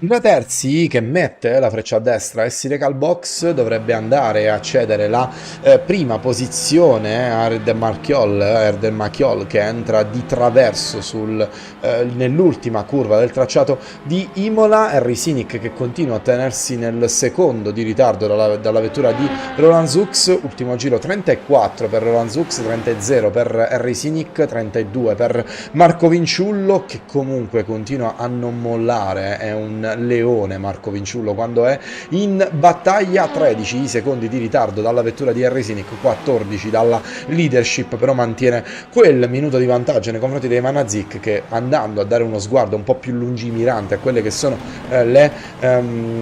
le classifiche, come dire, quelle che sono le classifiche dei campionati, potrebbe riuscire comunque a mettere le sue ruote davanti a quelle di Eimanazik, andando davanti alle vettura numero 10, andando a, come dire, guadagnare qualcosina e tenendo ancora il discorso aperto per quella che sarà la 24 ore di Le Mans, che stando così le cose dovrebbe lasciare sostanzialmente il discorso un po' aperto su tutti i fronti. Christopher Kianek che torna in pista mentre Erden Machiol si ferma, quindi si riprende la prima posizione, con Kianek che riprende il volante della vettura numero 99 mentre sta arrivando un bel traffico dall'ora di punta in staccata nella prima staccata del tracciato, con la vettura di Andrea Terzi che arriva a contatto con la vettura di Christopher Kianek, che arriva a contatto con la vettura di la Dozov Blue Steel Racing, se non vado errato. Contatto non particolarmente violento, contatto che probabilmente non avrà fatto sicuramente felici i piloti della vettura numero 99, ma che sostanzialmente non dovrebbe avere nessuna conseguenza sull'evoluzione e sul futuro delle prestazioni della vettura numero 99. Credo che lì la Dozov abbia semplicemente male interpretato quello che fosse l'uscita dal box della vettura. Credo che lì avesse anche bandiera blu, ancorché non sono nella stessa classe, però ecco, non è stata sicuramente perfetta lì l'interpretazione di quel particolare momento. Fatto sta che Christopher Kianek adesso ha 10 secondi di vantaggio su Angelo Colavitto e 23 di vantaggio su Ahmet Demirsan, con Marco Santoni che forse con anche un PT in meno in questo momento, soli 34 secondi di ritardo dalla leadership, che è sicuramente un bel risultato in questo momento. Fabio Zerbetto si ferma al box, riprende quindi la prima posizione di classe GTAM, la Sunset Motorsport numero 84. Alle sue spalle arriva il prototipo che dovrebbe essere quello di Harry Sinic, che adesso in questo giro ha perso qualcosina nei confronti della vettura in prima posizione, perdendo qualcosina anche nei confronti di Marco Vinciullo. 32,8 il giro di Roland Zux, 33,0 da parte di Harry Sinic, 31,1 da parte di Marco Vinciullo, che comunque continua a tenere in vista, a tenere lì le posizioni che contano, cercando di mantenere quanto più vivo possibile il discorso quando manca comunque ancora tanto tempo alla fine di questa gara, con tutto ancora passibile di accadimento in questa fase. Attenzione, perché c'è probabilmente un problema per Marco Vinciullo, credo che abbia avuto un contatto con una vettura, un doppiaggio non proprio perfetto, perde qualcosina in questa particolare fase di gara. Andiamo a vedere di capire che cosa è successo alla vettura numero 41, andiamo con il replay. Doppiaggio, non so se qui c'è stato un doppiaggio con una vettura, una incomprensione con una vettura, o semplicemente un errore in uscita di curva. No, si è girato da solo Marco Vinciullo qui uscendo dalla curva, andando a perdere il controllo. È stato molto freddo, devo dire anche molto fortunato nell'evitare il muretto in uscita. Sono secondi qui che si regalano alla concorrenza e che sicuramente non faranno comodo e piacere alla gara della vettura numero 41. Attenzione adesso, perché siamo corso della fase cruciale della gara. Entrambi i giri invalidati sia per la vettura di Roland Zux che per la vettura di Harry Sinic, quindi taglio evidentemente per entrambe le vetture, e occhio perché con questi gap, con questi distacchi potrebbe essere fondamentale anche il discorso penalità, il discorso tagli, il discorso drive-thru nelle ultime fasi di gara, perché è un circuito sul quale si perde davvero tanto tempo andando a scontare un DT e potrebbero essere i dettagli che vanno a fare la differenza in una gara di questo tipo. È anche cambiata, se non sbaglio, la classifica in classe GTAM, laddove la Tomelli, i Racing Team, si è portata in seconda posizione con Massimo Martini dell'MR Motorsport, che invece si è portata in terza a 28 secondi di ritardo da Giancarlo Rossi. Continuano ad essere 4 i ritiri in pista mentre ci stiamo andando a lanciare di peso e di corpo nell'ultima parte di gara, nell'ultimo terzo di gara. Ho visto con la coda dell'occhio una vettura che stava andando letteralmente con le ruote sulla ghiaia, era quella di Salvatore Zitiello, Arms Sierba numero 42, che è adesso sicuramente in un momento di stanca della gara, non ha facilità, non ha possibilità di andare a prendere facilmente la vettura davanti, ragione per cui è anche difficile mantenere un elevato livello di concentrazione. Harry Sinic, che qui credo vada un po' a tradire un po' di ansia, un po' di tensione, andando a esagerare forse in quella fase particolare di doppiaggio, ringrazia Roland Zux, che quindi guadagna circa 1 secondo e 5 solo in quel tratto. Probabilmente ringrazierà anche un po' Marco Vinciulo, che forse rivede un po' la possibilità di guadagnare qualcosina nei confronti dei suoi avversari, che sono irrimediabilmente, almeno per questo stint, volati via, complice anche quel errore di qualche curva fa, di qualche giro fa. Attenzione adesso con Harry Sinic, che si va a liberare di una prima LMP2, dovrà farlo anche nei confronti della seconda staccata della chicane, molto interessante in questo momento. Harry Sinic, che quindi va a prendere la posizione, si va a portare adesso si va a mettere in questo momento ancora 2 secondi e 8, sicuramente molto interessante. Noi andiamo con un bel onboard Alexis Diaz Porsche 991 di classe GTI. Alziamo il volume, andiamo con lui.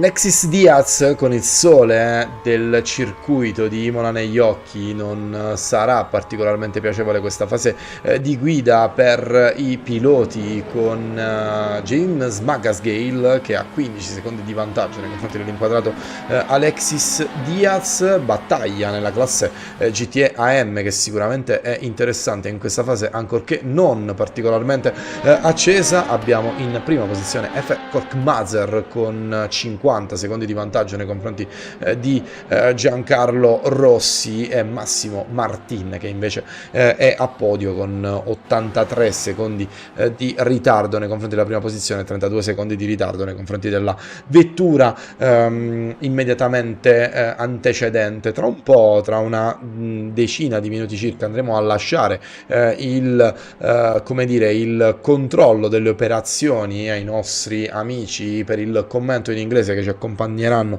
da qui fino alla fine della gara. Siamo vicini ormai alle ultime 2 ore di gara, con Roland Zux che continua a essere in testa alla gara con 2 secondi e 5 di vantaggio nei confronti di Henry Sinic. È stato particolarmente importante quella imprecisione avuto prima dal alfiere della vettura numero 12 della Toyota GR010 di casa Satellite, perché quell'errore ha fatto un po' togliere un po' di brio e un po' di momento alla rincorsa di Henry Sinic, che in quella fase era particolarmente interessante, erano ancora abbastanza vicine le due vetture, quindi si sarebbe potuto assistere a qualcosa di interessante. Si sono perse un po' di vista le due vetture, andando a consegnare un po' ai pit quella che sarà la fase decisiva, quella che sarà la battaglia nei prossimi minuti e nei prossimi giri, quando stiamo entrando ormai nella fase calda, nella fase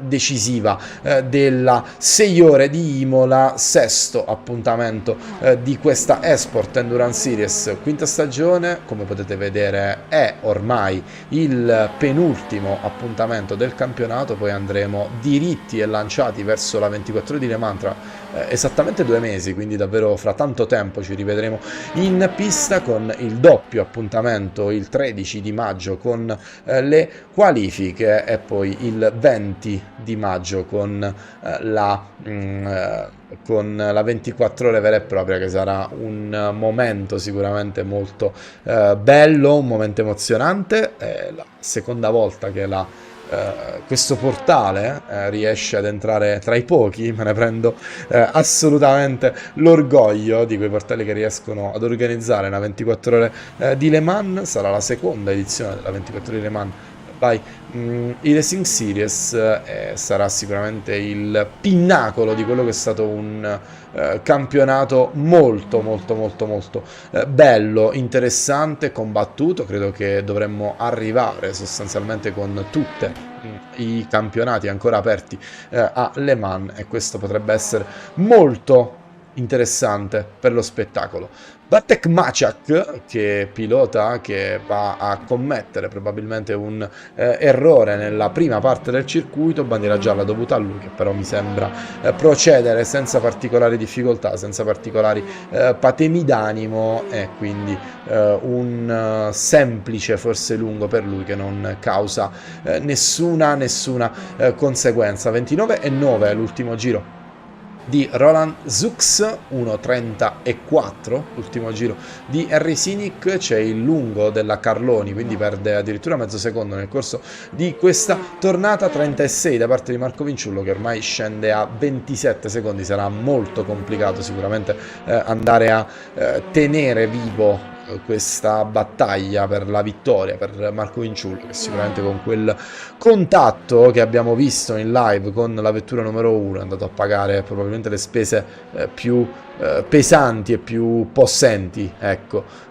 nel corso di questa gara, andando a perdere tanto, ma andando a perdere soprattutto il momento che aveva in quella fase. 29,2 l'ultimo giro di Salvatore Zitiello, che sta provando a mettere il giro nei confronti di Real Walker, così da potersi portare ancora di più nella terra di nessuno sostanzialmente, perché ormai sostanzialmente non ha granché da andarsi a regalare, tenendo in considerazione che ha un giro di ritardo nei confronti della vettura di Ayman Zik, un giro di vantaggio, quasi un giro di vantaggio nei confronti di Ryan Walker. Sostanzialmente gara che non ha praticamente nulla da regalare alla vettura numero 42, se non il piazzamento in quinta posizione, che però di certo ha il suo perché e la sua utilità, specialmente in termini di punti. Tra un po' probabilmente andremo ad assistere anche all'ennesima tornata di soste da parte dei piloti. Vedremo se ci sarà la possibilità di vedere qualche altro capovolgimento in termini strategici che possa rendere ancora più interessante quello che si rivela un terzo settore di gara molto caldo, molto combattuto e sicuramente molto aperto.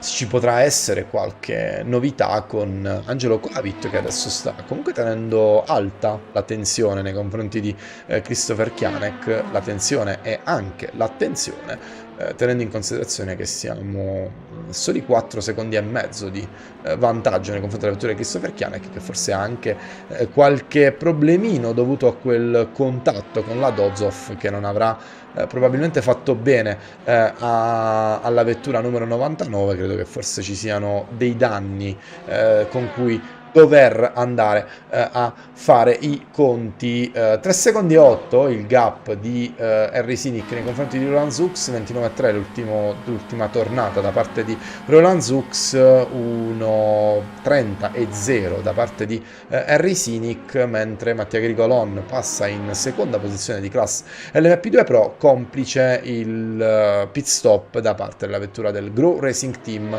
di Rui Race con la sua Oreca 07 che si ferma al box in questo preciso momento, quando proprio mentre parliamo si vanno a scoccare le 2 ore al termine della gara, quindi entriamo ufficialmente nel terzo di gara, perdonerete la cacofonia. Andiamo on board con la vettura di Pavel Andrzejewski, alziamo il volume e andiamo on board con lui.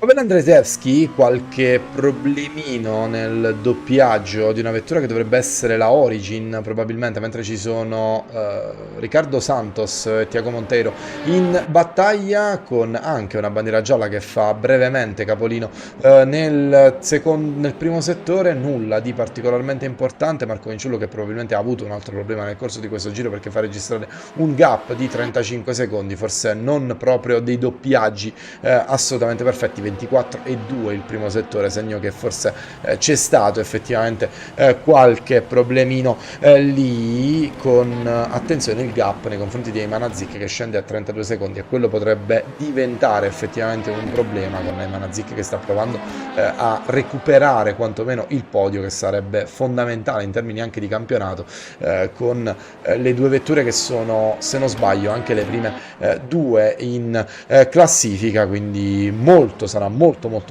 importante. Stavo per dire un errore grammaticale abbastanza decisivo. Sarebbe fondamentale per la vettura numero 41 riuscire a mantenere quantomeno questa posizione di vantaggio nei confronti della vettura numero 10, anche se andrebbe quantomeno a guadagnargli 2 punti. Sono divise da 19 in questa fase, mentre per la Sinfrim sarebbe importante andare a prendersi questa vittoria, che gli consentirebbe probabilmente di andarsi a mettere come prima inseguitrice della Blue Steel Racing numero 10, con Marco Vinciullo che nell'ultimo giro fa registrare 32 e 10, mentre dovrebbe essere successo effettivamente qualcosa, ma era Roland Zux, la bandiera gialla, ce lo siamo persi probabilmente. Vediamo se riusciamo a recuperare qualcosa sulla vettura di Roland Zux, vediamo se riusciamo a capire che cosa è accaduto al pilota. No, qui già l'aveva persa la posizione, vediamo se riusciamo in qualche maniera a capire che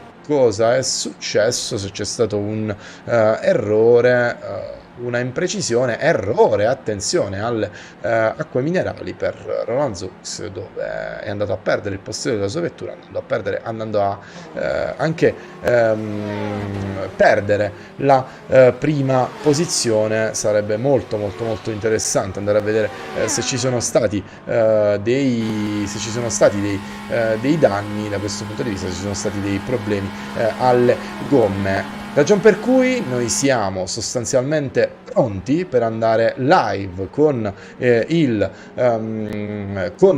commento in inglese, ragion per cui andiamo a trasmettere brevemente qualche spot, dopodiché torneremo live con Joshua Burch e Edward Hunter.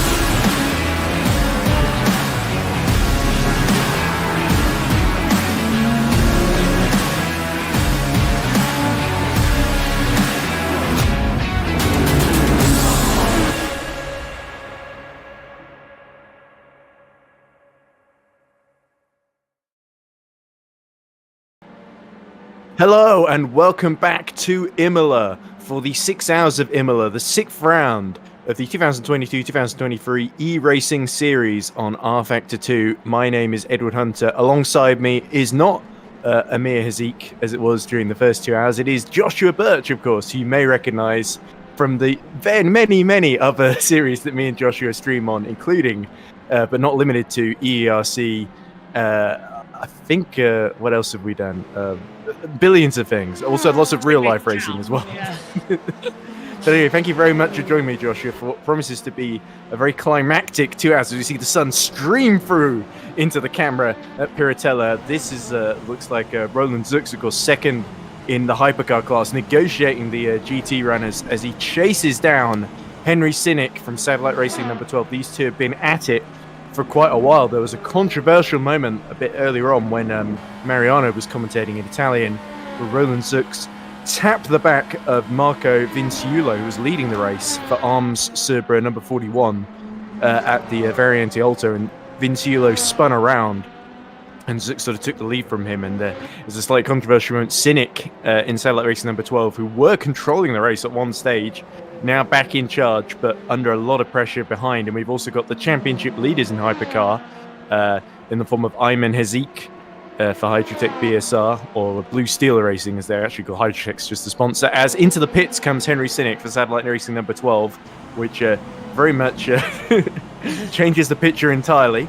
But that puts, of course, Roland Zooks into the lead, and the Simfream Esports number 1, of course, won last time out in Watkins Glen, and are hoping to win again to keep their championship hopes alive. I can give you the exact points in a minute. At the moment, we are looking at John-Paul Van Earl fighting for 6th in class and for level 1 esports. Just ahead of John-Paul Van Earl is, and you can see there's a lot going on, Josh, because I've not let you get a word in edgeways, is Bartek Masiak for Panica Racing number 76, of course. So this is the battle for 5th and 6th, I think, there we go. Almost. I mean, he's got a great run out of the final corner. Let's watch John-Paul Van Earl as he attacks the Panica Racing number 76 car.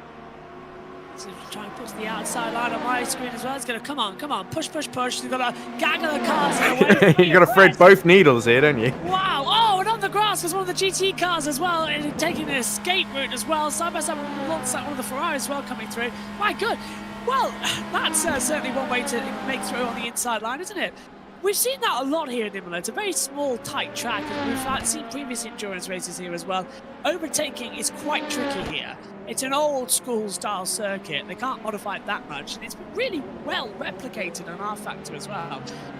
Even so, I think it's better than the F1 Codemasters layout they've got here. So, a spin in the background with a contact. Can't see who that was just that yet. looked like one of the prototypes spin around. I didn't quite see who that was. Roland Zooks has also gone into the pits from the lead. So this is potentially going to hand it to Ayman Hazik, since Cynic has pit and come out 10 seconds behind him. There is Zooks. Chris Kazmierzik has also come in for Sweet Force number 37, who are in the Pro-Am sort of title fight. There's a very close there, but well, actually, I say quite close. Origin Racing 111 have got a pretty distinct advantage, running second in Pro-Am at the moment. Andrzejewski has also come in for Hyperion number 44, who are leading the LMP2 Pro class, and actually look, they could, depending on how things go, they could actually seal the Pro title today before Le Mans, because they're coming with 37-point lead over the Simfream Junior team number 26, so second in the standings, and I think third or fourth on the Pro class at the moment. In fact, there they are. Mattia Grigolon are currently at the wheel, so actually Andrzejewski is going to come out right next to him, I think. And this is the GD Pro battle between Christopher Kianik for Simfream Junior team number 99 and Angelo Colavito for Rivetto Racing team number 30. And Kianik for number 99, they're in a battle with the current championship leaders, number 75. I think there's only 9 points between them in GT Pro class. It's by far the closest class championship battle we have at the moment, although that could change depending on how things play out over the next hour and 48 minutes. But they really are being close, aren't they, as well? And by the way, I'm not sure if you're quiet on just my end or if that's on the stream as well. So if somebody says, then do let me know. But it might just be that I've turned Josh down and it's fine on everyone else's end. So no, I hope you're not too offended by that, Josh. Not at all. I'll shout louder. I'll move the mic a bit closer to me as well until we get that sorted. Okay. I realise that my thing's lagging because it's trying to generate your video as well as the stream for me at the same time. So I've just disabled you. So I'm sorry about that. No worries. I'll turn my camera Not that off. I didn't want to see your beautiful face. But I'll turn my camera off and I'll move the mic a bit closer to my mouth until we get the audio changed. But yeah, 1 hour 48 minutes to go of this race as well. I'm just looking as well. Battle, as we said, in Hypercar. 8 seconds between them at the moment as well. But that's because but the crucial battle is Cynic and Zooks 1.8 apart, because Hazik is on different strategy in the Hydrotech one, because he had to serve a very early penalty, so he's been basically trying to run long to catch back up. It remains to be seen if that's going to be the winning strategy, but the problem is that for most of the stints, when he's not pitting, he's only just ahead, and when he is pit, he's quite a way behind. So they've been very consistently quick. It's very hard to regain ground here, as we see the hypercar of that looks like Hazik. No, was that Hazik? No, that's Vinciula, I think, in the 41, just clearing the GD Pro leaders. Yeah, it is Vinciula. Here he is, 17 seconds down on Ayman Hazik, and now negotiating even more GD cars. And there is who is this? Who's just come to a stop? It's one of the BSR cars. I believe it is Ayman Harkriz as well, who is in 3rd position coming to the pit lane. He is, Just yes. My live timing is for some reason frozen. It's still showing Hazik in the lead, but actually it's Cynic back in the lead now. just taking. Yeah, out there the we go. Yeah.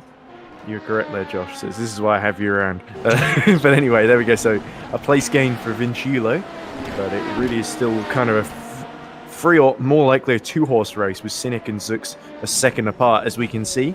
And look at all that traffic ahead for Henry Cynic for Satellite Racing that he's got to negotiate. Now, Satellite, you remember our driver Liam Rance, he was going to drive for Satellite in LMP2. They were in a close back. They were running about second when I think Herman Stocci, who was Liam Rance's teammate, got disconnected.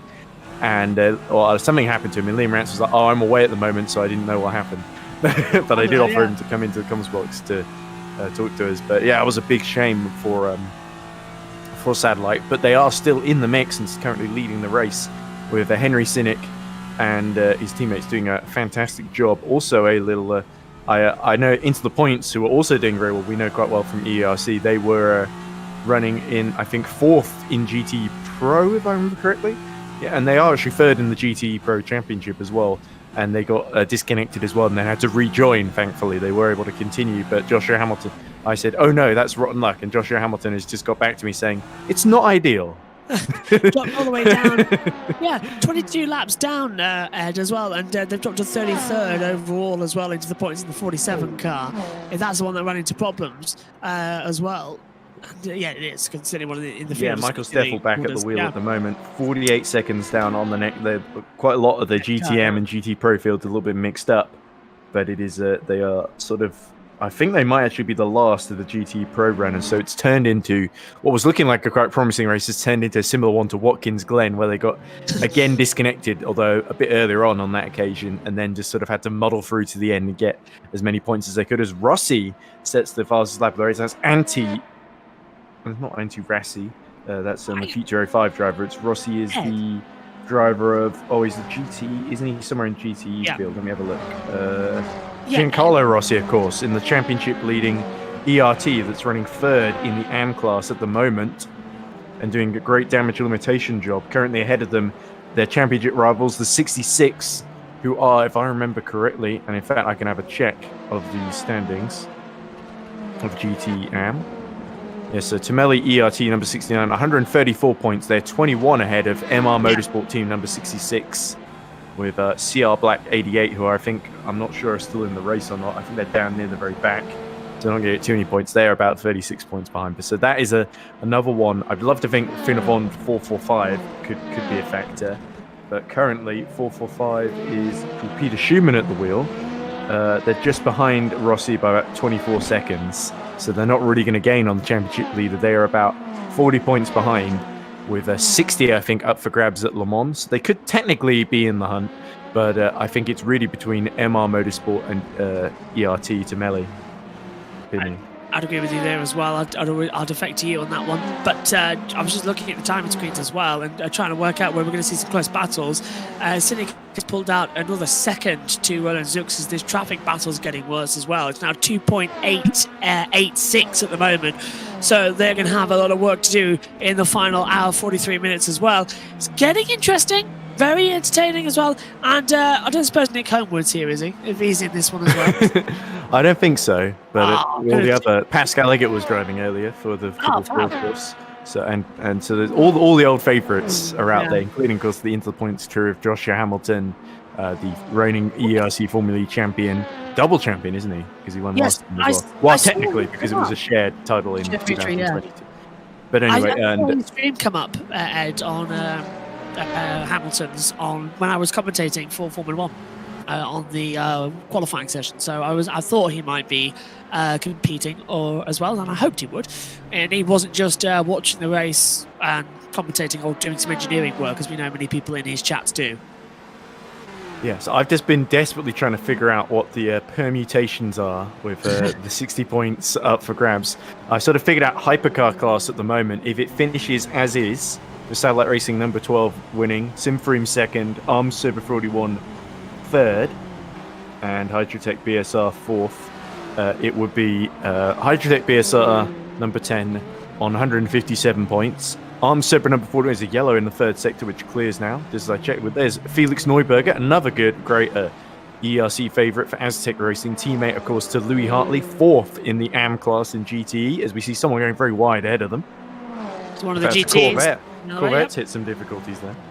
Top of the hill coming into rFactor 1 and 2. Not a long journey to the pit lane, thankfully, for them. But it's a Riccardo Di Marchi for Carloni Racing, and that must be the 88 as well. They've had a pretty torrid run, it must be said, especially for a team running third in the championship in AM.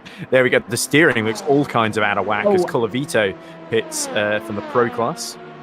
Is that in a designated pit stop area for the GTs? It's right at the start. Look, is the rear being lifted up there, so the tyres being changed on a Colavito as Dimarchi desperately fights at low speed against the crabbing car. Yes, which is the easiest speed to fight against it at. I wonder if he's done that. I wonder if he's done that at Aqua Minerale, the top of the hill. Louis Hartley has left a few comments in the chat. Oh, hello, I'm just reading now. He says, these LMP2s are maniacs around here. And he also says, whoa, Aztec coverage. So it's, of course, his team, Aztec Racing. So he's cheering on Felix Neuberger, his teammate, to continue that 4th place and potentially, let's see how far... Ooh, that was a great camera angle. Sorry, I've never seen that camera before in eSports as well. In our Here we go, the wide view, as they say, from the cockpit of the Aztec Racing. Oh, there we go. An example of exactly what Louis Hartley was just saying, of the Futuro 5, driven by Nizio. Of course, that must be... Is it Nizio still at the wheel of the Futuro 5? No, it's Anti-Razzie, of course. His brother Pro Razzie was not available. Yeah, and he's running 50th. Oh, that's a terrible joke. I'll never make that one again, I promise. He's running 15th then, 7 laps down on the overall leader, but he is now 37 seconds behind Thiago Montero. As I say that name. Montero's in a different class as well in the Pro-Am.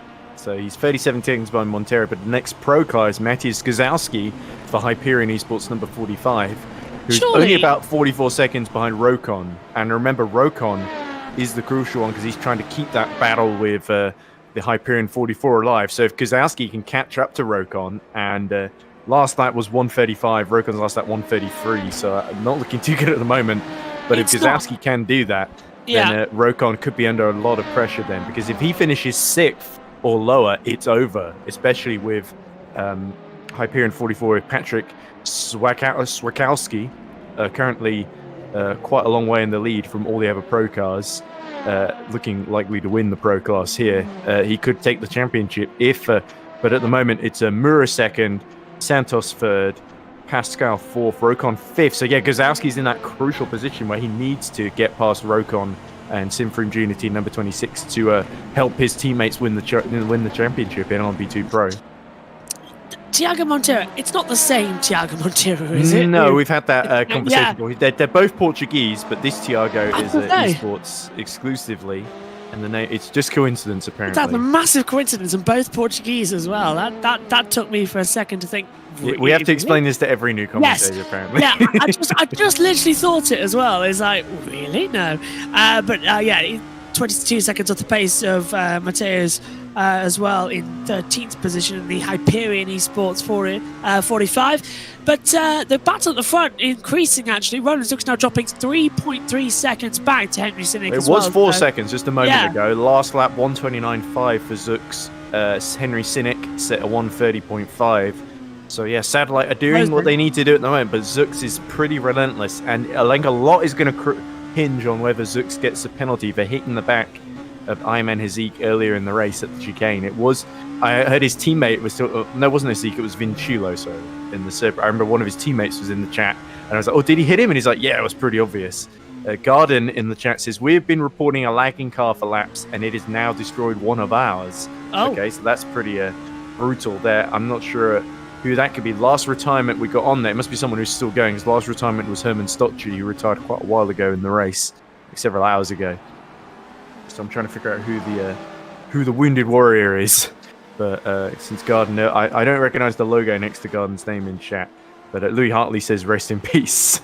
And Dimitri's.uk says Forza Mura, so I guess a Nick Mura fan. Happy to see his man in action. Mura holding on to 9th overall for level 1 esports number 28. 100 seconds down on Gabor Hevesi, but holding on to 2nd in LMP2 Pro, which is going to be crucial points for them, I believe. Although I don't think it's going to be enough to get them into the championship fight in LMP2 Pro, because if I just have a check of that, Nick Mura for level 1 esports is... Oh, they're 8th on 62 points.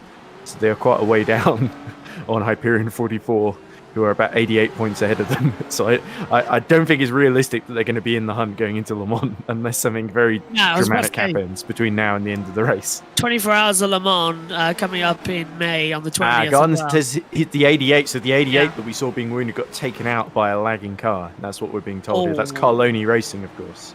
That is ridiculous. Fabio Carloni and who else is in the 88 team? Riccardo Di Marchi, of course, still continuing at the moment. The last runner, of course, a big shame for them because they were 3rd in GT-EAM and hoping to sort of recover from a difficult start to the race, and it's only gotten worse, unfortunately, for them. More heat, less foam, I think, is something that was interesting. No, but look at this. Roland Zux has cut the gap to 1.8. So Cynic has hit traffic as the darkness starts to fall over Emilia-Romagna in this beautiful region of southern Italy.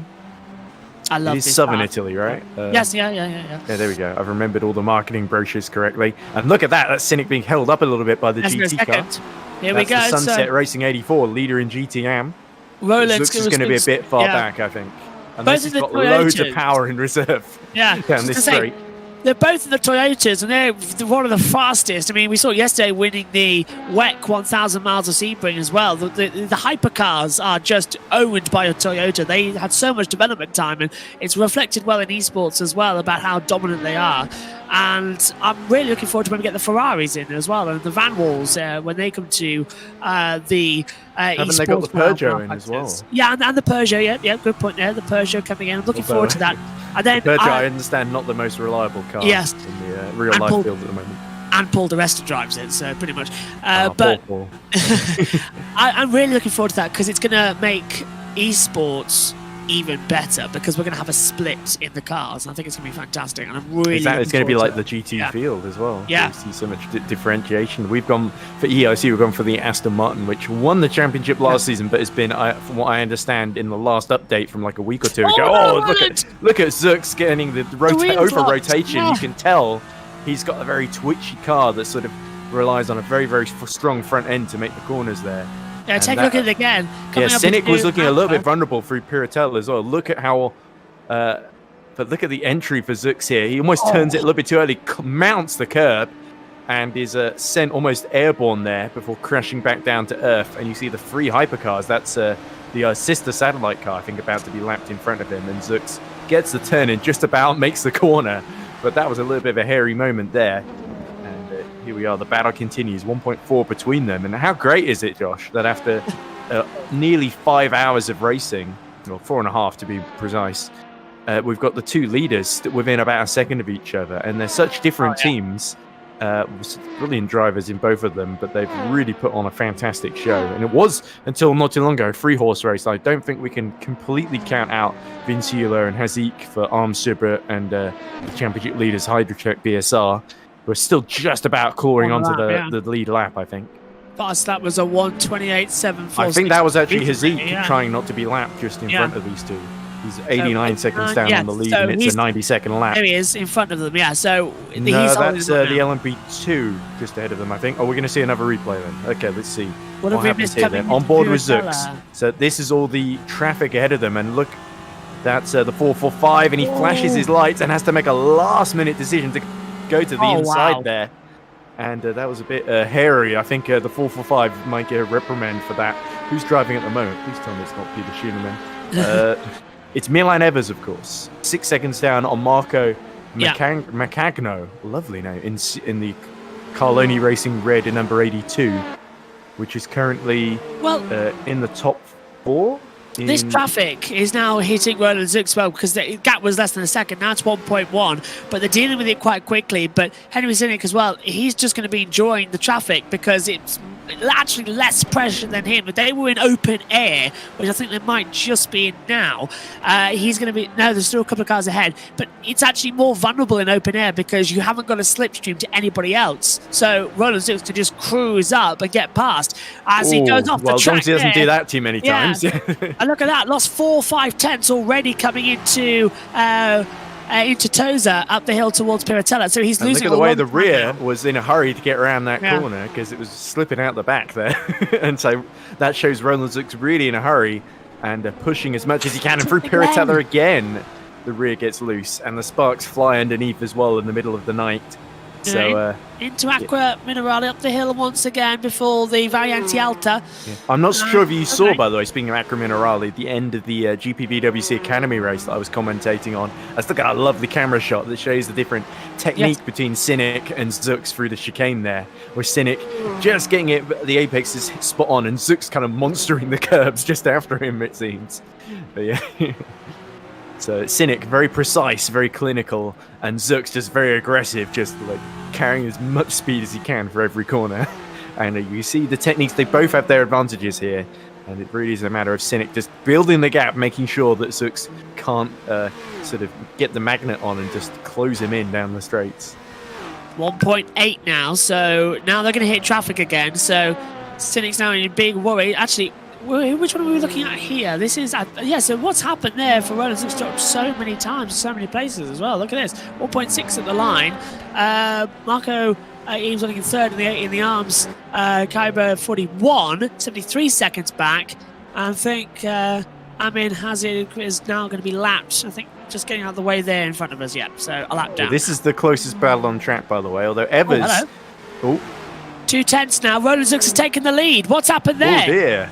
So a mistake then from Henry Cynic. I think that might have been through Tosa there. I was looking away, so I didn't see what happened there. And it's also very dark, so until the cars get close to the camera, you can't quite see because the lighting around Imola is not great in places. Replay, here we go. Here we go. So Cynic, he spun. I think we saw that earlier in the race from Cynic where he spun at Tosa, and I think he may have done it again, and there might have been a lapped car that potentially helped him out. So this happened earlier then. So the race... we're looking at Cynic still behind.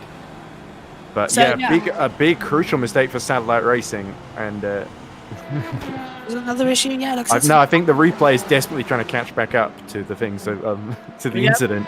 But anyway, Henry Cynic now is the chaser rather than the chased.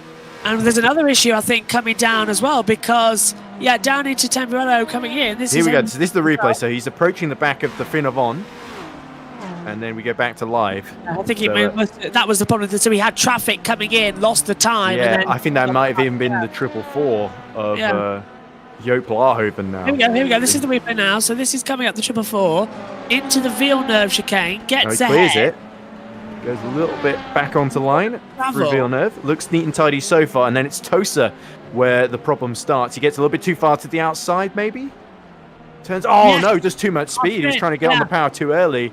And then he sees the number 1 Simframe just go around the outside of him there. So Zux retakes the lead and now 1.3 ahead. So little mistakes like that could well decide it. But look now they're hitting traffic. There's a lot of traffic now, Roland Zux. He's got the entire... look, the Into the Points car now splitting them, as is one of the others as well. Roland's twitching coming out there of Acqua Minerale up to Variante Alta and clears them, but on the inside, another of the LMP2's trying to get through as well. 2.2 seconds now to Henry Cynic. So Henry's got massively out of sync.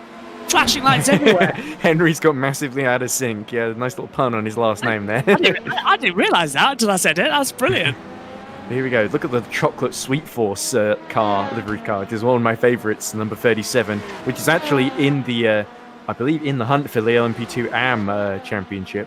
I'll have to figure out where they all filter out in this race currently, but Zux holding on to this lead then. And this is absolutely crucial, of course, because if Simframe can win this race with Arms Super third, then they can take second place in the championship by a point. It would be Arms Super 140 points, Simframe 141, and that would put them just 16 points off the championship lead in Hypercar.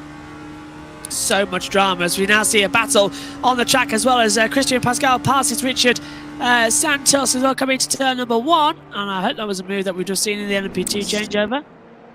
Yeah, so this is fourth in Yeah. the LMP2 Pro category. Santos for Grow Racing Team 198 and Christian Pascal for HD Esports Blue Bolt.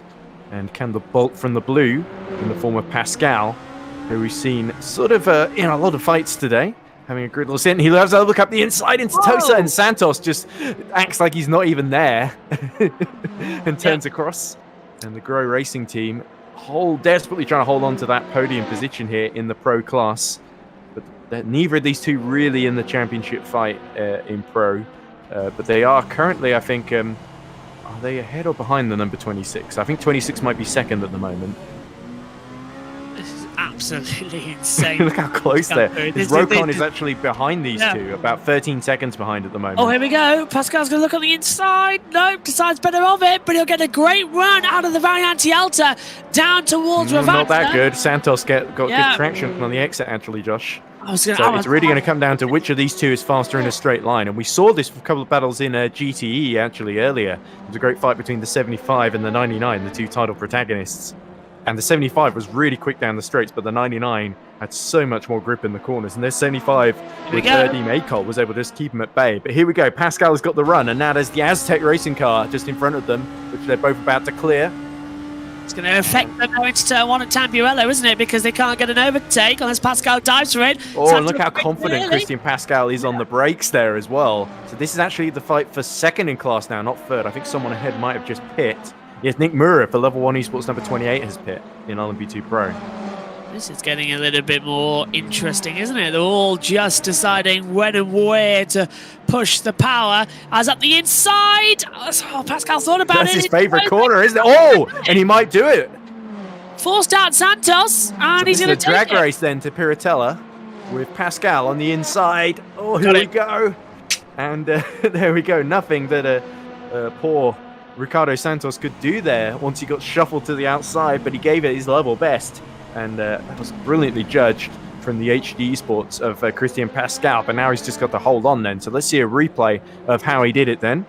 This is the run down the main straight, which we just saw. This is exactly the same angle we saw as well. So we'll have to wait a while for them to get to Tosa, won't we? Yeah, look, this is the GT car they pass. And it all sort of syncs up from here because he gets a great run down in towards Tamburello. He thought about it. He's been setting this up for several laps, hasn't he?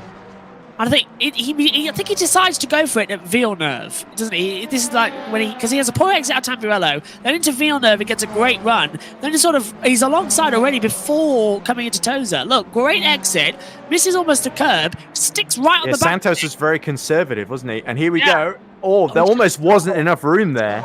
Yeah, but Santos, having been nudged out, then got a bad exit. So he might argue, well, Pascal kind of pushed me out the way when I didn't leave him space. It's a hard track to overtake on, but Pascal just about pulls it off there. That was actually really entertaining stuff, and he's still in P2. Yeah, he's still right next to him, actually. Oh, one of the GT cars hitting one of the LMP2s. I think that was back, and that's the race leader in GT. Oh, that's Christian Kianik, stranded in the service road in the gravel there. So he just came to, I think he may have hit, actually, Ricardo Santos is now 1.6 behind Pascal. They were going side by side there, just behind Christopher Kianik. So Kianik is minding his own business here for the Simfream Junior team, looking to get into the lead of GTE Pro. Here they go. He's going to let these. So he's going to. So here's Christian Pascal coming upon him, and look at Santos. Behind is Ricardo Santos. So it's clean through Villeneuve, and then now look, watch, and Santos is going to come. So Santos is looking. Oh, Santos has barged him out of the way there, and he flashed his lights. Almost like he wanted to go back to the racing line, and there was the GTE leader in the way. He had a lap ahead of Mattia Pansi as well. Kianik, no harm done too much to Kianik. He had a big lead over Mattia Panki for Reto Racing Team number 30. It's now 83 seconds, I think, rather than a lap. Yeah. But we have to hope there isn't too much damage there. But Kianik will not be too impressed by that, I don't think. And James Magasgale comes into it and says, "Hello, boys." Hello, James. So I've not seen James in action yet, but not for a long time. Yeah. I think he's one of the Aztec drivers potentially, but I'm not sure if I've seen him in action yet. We haven't done ERC's Formula E for a long time either. So we have got the season opener coming next weekend on the 25th, which I believe It's also the same day as the Formula race in Brazil, Sao Paulo, so we might have to just skip an hour or two to do that race, Josh. Oh, I thought you weren't going to be there. I thought if you weren't going to do that one. So. Well, it depends how you want to play it. Yeah. It's his Milan Evers for Finovon, speaking of ERC drivers, Yeah, in a there we battle go. here with the CR Red 82 of Marco Macagno. I'm going to keep saying that because it's an alliterative name and it's just nice to say. No offense to Milan Evers, but ME can't be all about me. Got to be about MM as well. But here we go. Milan versus Marco. This is like the commentary box earlier on. I had Jess, Ball, Josh T, and myself, JB. So we had JB, JT, and JB. So it's the 3 Js. Yes, and 4 temps faster on that previous lap for Milan Evers. So Is he going to go? Macagno is leaving a big hole in the air for Milan Evers to punch through in his bright orange Aston Martin. Yeah, but Dutch colours on it. And here comes the hypercut, lapping them. Oh, he's going to force him out of the way. There's contact. Oh, and is that the race leader as well? And that creates an opening for Evers then. Yeah, and he's going to have the run on the inside up in towards Piratella. And if he can just keep it on the inside. Macagno is going to keep it around the outside here. He's going to turn in, surely. Oh. There we go. That was a... Contact, Pete. And that's Henry Cynic going off at Piratella. So And he Milan didn't Evers have could his be in top. trouble for that. He didn't quite leave enough space for the hypercar there. He lost a So lot caught of time up in his own there. battle. Yeah, let's take a And, replay. I think we're going to in a second anyway. But yeah, he stopped. Big shame. Cynic now 8 seconds Yeah. down on Roland Zux there, so that could well halt his charge. Here we Just go. keeping him in touch. Here we go then. So Cynic sees the 2 GD3s side by side ahead of him. He's closing on them rapidly. The orange car of Milan Evers on the inside. Cynic is going to try sweep around the outside. That wasn't quite enough space there. It was a bit ambitious, but I think Milan Evers knew he was coming up behind him. And he was in the gravel as well, so that explains why he lost another 4 seconds. Look at this. He's still being stuck behind Yeah. the Carloni racing car. And Evers might even have another go, but there we go. In comes Macagno into the pit lane, which releases Evers into the top 5 in general. Wise. Yeah, it was quite wise there. And so Evers goes into 5th in GTM. So he's 31 seconds behind Felix Neuberger. So we could get an Aztec Racing Finovon battle. So the 2 rivals from ERC reunited in the battle for 4th in class then, in the final hour or so. What a fantastic run we're having. Yeah, what is it? 1 hour 20 to go, something like that on the board. Yeah, I think the closest battle on track at the moment would be Ricardo Santos and Christian Pascal, still locked together just under 3 seconds apart. Although there are a couple of other battles that are somewhat close. I'm trying to see in terms of classes. Mirko Lanfranchi is fighting Freak Verkolen in the LMP2 Pro-Am, and they're about 5 seconds apart. Then we got the battle for 2nd in GT Pro between Semiselik in Caspian number 75, 3.5 seconds by Mattia Pansi for Revetto Racing Team number 30. And remember, we did see Christopher Kianik get spun around, so GT Pro could still go the way of either of those 3. But of course, the junior team number 99 in GT Pro have won the last 4 races on the bounce and are only 9 points behind Caspian 75. So Caspian 75 desperately need to get back up to 2nd and to limit the damage, essentially. Yeah, they're really pushing it now, aren't they, as well? Roland Zux has now got 10 seconds, but he's being And in held fact, up. here they are. Yeah, here we go. There Look is at the a battle. 75, and it's trying to lap a car ahead of it, I think.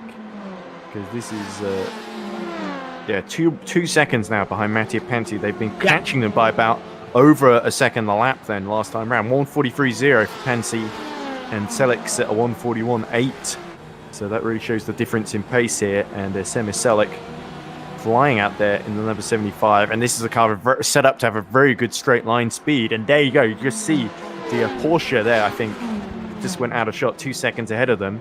And it may have been less than that now. Look how congested it's getting with these 3 different classes congesting. And Selleck giving a close. He's going to scare the pants off Pansy in a moment. That and Sucks jokes, that was brilliant. Sucks him in. And Pansy has the pants scared off him. Santos is now in the pits. So that gives Christian Pascal some breathing space. Cynic has got the gap stable to Zux to about 10 seconds, by the way, in the overall lead. So Satellite Racing number 12 are not out of it yet, but it feels like a Simfream, unless they get a penalty at some point. What's happening here with Ferrari coming to a stop on the middle of the track? We've got a full course yellow we don't know about. Yes, full course yellow. There we go. So not sure what that is about. There could be a damaged car out there trying to make its way back to the pits, but there we go. Selick slows to a crawl. And, Selick... Pansy is pitting as well under the code 80. Yeah, as is Hazik in the championship leading Hydrotech BSR. Zux in the race leading Simfru number 1. Is Cynic going to pit as well? This is the interesting part. Santos is still in there. Lanfranchi is in there as well.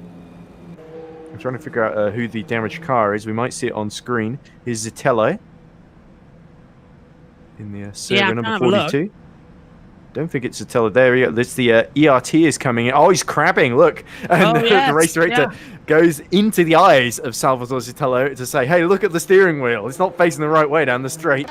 So we've got Cynic in, Zux in, Hazik in, Zitello now in, Zorkowski in, Hevesi in, Gazowski got a penalty. Lafranchi's got a penalty. Look, it's just come is that for speeding in the pit lane possibly? Because he got that after he came into the pit lane. We go out of code 80 now. Zitello is in the pit lane and in the relative safety of the low 80 mile per hour speed. Is it 80 or 60 miles per hour?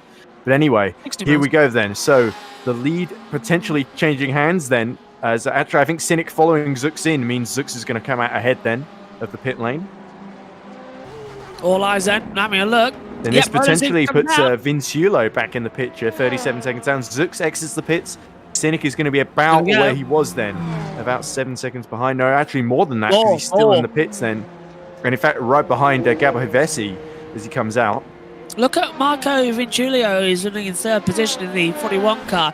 20 seconds behind Henry Slick now, so that's going to be a little interesting battle for 3rd position and 2nd position. This stint has really not gone the way of Satellite, you have to say, with them losing the lead under admittedly a lot of pressure from Roland Zux, who's one of the best in the championship, it must be said.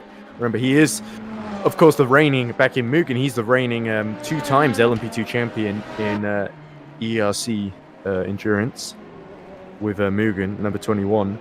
So it's no real surprise to see number 1 in Simfrim not only leading the race after winning Watkins Glen, but getting the lead and forcing the erstwhile race leader into a mistake. There is Cynic clearing the LMP2 AM of Hevesi and getting on his way. 24 seconds now, the gap to Roland Zux. So it was a very, very smart move from number 1 to pit. And in the end, a lot of time lost with, I think Satellite might have changed tyres or put in more fuel potentially. Zitello is still being serviced in the 42. And he drops behind Ryan Walker in Satellite number 11 as a result. That's off a second in the... he's actually just watching second in the GC Pro category at the moment. Yeah, I think with Pansy pitting, he's come out about 3 seconds actually behind Selick, which is surprising. Yeah, and just what Christopher Carrick as well, who's had that accident earlier on in the about 10 minutes ago. Just looking at him, he did come into the pit lane. Now just 29 seconds ahead, so he's lost the advantage, but we still yet to see the pit stops for P2 in the GT Pro category. Rossi in the Tamelli ERT, the championship leader in AM, is also still in the pit lane. Does that mean I hope that was a desync, because he just went way off the track coming out of Villeneuve. And he's, it's a connection issue. And that's Evers potentially in big issues here. He is ahead of Rossi, who's still in the pit lane. But there we go. Milan Evers showing his DNF, as is Larhoven in the 44. So it's Finovon disconnection time, it seems. Watch this. Just drifts off the track completely here. Doesn't even attempt to steer in. Car just goes straight. Well, perhaps he did on his end. Yeah. Big one. That is a horrible feeling. And yeah, I've worried about that, seeing that sometimes I've seen that and the connections come back and it's been fine. Like the race leader in Academy GBVWC that I was commentating on. I forget what his name was, but he was this Italian driver. In race 1, he had this issue, and then he went on to win by a wide margin. It was Alessandro Maggio, of course, I was thinking of. And then in race 2, Maggio and one of the commentators turned drivers in Academy, Yusuf Bin Sahel, basically who'd led most of it from the reverse grid. Bin Sahel made a mistake, crashed into the side of Maggio, and Bobby Vakinov, who started even further back than all of them, was able to overtake and win that Academy race too, which was on the final lap, which was a very dramatic collision. As we look at live and got a great view of Turbo number 42, I think, which is still in the pit lane being serviced, of Zitello after its steering damage. In fact, Gabo Hevesi and Patrick Skowalski in the leading LMP2s have both overtaken him. That's how long Zitello's been in the pits for, so there could be a bigger issue there, more than just the suspension. But brief yellow. As there's Salvatore as well, and now we come back out. There's Ryan Walker in the satellite racing, now 5th in class in hypercar. And continue going on. I mean, I never still out there. Oh, and I think that car's now left the pit lane, the one we were just talking about. I think it's showing Milan Evers, in the pits rather than retired. So Evers might be able to get going again. There we go. So all is not lost for Finovon Motorsport. But they are going to come out about 9 seconds, I believe, behind Giancarlo Rossi. So I think there might have been an issue for the Tamelli ERT number 69. And this is very interesting for the AM Championship, because we've got Korkmaiser set to win at the moment by a long distance. And they're second in Massimiliano Martin, who's second in the championship in the 66, is coming to pit now. So let's see if we've got third, fourth, fifth, sixth. We've got ERT, the championship leaders, in 7th, and MR Motorsport potentially on course to finish second with a big gap to Neuberger in 3rd. Let's see what that does for the AM standings then. I've just had a thought. I would love to, if we could have the safety car in these things as well, and I'll just sit at the end of the pit lane. I think the full course yellow is a... I remember doing SRL, this USF 2000 series that Tobias Bunschein helped run and commentate on. And what happened was we'd have, I forget who it was, I think it was whoever owned the Abstinio Force Polonia. I forget the guy's name, but he was a very nice guy. He's been very helpful to me in my commentary career. He was running the... Anthony Nickpon, of course. So Nickpon was... and there's Lillehoven back in the race as well for Finovon. But Nickpon was driving the safety car, and there was... I remember the oval race, I think it was Apple Valley or whatever, that was absolutely cold. It had to be red flag because there was this massive crash. And Valente was halfway wedged in the barrier. They restarted the race, and Valente went on to win, which was how bizarre it was. And it was Sven Gielhed, who was the runaway championship winner. It was the teammate of Alessandro Valente. Ended up being behind Valente for so long in the race that his engine started overheating. And I remember me and Tom Dillon had noticed that in commentary. That was an insane race as well, because Luc Moynier for Iris was all over the back of them as well. One of those weekends. So I'm trying to figure out then. So 2nd in a 6-hour race gets you 25 points. 7th gets you 14 points. So that's a swing of 11 points. And if you look at the GT AM standings, Tamelli ERT lead MR Motorsports by 21 points. So that would cut the gap to just 10 points between the two if it finishes as is, with MR Motorsports 2nd and Tamelli ERT down in 7th. So that would be very, very tantalizing. Almost as close as the 9-point gap we currently have in GTE Pro. So it's the GT classes where the championship is really hotting up, Josh. And the prototypes looking a little bit more... Zitello just about clears into the points car, into the chicane there. So the number 47, I believe, of... Who's at the wheel of the 47 at the moment? I think it's... let me have a look. Michael Steffel, of course. So Mikal, 4.8 seconds behind Ricardo Garceo for Grow Racing Team 98 in his battle to get back up the pro order after being disconnected early on. So it's a pretty decent shoots of recovery from the 47, but I think they're so far back that I think it's more of just finishing will be an achievement in itself in the pro field. Trying to push as hard as they can, aren't they, at the moment? Yeah. See where we go. I think the other close battle is Christian Pascal is now right behind Santos due to the Code 80. 9 tenths between those two. So it's the 32 versus the 198. Grow Racing Team once again under attack. There's this annoying Simfream in the way. Let's hope this doesn't end like last time for the 99. There we go. So Pascal clears it cleanly and also clears the HG eSport, which looks very damaged at the rear with Retty. I'm not sure why it says Retty at the back, the number 92. But that is, of course, Stefano Zanrosso, who's about 10 seconds behind F.A. Korkmaiser, the GT AM leader. He's, of course, in Pro. Currently, I think, 4th in Pro. Quite away, 59 seconds, I think, behind Guido Seradani for MR Motorsport number 71.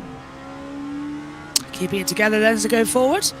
And now we're riding... Yeah, so Pascal will have the confidence, having overtaken Santos round the outside at Tosa before, of course. He knows, right, I can do that again, hour to go. Let's get that podium for HG Esports Blue Bolt. It's possible. I think they could do it. I honestly think that we could be seeing a podium coming in a minute or two. Yeah, we saw, like I said, dress rehearsal early on. So Santos, the only advantage he's got is he knows what's coming, doesn't he? Yeah, he's going to be right there.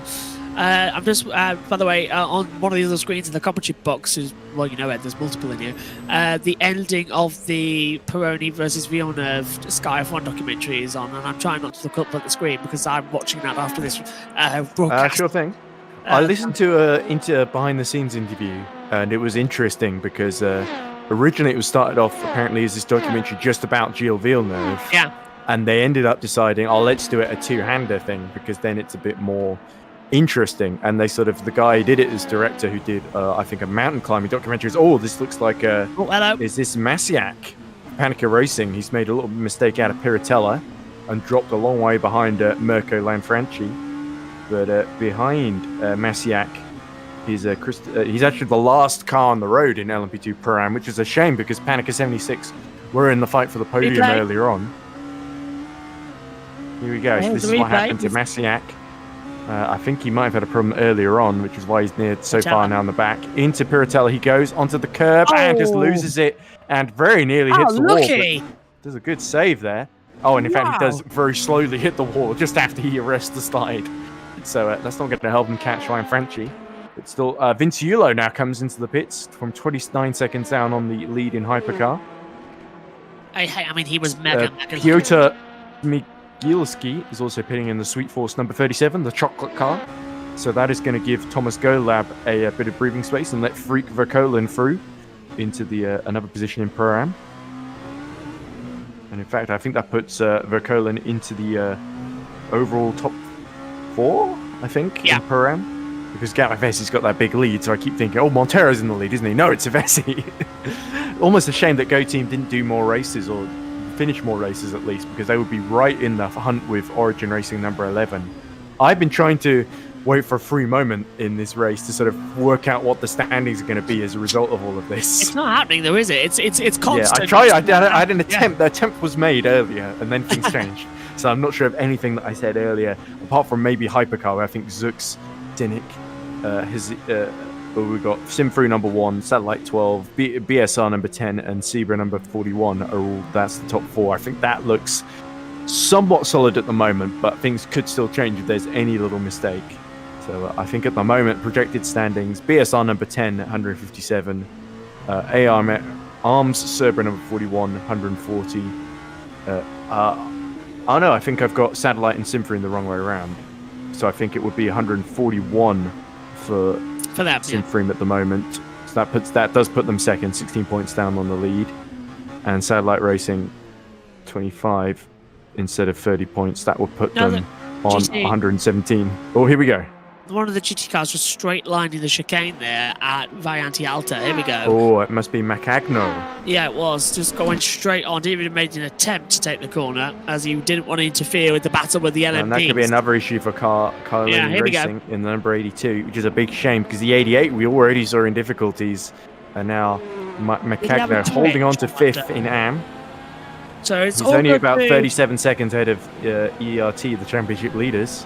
All good to Aqua Minerale up to Variante Alta. Does he just go straight on the track to avoid everything? Or did he even attempt to take Was that just to let the prototypes through potentially? Yeah, he doesn't even bother. Yeah, look, the car behind almost caught out there. Perhaps a braking issue as well for the 82. I mean, what does that actually achieve? Because you're just going to have more drama going down towards Ravaxa. It doesn't really change as much as you think it would do. So, back to the drawing board there, I believe. James Magasgale of Aztec Racing says, "Stop the cap." And Louis Hartley says, "You wish I was capping." This is a great comeback. And there's a few comments on both Finnevon cars disconnecting at the same point. But Macagno continues on. We'll keep an eye for those Carlini Racing fans and drivers to see how they get on. 39 people still watching this late in the race, which is great to see. Rokon for the Simfream Junior team has pit as well, which is potentially going to allow Santos to get involved in this battle ahead of them, with Santos still leading Pascal by 2.3 seconds. So Rokon, he really wants to get out ahead of that, so let's hope he's got the gap for his sake. Thiago Montero also pits in the Pro-Am category, second in Pro-Am, and looking to, I think, maintain that lead in Pro-Am. Let me get the, because I sort of... Gaber Havesi, P7 overall, I think leads LMP2 Pro-Am. He's actually ahead of one of the hypercars that ran into problems earlier, the 42. Yes, I'm trying to figure out at the moment. So Go Team Racing currently on 70 points, plus 30 would get them 100 points. But Origin 111 enter this race on 122, plus 25. That puts them on 157. So with 60 points on offer for the win at Le Mans, there's 3 points. So basically, if Go Team don't win, then they lose any chance of winning the championship. Yeah. So any remote hopes they had left. We've also got Sweet Force 37 and the Speed Eagles that have got outside chances as well. With Sweet Force 37 on 100 points already going into the race, and Speed Eagles on 84. Panica Racing 76 on 83, but near the back already. So I think, with all due respect to Panica Racing, it's looking pretty unlikely that they're going to be in the mathematical hunt at the end of this. So Speed. So I've come in literally the last couple of rounds as well before the Le Mans race. So yeah, okay. So let me work out the LMP2 Pro-Am thing as we see Montero still in the pits, Grigolon still in the pits in the Pro, and Mateus Rikas getting on board Speed Eagles number 24, who are of course third in the championship on 80 points. But they are, I think actually Sweet Force up behind Panica Racing 76 actually, so I shouldn't count out Panica Racing 76 quite so easily. But at the moment, of the non-100 Origin Racing number 11 teams, we've got who is doing the best in this at the moment. I think it's the Speed Eagles number 24 who are on 84 points. So if Speed Eagles can finish third in class and get the 22 points for doing so, that would put them 84 plus 22 would be 106 points.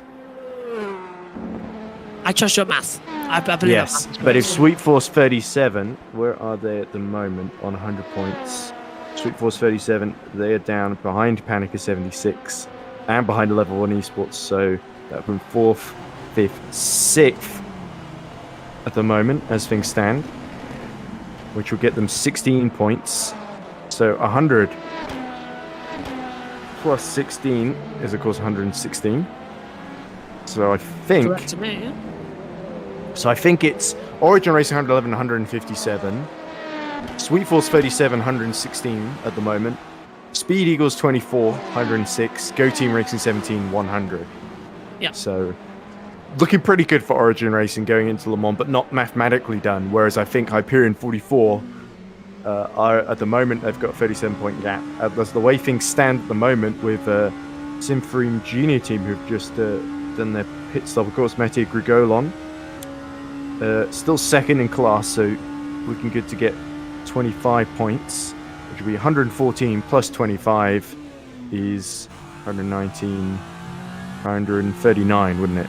So it'd be Hyperion winning 150 plus 30, 180. So it's 180 plus 139. So it'd be a 41-point gap with 60 on offer. So actually, Origin Racing might come out looking at a better position, but Hyperion at the moment coming into this race, we're in a better position, if that makes sense. So that's how things stand in the prototype category. Now I just got to figure out the GT permutations. So GT Pro. Yellow sector 2 flashed up on the monitor now, and it's staying. So somebody got around. It's cleared just now. Yeah. Closest battle on track at the moment, I still believe, is Pascal and Santos, the dynamic duo, putting on a fabulous show for all of us as usual. Race leaders are separated by 20 seconds at the moment. Here they are. I don't think this is one of the hypercars making way. I think at the closest, the GT Pro battle is still fairly close because we've got Selic 11 seconds ahead of Mattia Pansi for Iveto Racing, and then we've got Seridani for MR Motorsport 71, 11 seconds down on him. So Caspian 75 at the moment. Oh no, of course we got that's second in class. Still got Kianik about 26 seconds ahead of Selic after his spin. Well, he was 84 seconds ahead, I think, just before the spin. So that does show you how much that cost him. Although he did pit hunt as well. But yeah, I think Pascal Santos is probably the closest fight at the moment, and neither of them are really, realistically, in the Pro Championship fight, for reasons that I mentioned earlier, with Hyperion 44 being so far ahead of everyone else. The Hyperion as well. I love that name as well. It's cropped up so many times. Yeah, that's why we hype them up so much. And it's a big shame. I think Satellite 21 would have been right with Hyperion had the Herman Stocci not been disconnected earlier. And I know Liam Rance was so disappointed he didn't even get to drive in this race, which is a big shame for him. But Liam Rance, you know, our former driver, of course, there's a little bit of bias for Hunter Burt simulation from that point of view. But I would always great to see Liam doing well. I think when you drive, when you drive or even commentate for us, you're technically part of the family. So even all the Cub Scouts that I help run, they're technically part of the Underbird simulation team, because we do have the go-karting to the pushcart team. Which I'm sure I showed you the footage of me celebrating the leaders race, finishing 3rd out of 4 or whatever it was, and barely getting that 3rd place from the other team that would. Yes, you did. I remember now. Blimey, that was yes. That was in October last year. Yeah, October. That was. We probably shouldn't talk too much about my real life things because people might. I know Alessandro actually came. He was Valencia actually came to that race. He did, which was very nice. Nice to meet him. Not to drive, of course, because it was only qualified leaders that are allowed to drive because you got the kids right behind you. You know, it's just some legal stuff, I guess. But they didn't mind having Alessandro there. And, he even said that Alessandro should come in and I should do a show reel of all his best moments and show it off to the kids, and you can tell them a bit about sim racing. I don't think we have a sim racing badge, but there is, and I'm inventing it. I'm trying to invent a Robot Wars badge as well. We were talking this morning about a commentator's race on the Practice 3 commentary. I thought that's a really good idea to get everyone together, have a commentators go-karting event championship, just pound around for a couple of hours. Probably somewhere like Buckmore Park or somewhere, I don't know. Okay, so GT Pro standings. Hill, maybe. At the moment, so Caspian 75 lead Simfroom Junior Team number 99 by 9 points, 130, 139. And we got Into the Points 47, 3rd on 88 points, 51 down. And MR Motorsport 71, 69 points behind Caspian 75 on 70 points. So basically, MR71 are in a must-win sort of situation, really, to get below that 69 points. Currently, the race order, GTE Pro, as Seradani is pitting the 71, as I say that, it is currently Junior Team number 99, second in the championship, leading the race by 27 seconds over 75. So that's going to be a 30. So that's looking like they're going to get a 5-point swing. So 9 minus 5, of course, is 4. So at the moment, it would be 160 for Simfroom Junior Team. You're seeing Pascal and Santos right now as well. They're stuck behind traffic, but the gap's come down a bit as well. It was 3 seconds, now it's 2.5. So yes, Christian Pascal has really kept Ricardo Santos very, very honest indeed in the Grow Racing team. We're into the final hour, by the way. I didn't notice. Look at that. Hypercars. The hypercar was just given enough space there. That looks like the ARMS Serpent, and he flashes his lights in annoyance. How dare you cut me off? He's doing it again, look. How dare you defy me? There's going to be fingers out in a minute, everybody. Finger time, yes. It's a good thing it's night, so you can't see it quite so easily. I'm sorry, that caught me completely off guard there, Ed. That's probably one of the worst. Reminds me of the Academy GPVWC race at Valencia where Zanini flipped over the bridge, and I said the most cringeworthy commentary line I've ever used about the Zanini Panini flip-flopping over the bridge or something like that. Yeah. That made it on TikTok, that one. It did, yes, but only because of the flip, not because of my commentary. Yeah, you sort of said it exactly the same time as the flips. Yeah. That thing happens, and you sort of have to think of something appropriate to say. And that was what came to mind. Well, I mean, if you haven't heard what happened in F1's qualifying today, you've got 15 seconds. So mute now. Well, I don't care. It's Saudi Arabia. I'm not watching anything. Oh, yeah, that's true. But I've heard that Verstappen had some kind of drive shaft failure, I think. Yeah, drive shaft just completely failed him as well. And Q2, I think. Yes. And Leclerc had some sort of... Leclerc had the group penalty, of course. And as the Grow Racing Team 98 is being serviced in the pits at the moment. I was just going to say, do you remember what Mark Preston said to us in the commentary in Formula E about how drive shaft is the one thing that the team should have had solid reliability? Well, he was talking about Formula E in the context of Gen 3 as well, where it's essentially a spec series. Off goes the yellow Panica racing car, I think that was. Gets back on just after. Yeah, is that the number 76, Josh? I think it is, yeah. Yes, it is, yeah. Just getting out of the way, and that continues its difficult run there. Although, as I said, Panica 76, I believe, are still ahead of, if we look down the order of Sweet Force 30. No, they're not, actually. They've dropped behind in the Pro-Am category. So I'll have to redo the points there a bit later on.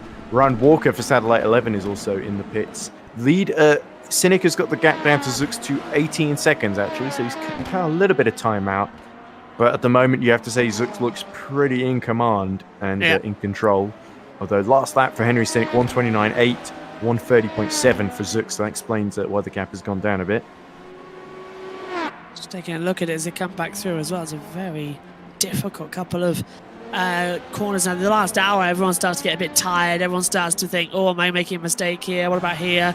Can I make them a move?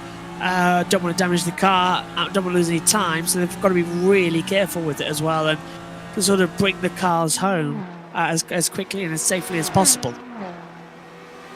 Indeed, yeah, this is sort of where you get into, especially if there are big gaps in front and behind to any of the cars in your class, it turns into sort of survival mode.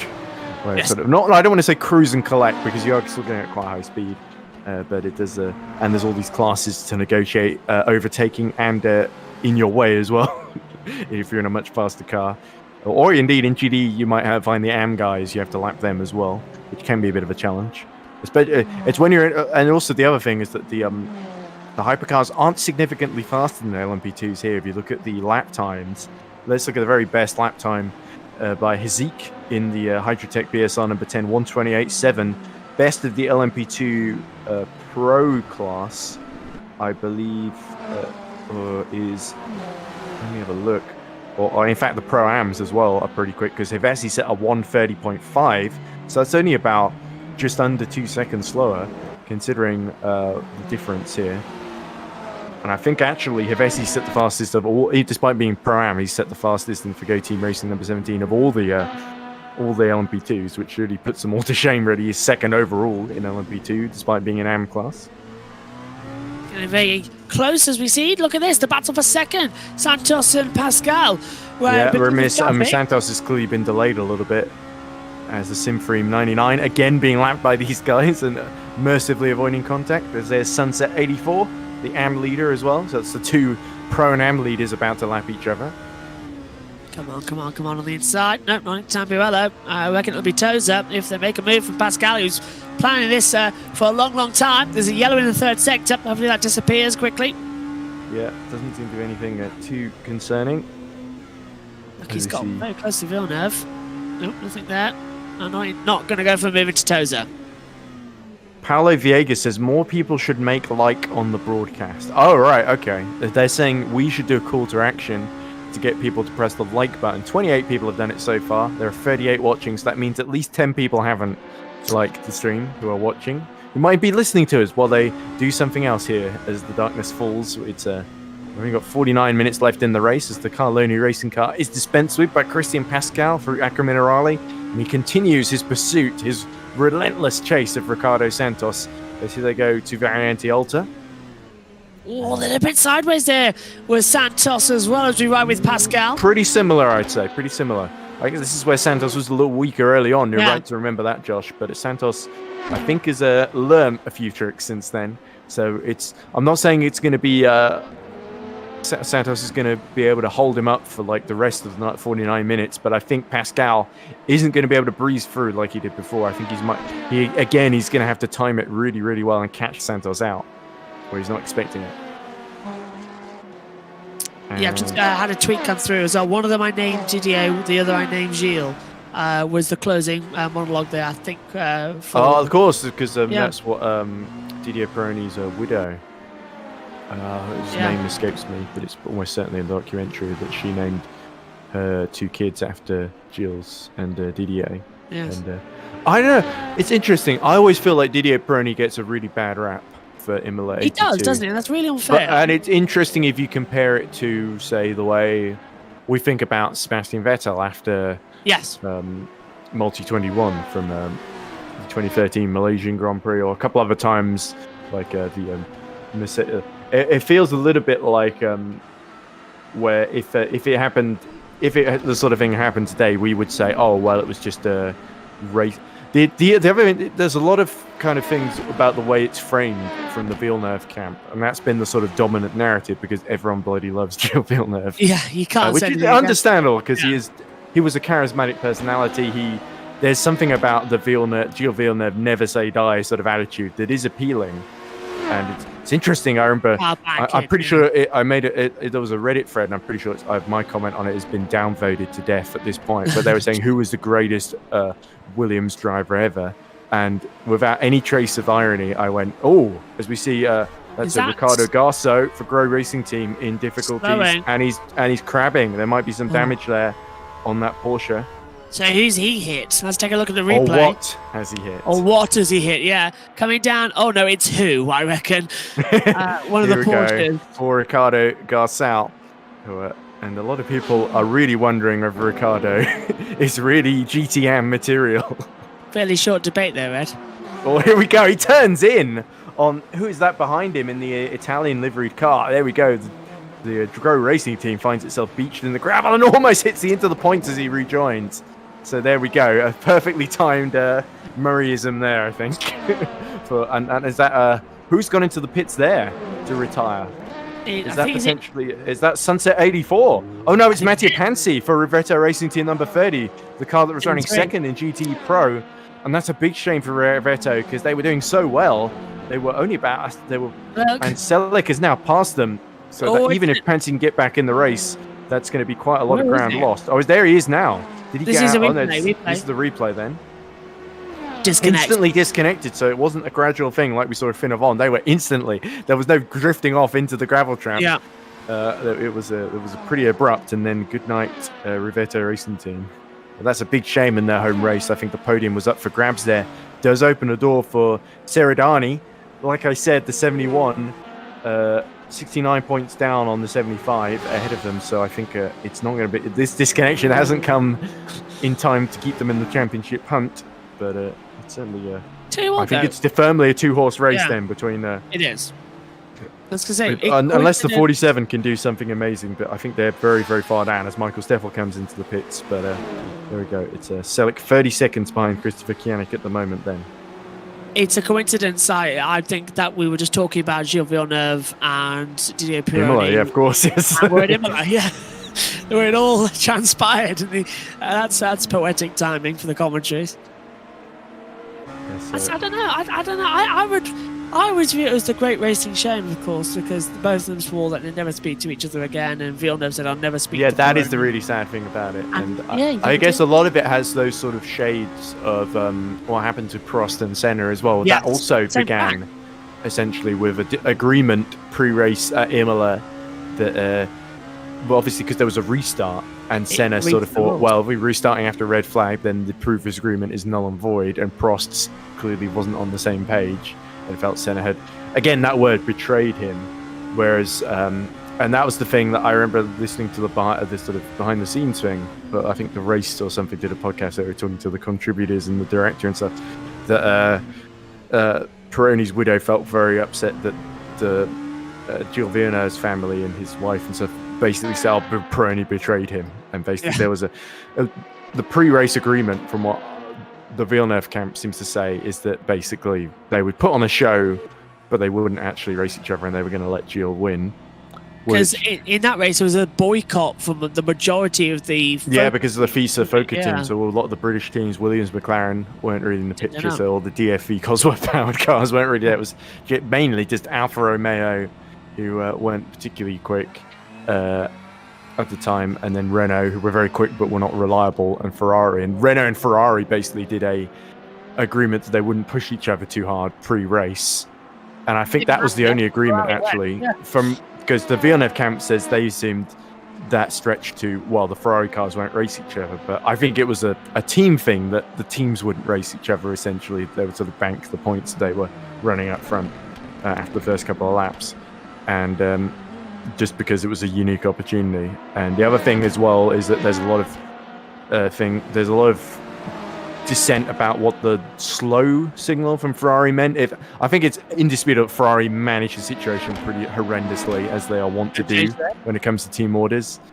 But I suppose it's sort of devil in the deep blue sea at certain points, because there's Austria 2002 where John Todd was very, very firm about what he wanted, and Let Michael pass for the championship, please. and it was more the circumstances that made it feel really, really unnecessary. As we still watch Christian Pascal, by the way, as we ran on 1.3, 1.4 behind.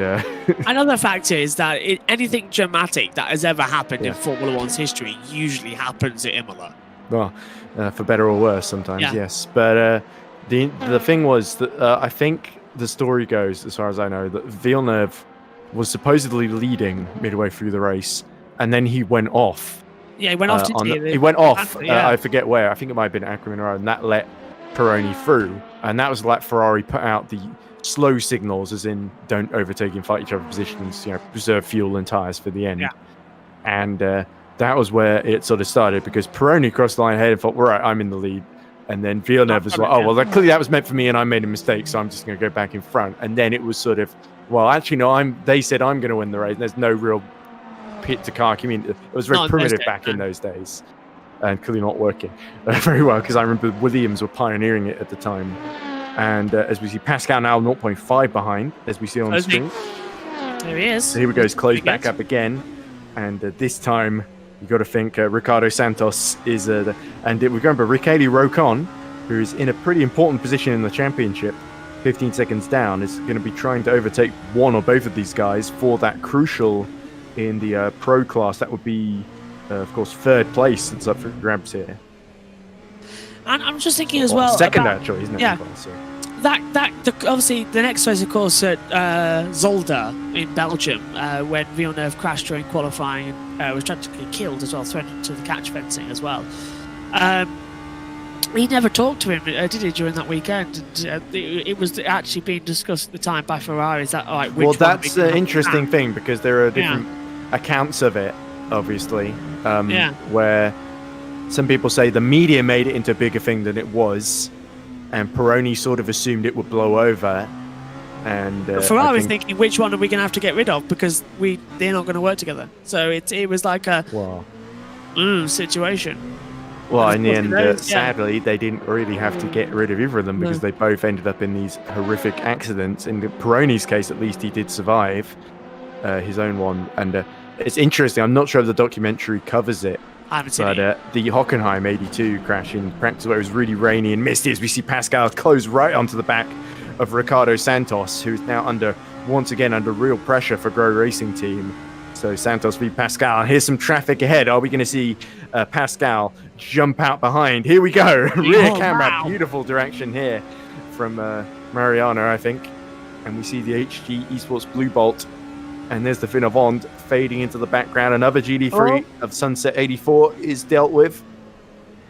Must be feeling like being hunted by a shark. This is the kind of a little bit, and it's got that white shark livery as we go into the final 40 minutes of the race, and this could be the defining battle then, unless there's any further pit stops left to go. Here we go. All the RD angles out now. Down towards. Oh, brilliant! Brilliant! I love this. Riding on board a missile, isn't it? As we get such high speed in 6th gear as we enter Temporella, and then throttle down through them. A little bit of squirreling at the rear. The tyres just starting to complain this late in the night of what's being asked of them. But Christian Pascal, I think, has got the momentum behind in that black and white HG Esports car. Nothing behind him, I'm afraid. Here we go. Into Tosa we go, and look how close it is. Barely a cigarette paper. That's where he overtook him before, remember. He almost nudged him out of the way. Getting so close up the hill towards... He's going to go well into defensive mode here as we see some more GT cars to lap. Another Fin Avant ahead of them. Yeah, this is going to be good for him. He's going to get a little bit of a run now. Exactly when he needs it, coming uphill. And look at this, and that's opportunistic. Up the inside into Acqua Minerale. Ricardo Santos didn't know what was happening to him there, and he's already through, and he flashes the lights. It's like, you can't overtake me there. And Christian Pascal is thinking, well, I just did. Yeah, do that one more time, he's saying as well. But that was a brilliant move on the inside. Opportunistic, as you said, Ed, and up into second position now. Well, Pascal wasn't hanging around. I did think it would be a bit difficult. I didn't think he was quite going to be able to pull it off there. That was a superb overtake by Christian Pascal then. It is again. Talk us through it, Joshua. Well, it's coming through Piratella. He gets a great run. Then we've got the two GT cars in the way. So he thinks, okay, I'm going to get stuck here, possibly because of crash. I'm just going to lunge up the inside of the second part of Acqua Minerale and just brake late, gets through. A brilliant move. I think I remember Ralf Schumacher doing something similar in 2001 on course to his first ever win there at San Marino in a BMW Williams. But fantastic move up the inside and really, really great stuff as we had a brief yellow in Sector 2. There we go. So that is a brilliant piece of driving then. Puts Pascal into second in class behind the Hyperion number 44. But I think Blue Bolt 32, if I have a brief look at the LMP2 Pro standing, Blue Bolt 32 fifth, 62 points down on the lead. So basically, mathematically, they're going to be out no matter what. And it's a pretty similar story for the Grow Racing team, who are 136 points down, having only just the last round at, where was it? Watkins Glen was the first race of the season that they finished, and they got 14 points from it. So I assume that's down in 5th or 6th. Anyway, we get a little bit of chat about Paulo Viegas says Gilles Villeneuve was a team player. He said he respected Ferrari hierarchy with Jody Scheckter. So that is an interesting point, I guess, because people compare Jody Scheckter and Gilles Villeneuve in 1979, where Gilles Villeneuve said there were multiple occasions in 1979 where he basically knew that Jody had the better chance of winning the championship, and so he stuck behind him. Here is Haziq, Hydrotech BSR. You're down in a replay now, down towards Tambirello. So what's happening here? Sparks, I presume. I hope it's an arty shot we're seeing here. He hasn't made a big Yeah, all the sparks flying on the under tray as he goes towards Tamburello. Pulls to the outside.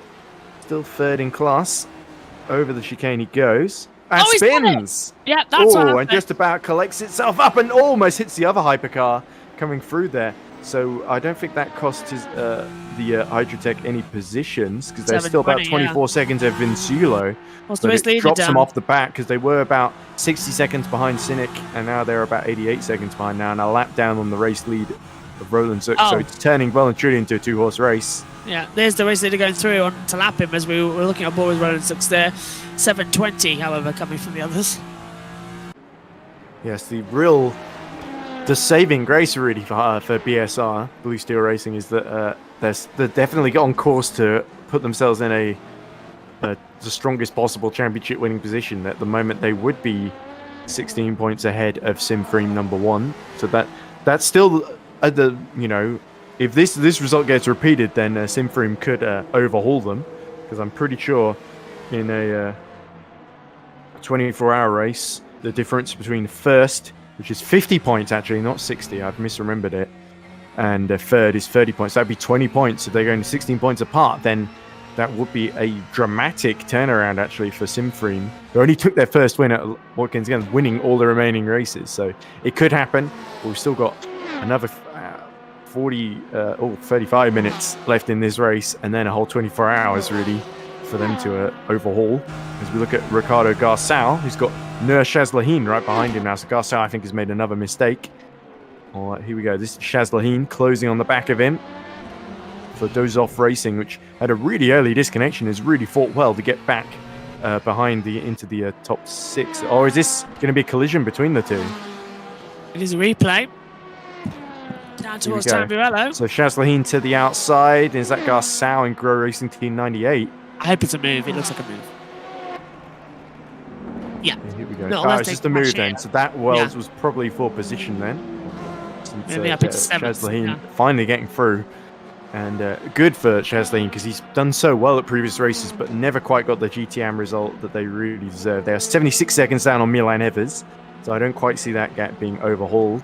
But still, after losing like several laps early on, to still be in the race, to beat the Grow Racing team, I think is not a bad night's work. And they're ahead of Larhoven, Artur Sekula for Speed Eagles, and Marco Lodi Rizzini for CR Black 88, who've had all sorts of issues of themselves as well. Lanfranchi is also in the pits now, and really the closest battle on track. There are no real close battles, apart from Panchi, who's right behind Felix Neuberger, but that's not for a class position. That's Neuberger and GTM about to be overtaken by the Rivetto Racing team, who we saw disconnected earlier on. Annoyingly for Michael Steffel, they weren't disconnected for quite as long, so Panchi is still about 2 laps ahead of them. Pit stops coming in then. In comes Chaz Laheen. So he'll Oh, drop down to 8th there position. was a bump in the pit lane there as he Yeah, came in. that But was I'm just sure that was wondering, just like- our end, not connected well to Shazleen Nasty in the bump. 31. Yeah. Long stop though. Look at that, 9 seconds already. Just taking a quick, just looking through the chat as well. It's not loading for me, so that's why I was a bit quiet. Just wanted to get in. Apparently the NASCAR Truck Series race won't end, so that's gonna be fun. And the IMSA race at Sebring is not going well. Apparently there's some wings missing and he's trying to kill people. Yeah. I'm starting to wonder if my pick of winners are going to play out this weekend, because I'm trying to remember who I picked. I think I picked Max Verstappen for Saudi Arabia, Ditto. even though I'm not watching. So I guess Watch the you and watch me. along. I could do that, I guess, unless I've got better things to do. But I'll do it for you or whatever. What else? What else did I vote for? I think I voted for Sebring. I went for Meyershank number 60. Even though there's been all that controversy, I was convinced they were going to losing the points for winning in Daytona, despite actually officially keeping the win, because they found out about the cheating just after Yes. the official result deadline sort of elapsed, or several weeks after. So that meant that I kept the pick a winner point, which is annoying for you guys.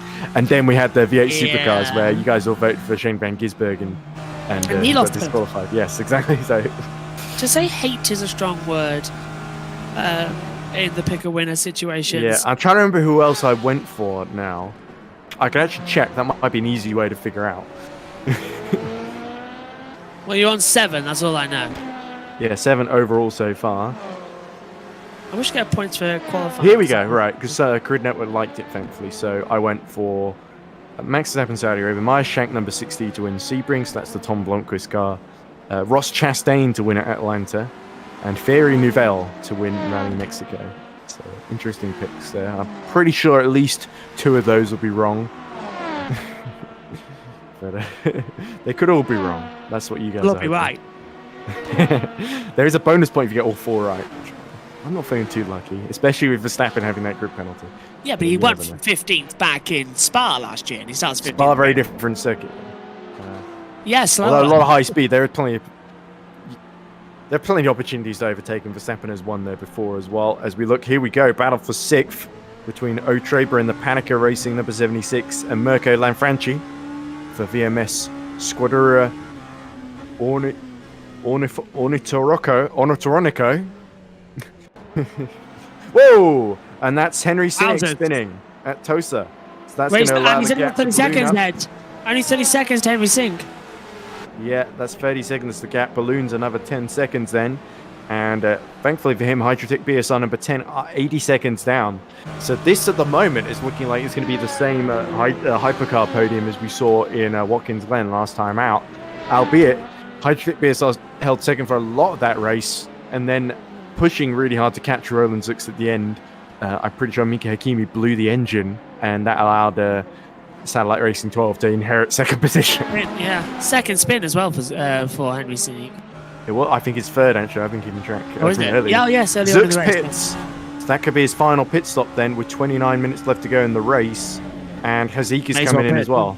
So May this as well means Henry come in. Sinek is actually going to inherit the lead, I think, if he stays out. I think he is, because I think Harker's coming into the pit lane now. Oh, spinner! Whoa! And O'Traper trying to go up the inside of Lanfranchi, tries to find create a new corner there by spinning up the rear wheels. The toes And of the chicane. Panica racing car gives itself a panic attack and can't get through. Here we go. So this is the Just a replay of mess. what happened then. So comes in. And the 76 has a look up the inside, and again Too messy, wasn't it? Too much on the brakes. And that felt to me like the 27 of Freak Verkolen just didn't see them in time. Oh, was it? No, it was Lanfranchi, sorry, 762, and he's in fact gotten through since that replay. As Henry Sinek is pitting now as well. So this is going to allow Vince Euler actually to inherit third position back from Hydrotech Racing BSR. yeah, so the last stops, and now it looks like we're going to see Roland Zux definitely try and take a win and go for it overall now. Yeah, there's Yeah, the threat from behind seems to evaporated. It's gone down the sink. yeah. But we've still got the championship to look forward to. Double points at Le Mans, isn't it? Well, it's 50 points instead of 30, so it's 20 more points, I guess, for the winner. So in fact, I better actually readjust my calculations in terms of who is actually still in the hunt. So actually, I don't think at the moment, I'm not sure if Speed Eagles or Go Team Racing are actually going to be in the LMP2 AM title hunt. If there's only 50 points instead of 60, because I did get that wrong. But at the moment, it's looking like 16-point gap in Hypercar. Yeah. 41-point gap in LMP2. LMP2 AM, I think it's going to be Sweet Force 37 and Origin Racing 111. They're going to be about 41 points apart. So yeah, only 9 points away from that that sort of mystical championship winning position. GD Pro, they're going to be 4 points apart between Casper 75 and the Simfrim Junior team. Sweet Force 37 is currently in the pits as well, so that might actually change things again. But I'll keep you updated whether Sweet Force 37 have dropped to a point where they'll be over 50 or more points behind Origin Racing 111 at the end of this.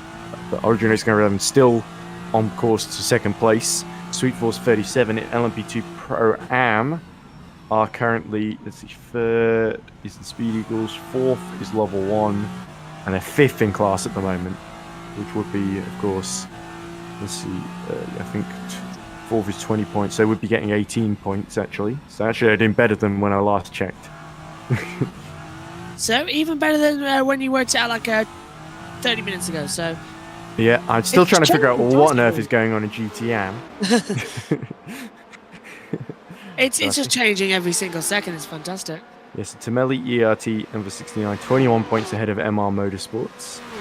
At the moment, the way I see it, which is probably, as we look at there's on sale for Sunset 84, probably way too late for the 84 being 94 points down on the lead to get itself in championship contention, but still great for them to take another win as they did at Sebring. It is at the moment in GTM. Sunset leading 27 seconds over Massimo Martin for the 66. So, MR number 66 will be getting 25.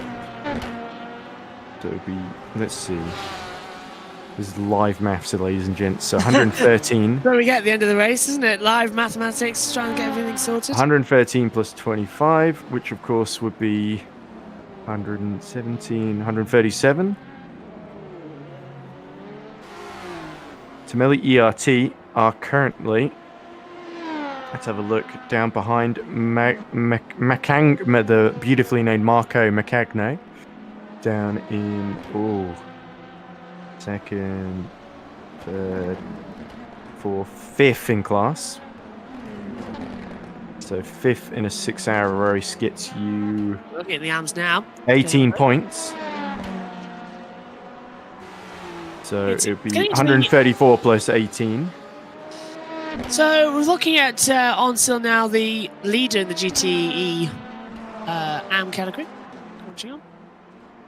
And there's Massimo Martin in second in the Ferrari.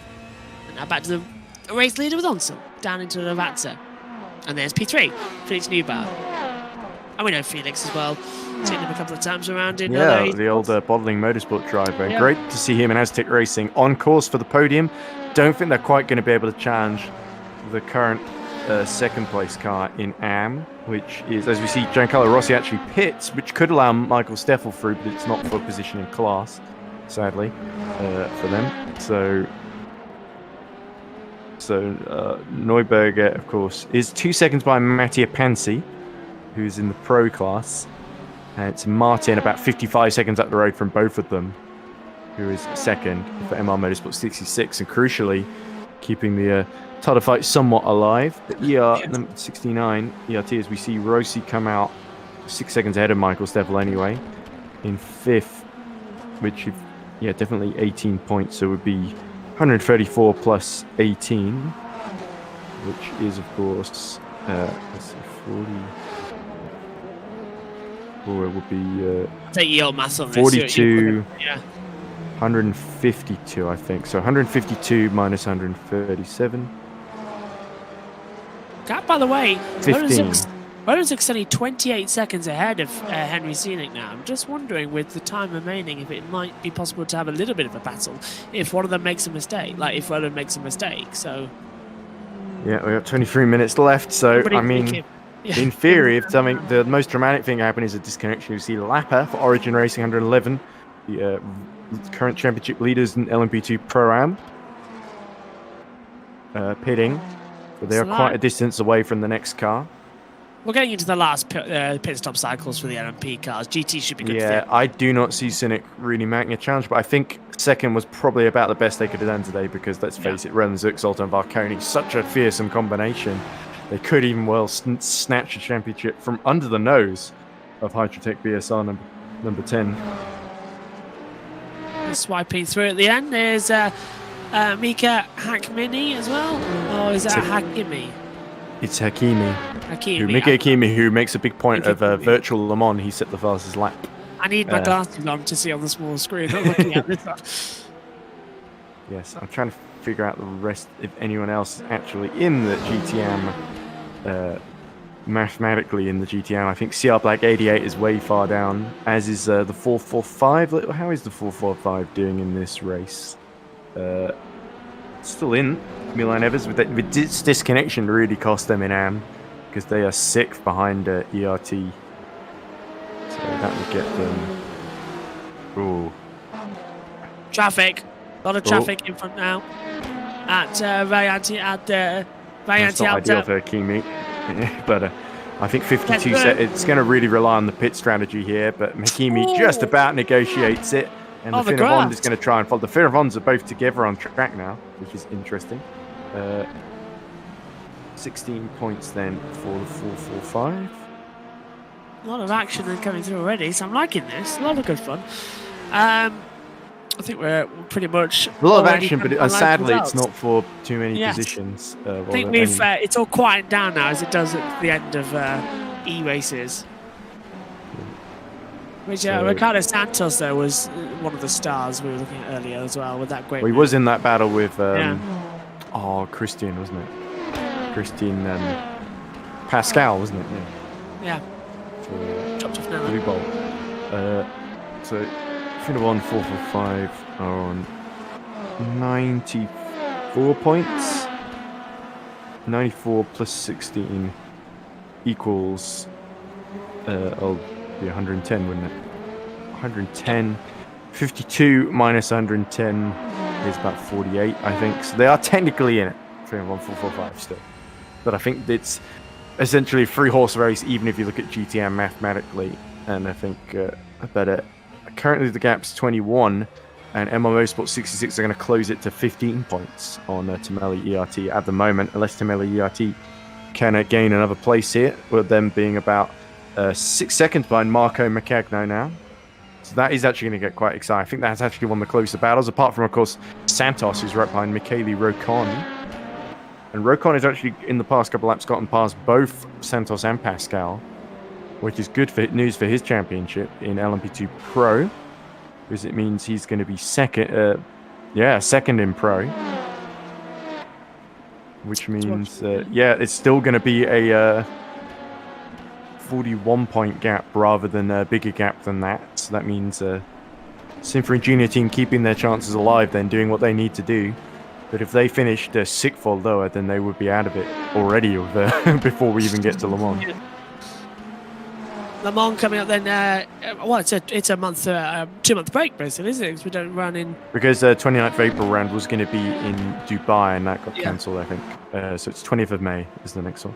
At Le Mans, Circuit de la South, of course, 24 hours. Hopefully things hold. Louis Hartley says, I'm hoping for a Nouvelle win, so it sounds like it. But he says he doesn't see anyone beating OGA. It's interesting, you can have... It's a bit surreal having someone who only occasionally shows up and can still thrash everyone, but I guess that's Sebastian OGA for you. What could possibly go wrong with a 24-hour race on our... Oh, Vinciulo pits with just 18 minutes left to go. That is going to allow Hakimi back up to 3rd, I think, for Hydrotech BSR. 7 seconds between them, so this could be very interesting to see who's doing the best on the fuel. But if the ESR finish, get those Flat, 2 yeah. extra points, it does make things look a little better for them.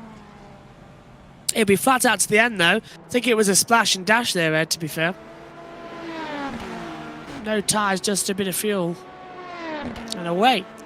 Yeah, so this would, if it finishes... there we go. So he's got out ahead. So I was We've a got bit a battle. premature there. Got a battle for the podium in hypercar. Brilliant. Just what we needed. Bit of excitement in the Yeah. last 18 Just a minutes. shame it's a lap down, but Hakimi now senses blood. Yeah, but it's a podium still. Yeah, senses a chance to increase his chance of keep holding the number 1 at bay. Those 2 extra points, absolutely valuable. Let's have a Could look make in all the difference come the finish at Le Mans. Look at that, Vinciulo struggling to get the tyres up to temperature.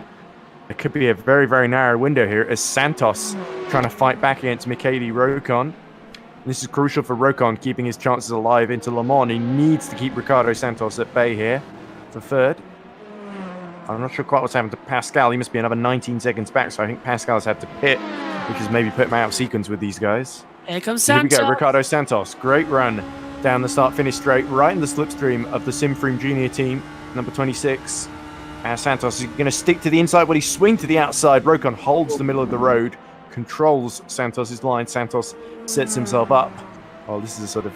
He's going to have to learn everything from being attacked by Christian Pascal early in the race, isn't he? Here we go. Here's the battle for third. Hakimi getting right to the slipstream with Subra number 41. These two are going to be the title protagonists, essentially, along with the number 1 Simfream car. Pushing we go. This is the battle for third then overall. Oh, here we go. And there's the lapped car in the way. And Hakimi's going to try and go around the outside.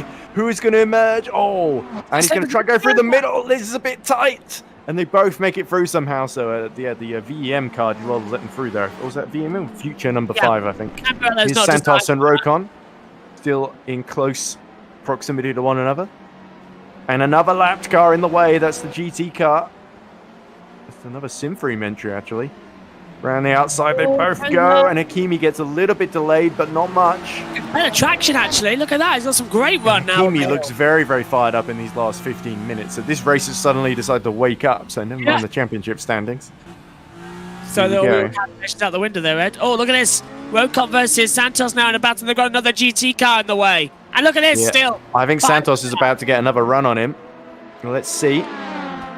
Through to go past the Carloni racing car. In the toe. Onto the main straight. And Rocon, he's just sort of got to hold the middle and hope for the best, doesn't he? Or is he going to go for the inside here?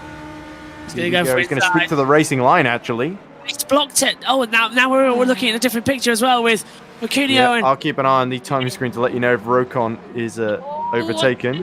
on the inside line. A little bit twitch there from Acunio. The exit of rFactor 1. They're pitch perfect through rFactor 2 and on the gravel. For Oh, Hakimi. mistake then for Hakimi. And now Santos tries to the outside at Tosa.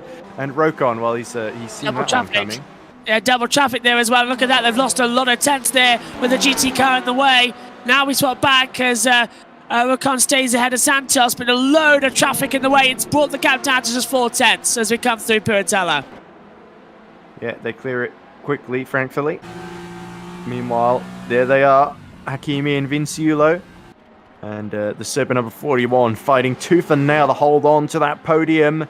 Here we go, Hakimi. Surely he's coming through sooner rather than later. He's been waiting all race to do this. I did say he'd get on the podium. Here we go. He's got the inside. He's going to launch one up the inside into Piratella.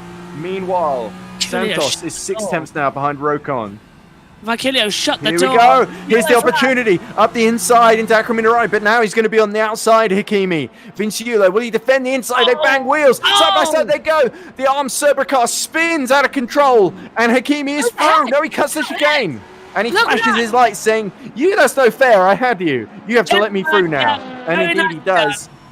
There we go, and I think that's Hakimi on the podium then. And that's 2 crucial extra points for his challenge that are going to be absolutely crucial, with Roland Zux and Simfru number 1 taking maximum score. But here's Look at- Santos. He's not done yet either. And there's a GT car in the way there as they run down towards Villeneuve as well. So it'll have to be a move into Toza if he's feeling brave enough. Great exit out of Villeneuve. Not too wide. Nothing Battle for at second in class then, and really, you've got to say, if Rocon can hold on, then Simfrim Junior team stand a tiny chance being within let's see, what is it, 48 points or so of what did I work out earlier? In the chat, it will be a 41-point gap then if it stays as is, but it will be 43-point gap, I think, if they lose it here. With Cuneo going off the track in a few moments' time. Great exit as well, and it was just side-by-side drama. It was fantastic. Yeah, so here we go. So Vinciello tries to hold it on around the outside, and then he makes another mistake into Piratella. Watch this. Goes in a little bit deep, and you saw Hakimi saw that coming, went for the outside. Then this is the pinch point. Yeah, they both made contact with each other. And you saw Vinciello lose control, and he couldn't slow down in time. So when he rejoined there, so I think he knew he was beaten. The lights flashed, and he knew he had to concede to avoid being penalised later on. I would say that was a force off the track moment. I would have. Vinciello still trying to push to get back in front though, so full credit to him. Yeah, never mind. Santos still half a second behind Rokon. Here we go. Private little duel.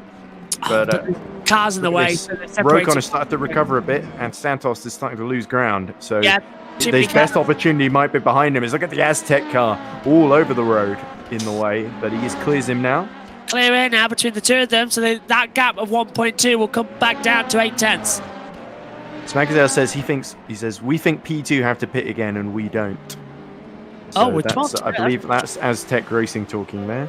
So that's Neuberger. He thinks that Massimiliano Martin, who's about 48, let's see, 9 plus 36 would be 45 seconds ahead then. So he thinks they can beat MR Motorsport then. Is that what I'm hearing?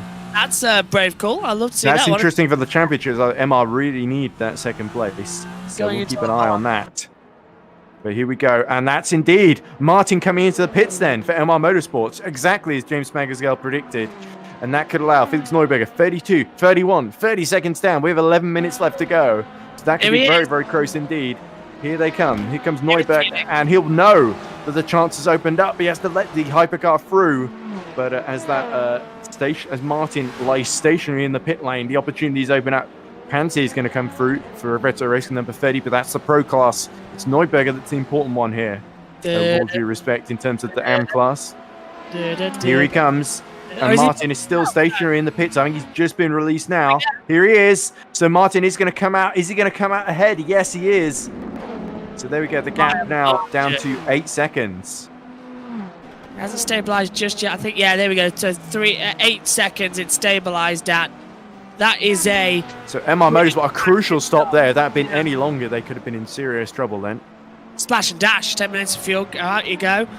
I don't think they took tyres. Yeah. Santos is now 1.1 behind Rokon, so the charge, he's still trying to come back at him, but he's not got much time in the race left to mount an attack, that's for sure. And Neuberger, I think it's going to take a miracle for him to steal second. This yellow in sector 2, though.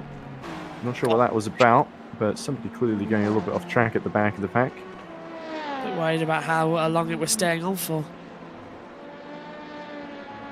Gone green now though, 10 to go, last 10 minutes.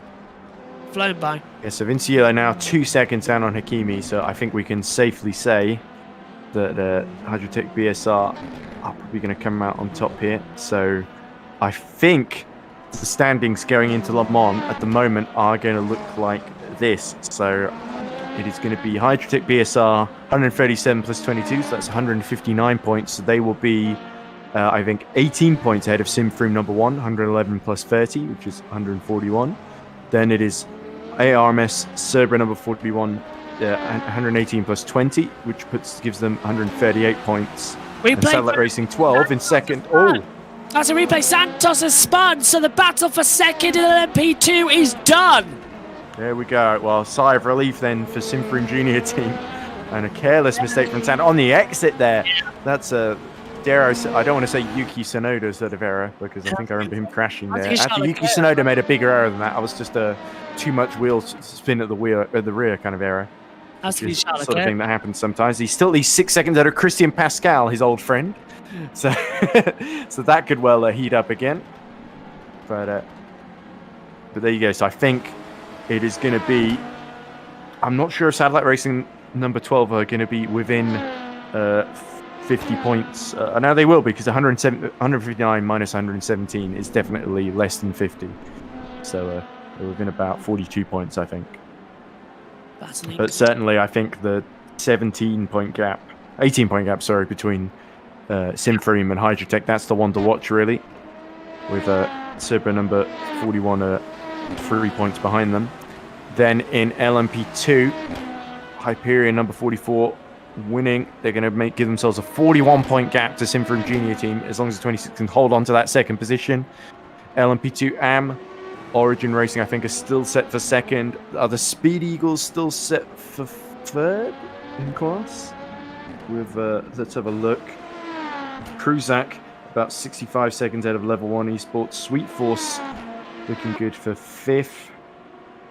Go Team Racing looking to win, but they will be too far behind. So I think it's going to be, it's looking like it's just going to be Origin Racing number 11 on 157 points and Sweet Force 37 on 118 points. So that is going to be 157 minus 118. Let me just type that in very, very quick because I'm getting a bit lazy. That is 31 point gap then. It's 9 o'clock. Yeah. Your brain does go after a couple of hours of commentating as well, we know. I could do, I'll tell you what, don't know if you know. GDE Pro is the simple one to keep track of. It is 139 plus 25, 130 plus 30. So that's Casimir 75, 164. Sim from Junior Team, 160. There are 4 points between them. So that's going to be absolutely nail-biting in GT Pro. It could go either way very, very easily, as it has pretty much all season between the two. There's only 55 seconds between them at the moment on the road, but I have a feeling it's going to be a 5th victory in a row for the Junior Team, and only that non-score in the first race where Caspian 75 won is really what is the reason they're 4 points behind at the moment. So it's going to be a climactic finish there. And then in GT it's still, I think the order's still pretty much the same, with Sunset 84 set to win, but very far behind. And then it's going to be a 15-point gap, I think, with MR66 second, even with that late pit stop for the splash and dash, on 137, 15 points behind ERT 69, who are going to finish 5th, I think. Where are they in the order, ERT 69? Let's see. Yeah, Rossi is he's still behind into the points, and Macagno, who's actually had a decent recovery last 10 minutes or so. There's Pansy. 5 to go. That's 5 minutes left to go. We are on lap 228 for Relenzux, by the way, at the very front in Hypercar. Only 4 retirements overall, so the finishing rate at the 6 hours of Imola has been pretty good. I've enjoyed this race. It's certainly had its some big dramatic moments and some good overtakes, some great strategic fighting all the way through. Vinciulo still not giving up 1.1 behind Hakimi, but I think he might reluctantly have to at this phase. With Ricardo Santos 0.5 behind Rokon, so he's caught back up to him again. Actually, Pascal has sort of dropped back out of it in LMP2 Pro. So Rokon is under attack again in the last 5 minutes for the second in LMP2 Pro. And that's absolutely crucial for the Simfream Junior team. They need to hold on to that second place. It's second or bust for them, because it looks like Patrick Suwałki and the Hyperion 44 has checked out a lap ahead of all of them. As we still watch Martin and Onsel 69 seconds apart from each other. I don't see that changing. Unless Onsel runs out of fuel in the next couple of seconds. You cool there with that head. That's a bit on the nose if they do that. Vinciulo is now 5.7 behind Hakimi, so that battle's over. And Santos actually dropped to 15 seconds now behind 12 seconds behind Rokon. So actually I misread that, sorry. And it's Pascal that's 3 seconds behind Santos. So it's actually my timing screen on my phone that's died, not the actual time.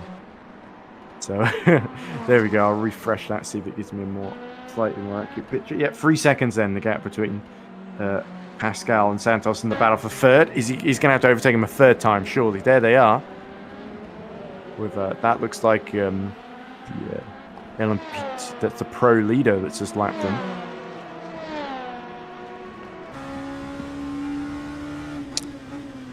So less than 4 to go, and the battle now with Santos and Pascal closing 2.4 seconds. So Santos being held up a bit by traffic, and Pascal's going to try and hunt him back down. I'll tell you who's also not giving up. Felix Neuberger. He's 2.6 behind Massimo Martin. So we got in both cases, in GTM and in LMP2 Pro, the second place driver in the championship under pressure, a challenger that's looking to take some crucial points off of them. And Pascal looking actually, no, he's actually that's far ahead of this. These two are just fighting for third. So forget what I said earlier. This AM battle that has the championship implications, and wide goes to go. That's the LMP2 leader that's just letting them through. So, and Kionic for the junior team, number 99, retires from the race, and that could allow Caspian 75 through. They were 99 seconds behind though.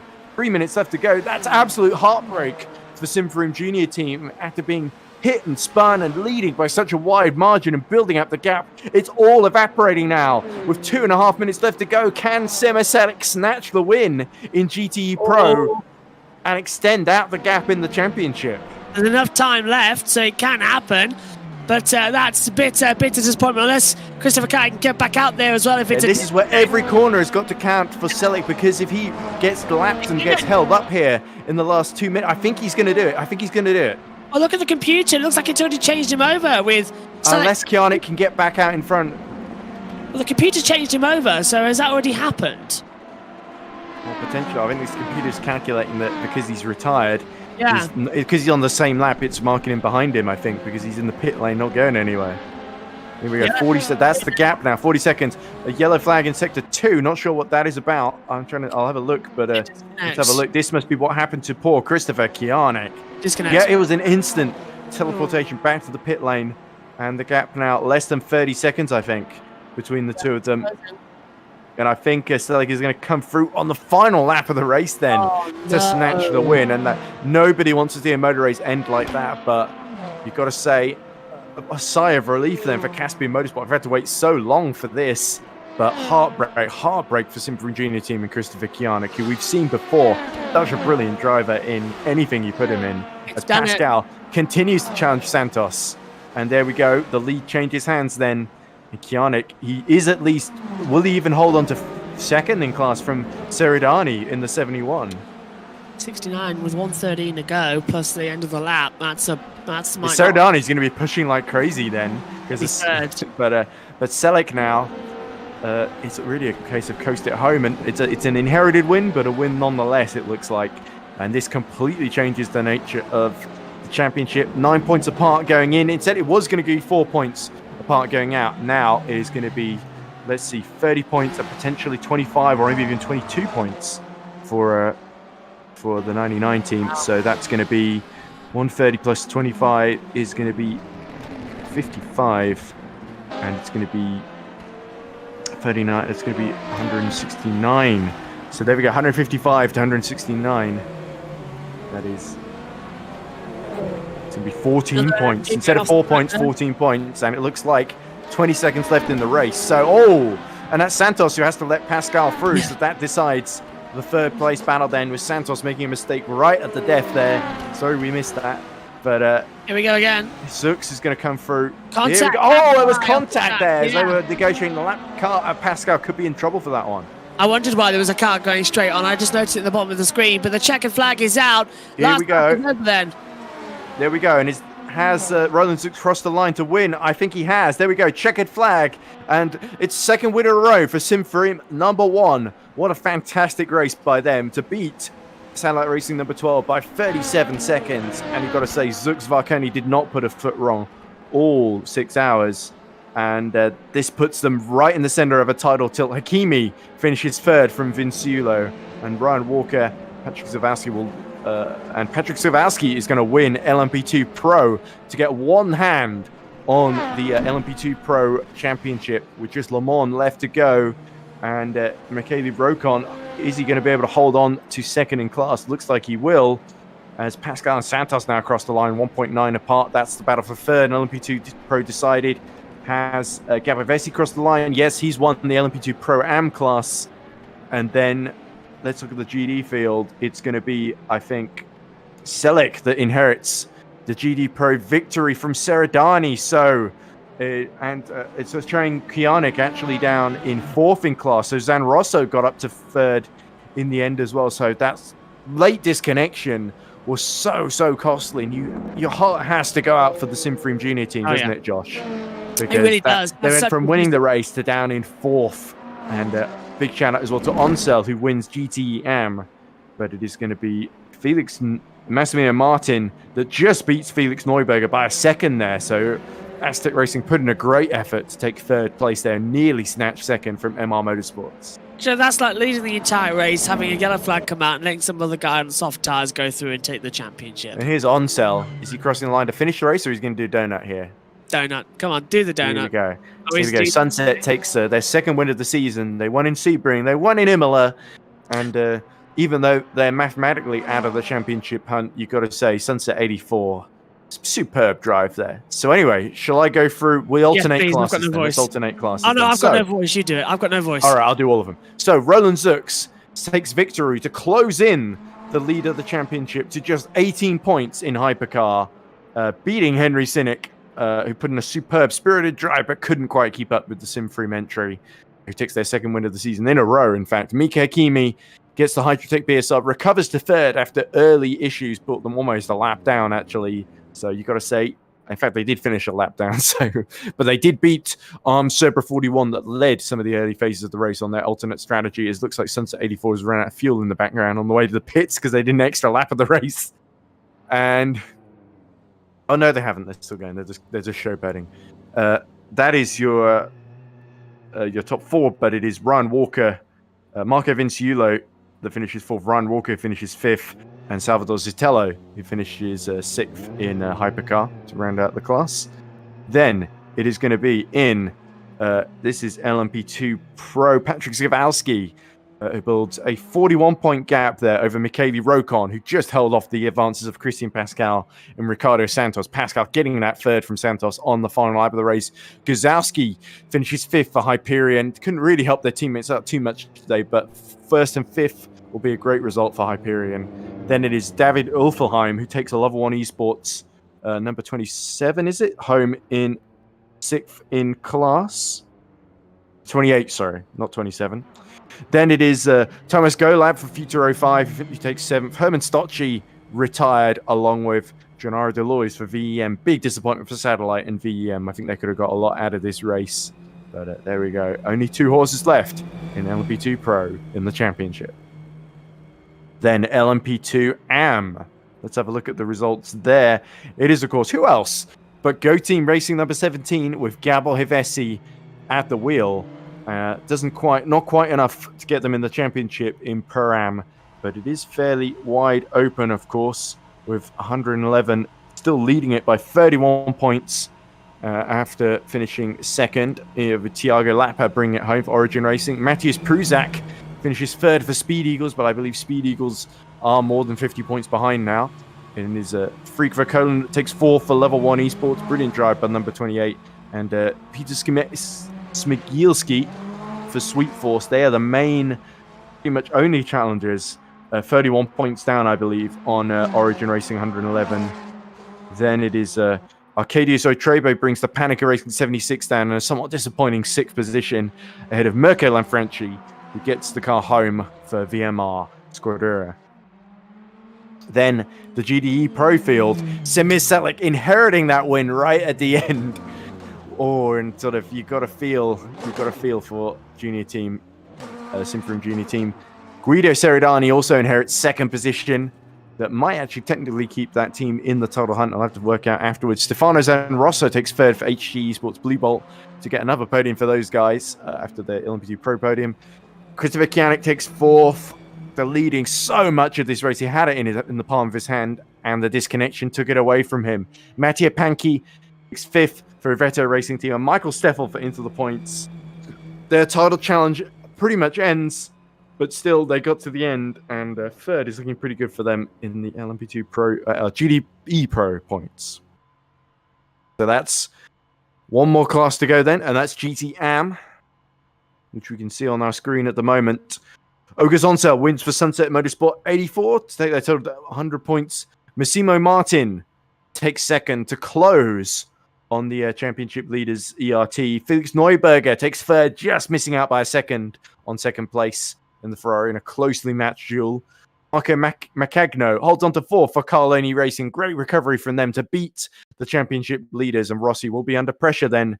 His championship lead demoted to just 15 points over MR Motorsports. Then is Finavond, who've got their they've kept their title challenge alive, but only just down in 6th with Milan Evers at the wheel. Ricardo Garceau takes 7th for Grow Racing Team. Noah Shazlahin finishes the race in 8th in a very spirited recovery drive. Joop Blahoven is 9th. Arta Sikula rounds out the top 10 for Speed Eagles. And behind Sikula, it's going to be Marco Lodi Rizzini, who's our final finisher of the race. And I think it's going to be Semet Ozturk that fails to finish for Sunset Motorsport 83. And Kevin Galvin, of course, for Wildfire Blaze number 263, also failing to finish. So that is the order. And very dramatic. So Sunset wins GTM. Caspian 75. By hook or by crook, they win GD Pro. LMP2 Pro Am won once again by Go Team Racing number 17. LMP2 Pro won by Hypercar, Hyperion Esports number 44, and Hypercar won by Simframe number 1. So pretty much all the championships tightened up, didn't they, Josh? And that sets things up beautifully for Le Mans. All of them apart from GT Pro, which was going to tighten up until the end. Really. So, I think that was absolutely fantastic race, and what a race here at don't Imola. think anybody wants to interview us, so we are pretty much going to close up then, from what I can tell. Well, thanks very much for having me, Ed, and Matteo and everyone else. Yeah, we're definitely going to need your help for Le Mans, that's for sure, for a 24-hour race. Wherever I am on the 20th of May, probably doing something or other, but I'll drop by. It's 24 hours long. We'll figure it out. But anyway, that was absolutely fantastic, I think I have to say. I think it's even though the lead was pretty much never in doubt for most of the classes near the end, but there were some great podium fights. And you got to say, congratulations to everybody because they put on such a big show. And thank you once again to E-Racing Series and to everyone involved. Can says, Forza Sunset there. And so he's very happy with the GTM win. And we also see Mario Seraphim says that was a bad move on the Grow car. Very bad. So what was that talking about again? I've already forgotten. Was that Grow losing out in the podium battle in LMP2 Pro? Was it? Yeah, that was them being pushed, wasn't it, by off the Pascal. Santos being pushed out of the way by Pascal. So that could be investigated. We don't know if that's going to be the podium, but that is the way they crossed the line in that order then, with them third, Blue Bolt third, and the Grow Racing Team number 18 fourth after a race-long battle. Wow. But anyway, only one more round to go then. And I think it's time to close up, Josh. So thank you very much for joining me. And thank you to Amir Hazik as well for doing the commentary. Thanks to Mariano and his co-commentator for doing the Italian commentary of the stream in the middle 2 hours. And thank you to you for watching the fifth round, the sixth round. No, it is the fifth round, sorry, of the E-Racing Series. We'll be back for the sixth and final round, the 24 Hours at Le Mans at Circuit de la Sarthe on the 20th of May. But from me, Edward Hunter, and from the E-Racing Series, it's goodbye for now from Imola, and we'll see you to see all 5 champions crowned at Le Mans.